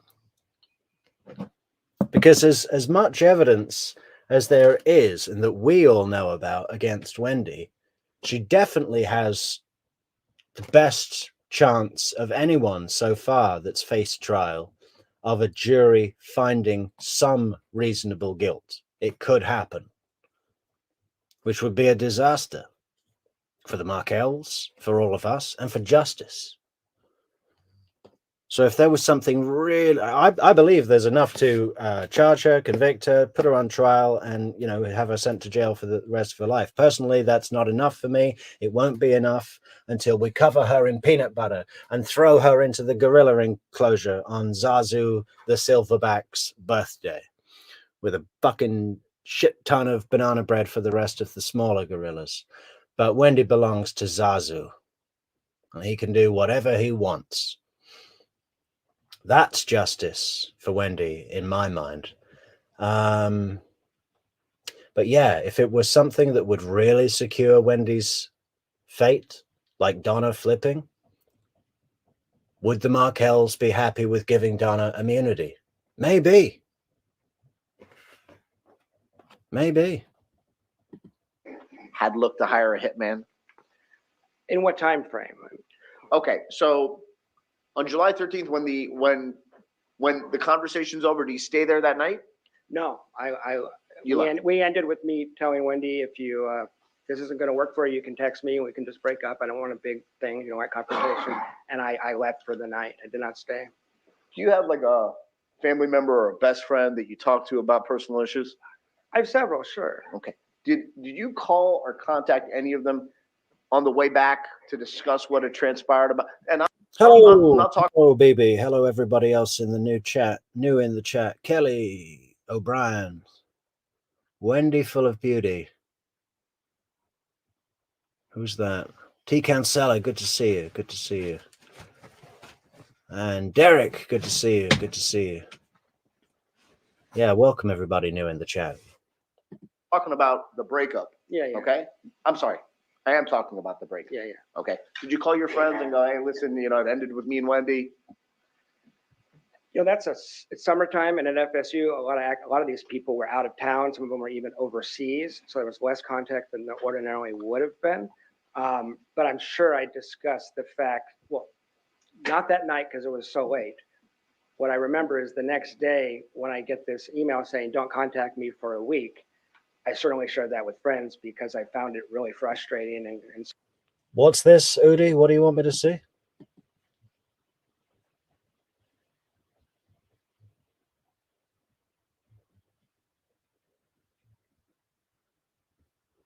Or this Wendy beauty bullshit?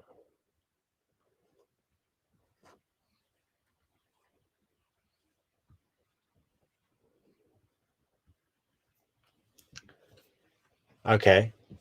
What was the name again?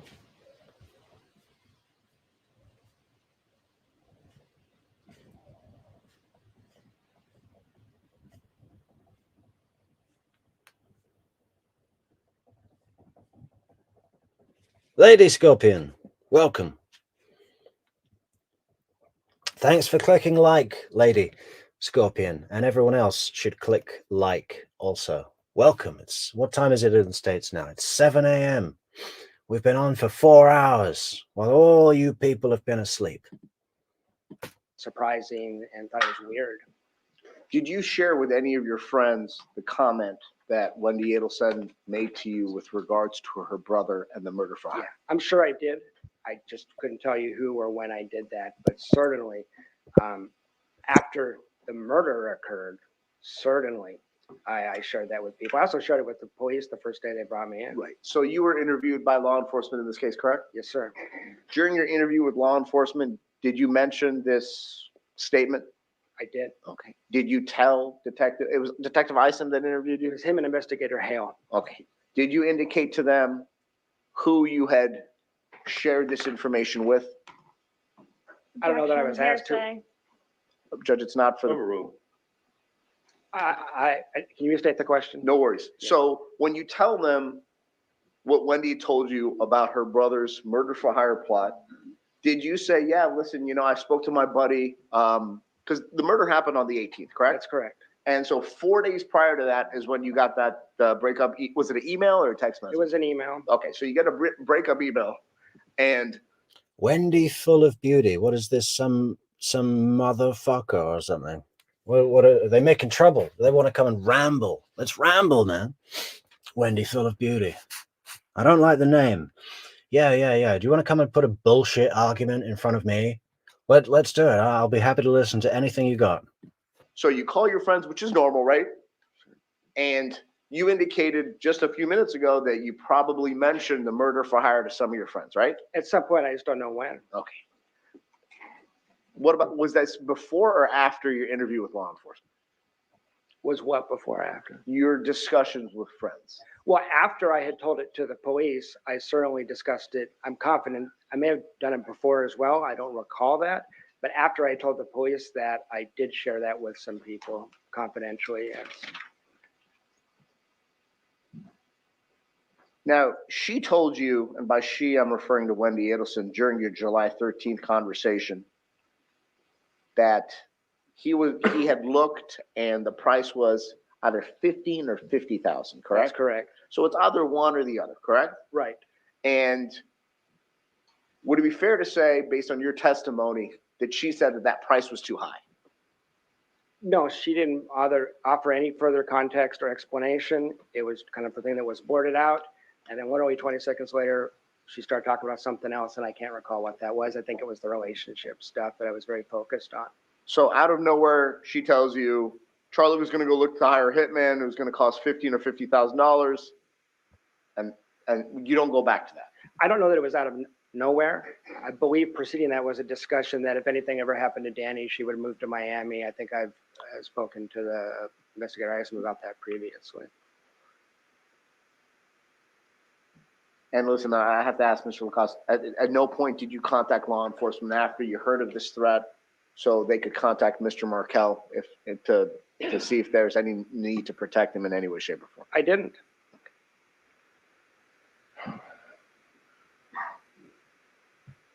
Give me 1 second, Your Honor. Good night. Ramble. Zazu is the silverback gorilla in my version of justice for Wendy, where we strip her naked, because I'm not going to be satisfied with Wendy doing life in prison, and I think what would satisfy me and satisfy Judge Everett is if we are able to strip her naked, cover her in peanut butter, and throw her into the gorilla enclosure, where the silverback, Zazu, will take custody of her as his property to do with as he pleases. And the other gorillas just get a bunch of banana bread, a huge amount that we can drop from a chopper into the enclosure, the banana bread. But the most important thing is Zazu gets a gift for his birthday. Just a few more questions, sir. Sure. Would I be correct or incorrect in assuming or in saying that you were interested in having a monogamous relationship with Wendy Adelson? I thought I had a monogamous relationship with And you wanted to keep it, correct? Depends when you're asking. On July 13th, 2014? Yeah, that's right. Okay. That's right. I'm sorry to ask such personal questions. I know it's difficult.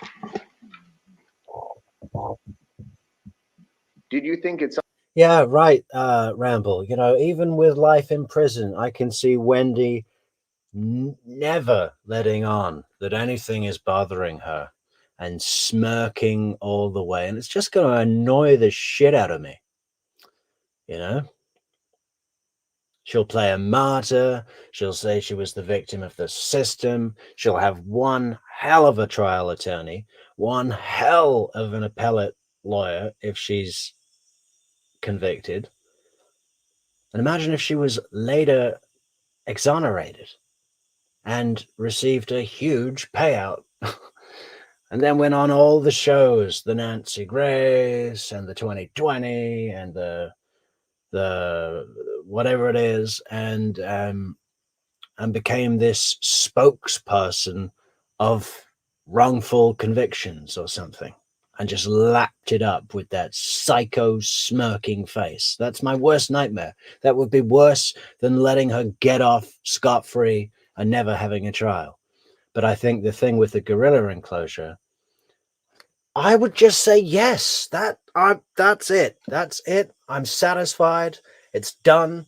And let's see you smirk there. Smirk to Zazu, Wendy. Let's see you wrap him around your little finger. it's unusual? Well, let me ask this. At some point, did you ever see a picture of Dan Markel? Sure. Do you think that there's a resemblance between yourself and him? Everybody always says that. When I was dating her, no one ever brought it up. I see it from the pictures. In real life, I was never told that while we were dating. And as you indicated before, you're also a professor? Yes. I don't think there's a major resemblance. I mean, they have a similar length hair, glasses, and kind of a similar shaped head-ish, but they're professors. They look like professors. That's correct. Do you feel wronged by Wendy Adelson? Do I feel wronged? Yes, sir. Hey, Wendy is full of shit. What's your point? What's your point? Do you have a point? I love how you've gone to all the trouble of using one-letter representations of words. You all are a cult in here. OMG, SAD. Yes. No further questions. Thank you. Yes, sir. Thank you. So I asked the lawyer. Good morning.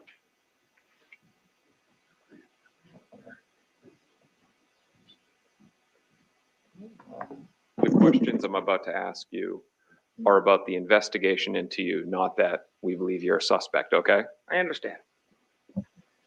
You would agree with me at the beginning of the case in July 2014, there was a thought that you were a potential suspect. That's what I've been told, yes. You were contacted by the police. I was. You came in, you were interviewed. Yes, I came straight from my trip into the TPD station. 3 separate times you were interviewed, right? Yes.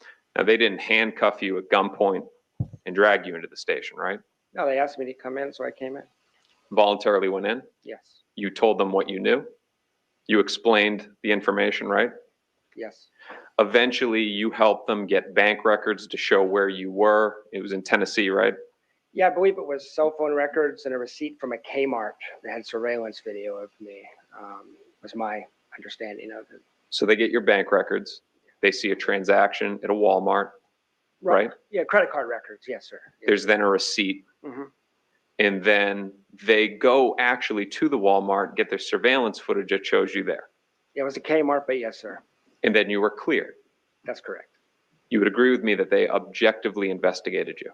Yes. Now, had they not gotten the bank records, the Walmart video, or anything like that, one could paint a picture that you were involved. Just the fact that you left town right when the murder happened and you had this connection. Well, except that I wasn't in the state at the time of the murder, so how could I have done it? So that's... Yeah, BB, I just want to let this fuckhead embarrass himself again one more time, and then we'll get him out of here. What we're talking about here is that somebody could paint the picture without all the evidence. Yeah, they don't have all the evidence, sure. All right. Let's go to something you said on direct talking about June 4th. Yes. And you appear to have a very good memory of all the instances. You said that Wendy had the kids on June 4th, the night of June 4th. Yes. You spent a lot of time with Wendy, spent a lot of time with the kids. You knew their daily schedule of the boys, right? I knew not so much because I usually got there in the evening. So at the time, I would know what days she had the kids. But as far as pickup times and things like that, I usually saw them at the end of the day. I accompanied her just a couple times to pick up the kids. So I don't want to sound like I'm an expert in that because I'm not. So June 4th, she has the kids. The next morning, June 5th, she would have taken them to Creative Preschool. She would have, but I never stayed over there. So when the kids were there, so I wouldn't have known that because I left at the end of the night if the kids were there every time. That would have been consistent with the custody setup that she had with Dan Markel, correct? Yeah, depending on what the days on the schedule were, which I don't recall. I used to know that. I don't anymore. It wouldn't have been that he'd come and pick them up at her house and then bring them over to Creative Preschool. I never saw that kind of scheduling anyway. So it would have been consistent with on June 5th, she would have dropped the kids off. It would have been consistent, but I don't have any primary knowledge of what she did on June 5th. All right. Let's talk about Charles Adelson. Understanding that you didn't have a close relationship. I heard this from someone else, T. Cancella, the other day, and someone said to me, "Are you that New Zealand guy that was around and then disappeared?" And I said, "No, I'm from England." And wasn't that guy like anti-Jeff and pro Adelson? I've never seen that guy's content at all. Sounds like I wouldn't really have any interest in it. With him, you did meet him and you hung out with him. Yeah, for a few hours. To you, and I'm going to use your words, he seemed like somebody that hung out on both sides of the tracks, right? That's the way he presented himself in that hot tub. Yes. And you took that to be accurate. Yes, I took a self-presentation to be accurate. That's correct. During the day, he's wearing a lab coat or scrubs, whatever dentists wear, right? Right. And then when he's off work, he's going out, he's hanging out at the gym with less savory people. Yeah, that was sort of his characterization. I was sort of repeating what he said. Yeah. Good morning, Amy. Streams while you sleep. That's our new line. And we'll be sure to get a copy sent over to you just as soon as they're released on the audio press. That what is it? What is it called? Soap snores you to sleep. Soap snores you to sleep. 6 one-hour features of soap snoring into a microphone.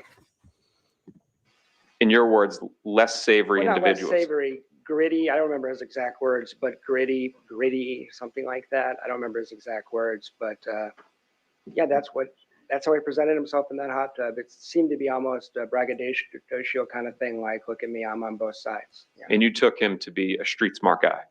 I did. He had friends that were ex-special ops. Yes, that's what he said. Yeah, that's what him and Wendy said. Yeah. His gym friends that to you almost came off as nefarious. Well, yeah, and I don't remember the details at this point, but he was talking about deals they were doing. There was a lot of hinting and innuendo. But yeah, you're accurately presenting how he presented to me. Let's go now to the dinner on March. Yeah, is that fuckhead blocked now, Udi? I just went to delete the message, but I saw you already did. Is he blocked too? Just get him out of here, man. He gives this room a bad smell. March 11, 2014. Sure. It was outside. It was on Miami Beach. Yeah. If you remember, and you may not, do you remember seeing a pickup truck with 2 gentlemen outside of the restaurant watching you guys? No. Let's go now to July 14th, 2014. Okay. Now, you had met Catherine McBanoa several months prior to that. Yeah, I met her in March. So March, April, May, June, July. Wendy is opening up to you and saying what her brother had looked into doing, right? I think you're talking about the 14th. You're talking about the 13th, I think. July 13th? Yeah. Okay. Yeah. Go ahead. So July 13, 2014, she's talking about her brother hiring a hitman. She's giving you. Man, Amy, I heard about your nightmare, but I didn't realize that Zazu was a feature, and even the peanut butter. I mean, down to the very last detail, Amy. That's crazy. I think you've been doing this job too long. It's it's invading your subconscious. You incriminating details, right? Yes. Never said anything about the involvement of Catherine McBanow, right? No, it was 3 sentences, so no, she didn't. All right, let's talk about now the options that he looked into doing to take care of the problem, right? Right. On direct examination, the state attorney's office asked you what year it was. But there was more specifics to that. It was specifically the summer of 2013, right? Yes, it was attached to the relocation. So whenever it was after relocation had failed, where she'd been denied the motion for relocation. But I want to make sure it's clear because we didn't have the full information from direct examination. I couldn't have said that any better than you, Ramble. That's fantastic. That's word poetry right there. Wendy told you is that her brother looked into hiring a hitman in the summer of 2013. That's correct. And that would have been before he even knew Catherine McBanow. Yeah, I don't know when they met, but if you say so. One brief moment, Your Honor.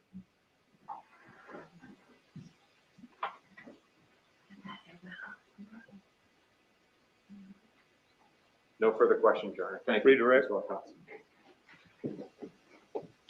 Yes, Your Honor.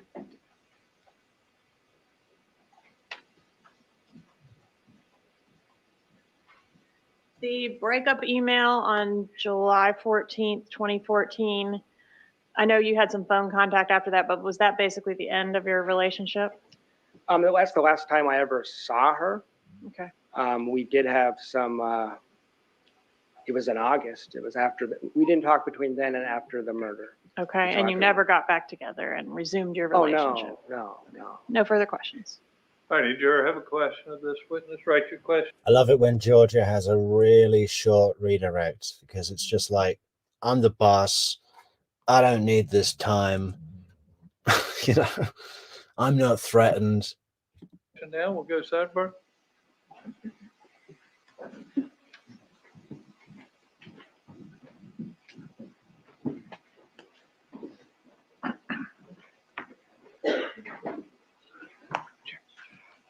So, series of questions from the jury.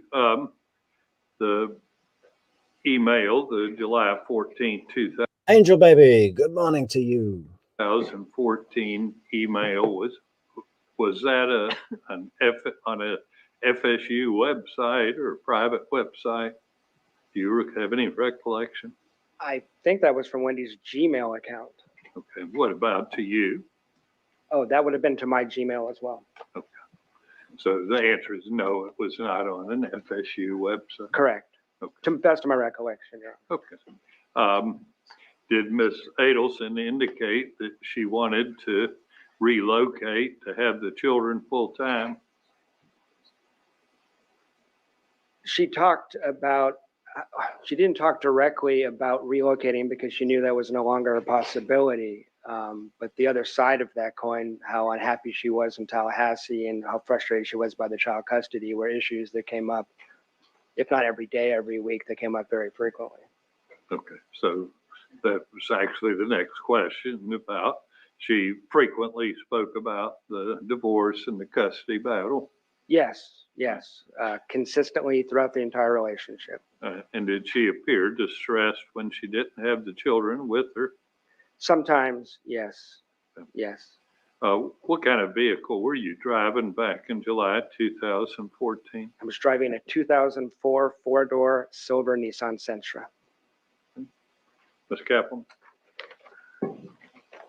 No further questions. Garcia? McBanow? Nothing. All right, you can step down. Do we need to keep this witness any further? Judge, I'd like to release him to go about his business, but I'd like him to remain under the rule. All right, you can remain under the rule of sequestration, so don't discuss the case with anyone, but you're free to go about your business. You have a phone number for him if you should need it. Go about your business. All right, Thank you. You may step down. Call your next witness. Stephen Lutz.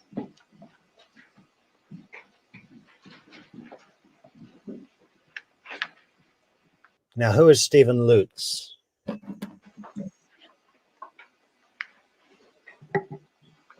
Come up here, please.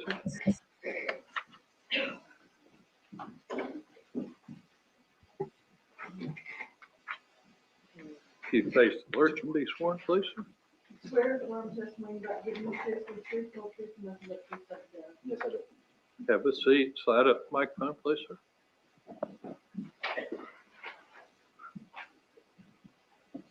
Okay. Hi. What is your name, sir? My name is Stephen Lutz. Will you spell that, please? Sure. Last name is Lutes. First name, common spelling is Stephen. With the V or the PH?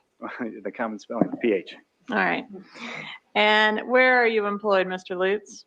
I work for JP Morgan Chase Bank in Tampa, Florida. All right. And what is your job title? A regional. I wouldn't know which one was the common spelling, V or PH for Stephen. Security specialist. All right. Are you familiar with a security video camera at the JP Morgan Bank or at JP Morgan Banks in general back in July of 2014? Yes. And did you review a specific, did you review some specific surveillance footage from a specific ATM surveillance camera from July of 2014 in reference to this case? I did. Two separate cameras that associated with that ATM machine. Okay. And can you tell me a little bit about how the process works, which gave rise to the images that you reviewed? You mean as far as how they were transferred to? How are the images captured initially? Is it a camera that runs constantly? It is 24 hours, 7 days a week. They're always running. And is the camera mounted on the ATM machine? The two cameras I referenced, there's one that's typically inside the ATM, which is called a transaction camera, which will give you facial pictures of the person conducting a transaction on the machine. And then in this instance, it was a drive-up ATM, so there's also an overhead camera that would capture more geared toward the vehicle that the person was driving through in. All right. And do the cameras or this, I want to specifically ask you about the camera that's mounted inside the ATM machine on the. I'm thinking we might leave it there for today, folks. That's 4.5 hours already. And we'll be back. We'll be back this evening with more Metrix streams. I don't know about this Stephen Lutz guy, though. No, we're going to be thinking of something good to come up with. Good to come up with. I think it is decided that we will be starting our third run of Wendy Adelson's interview. Maybe we'll do the whole thing. Maybe we'll do the most relevant sections. But who can tell? It's kind of nice to watch the whole thing together. But of course, we have to break it down into multi-part episodes, guys. I don't know if we're going to start that tonight, though. Yeah. But I've had about 6 cups of coffee and I feel pretty sick. So I might go and lie down for a while. Then I got to change my brakes somehow. Okay, so we'll say good night or good morning or good day or goodbye or whatever. And we'll be back. We'll be back later at some point in time. Hope to see you all soon. Be kind to each other. Don't be an Adelson. And have a safe drive home. All right. Later, guys. Metrix out.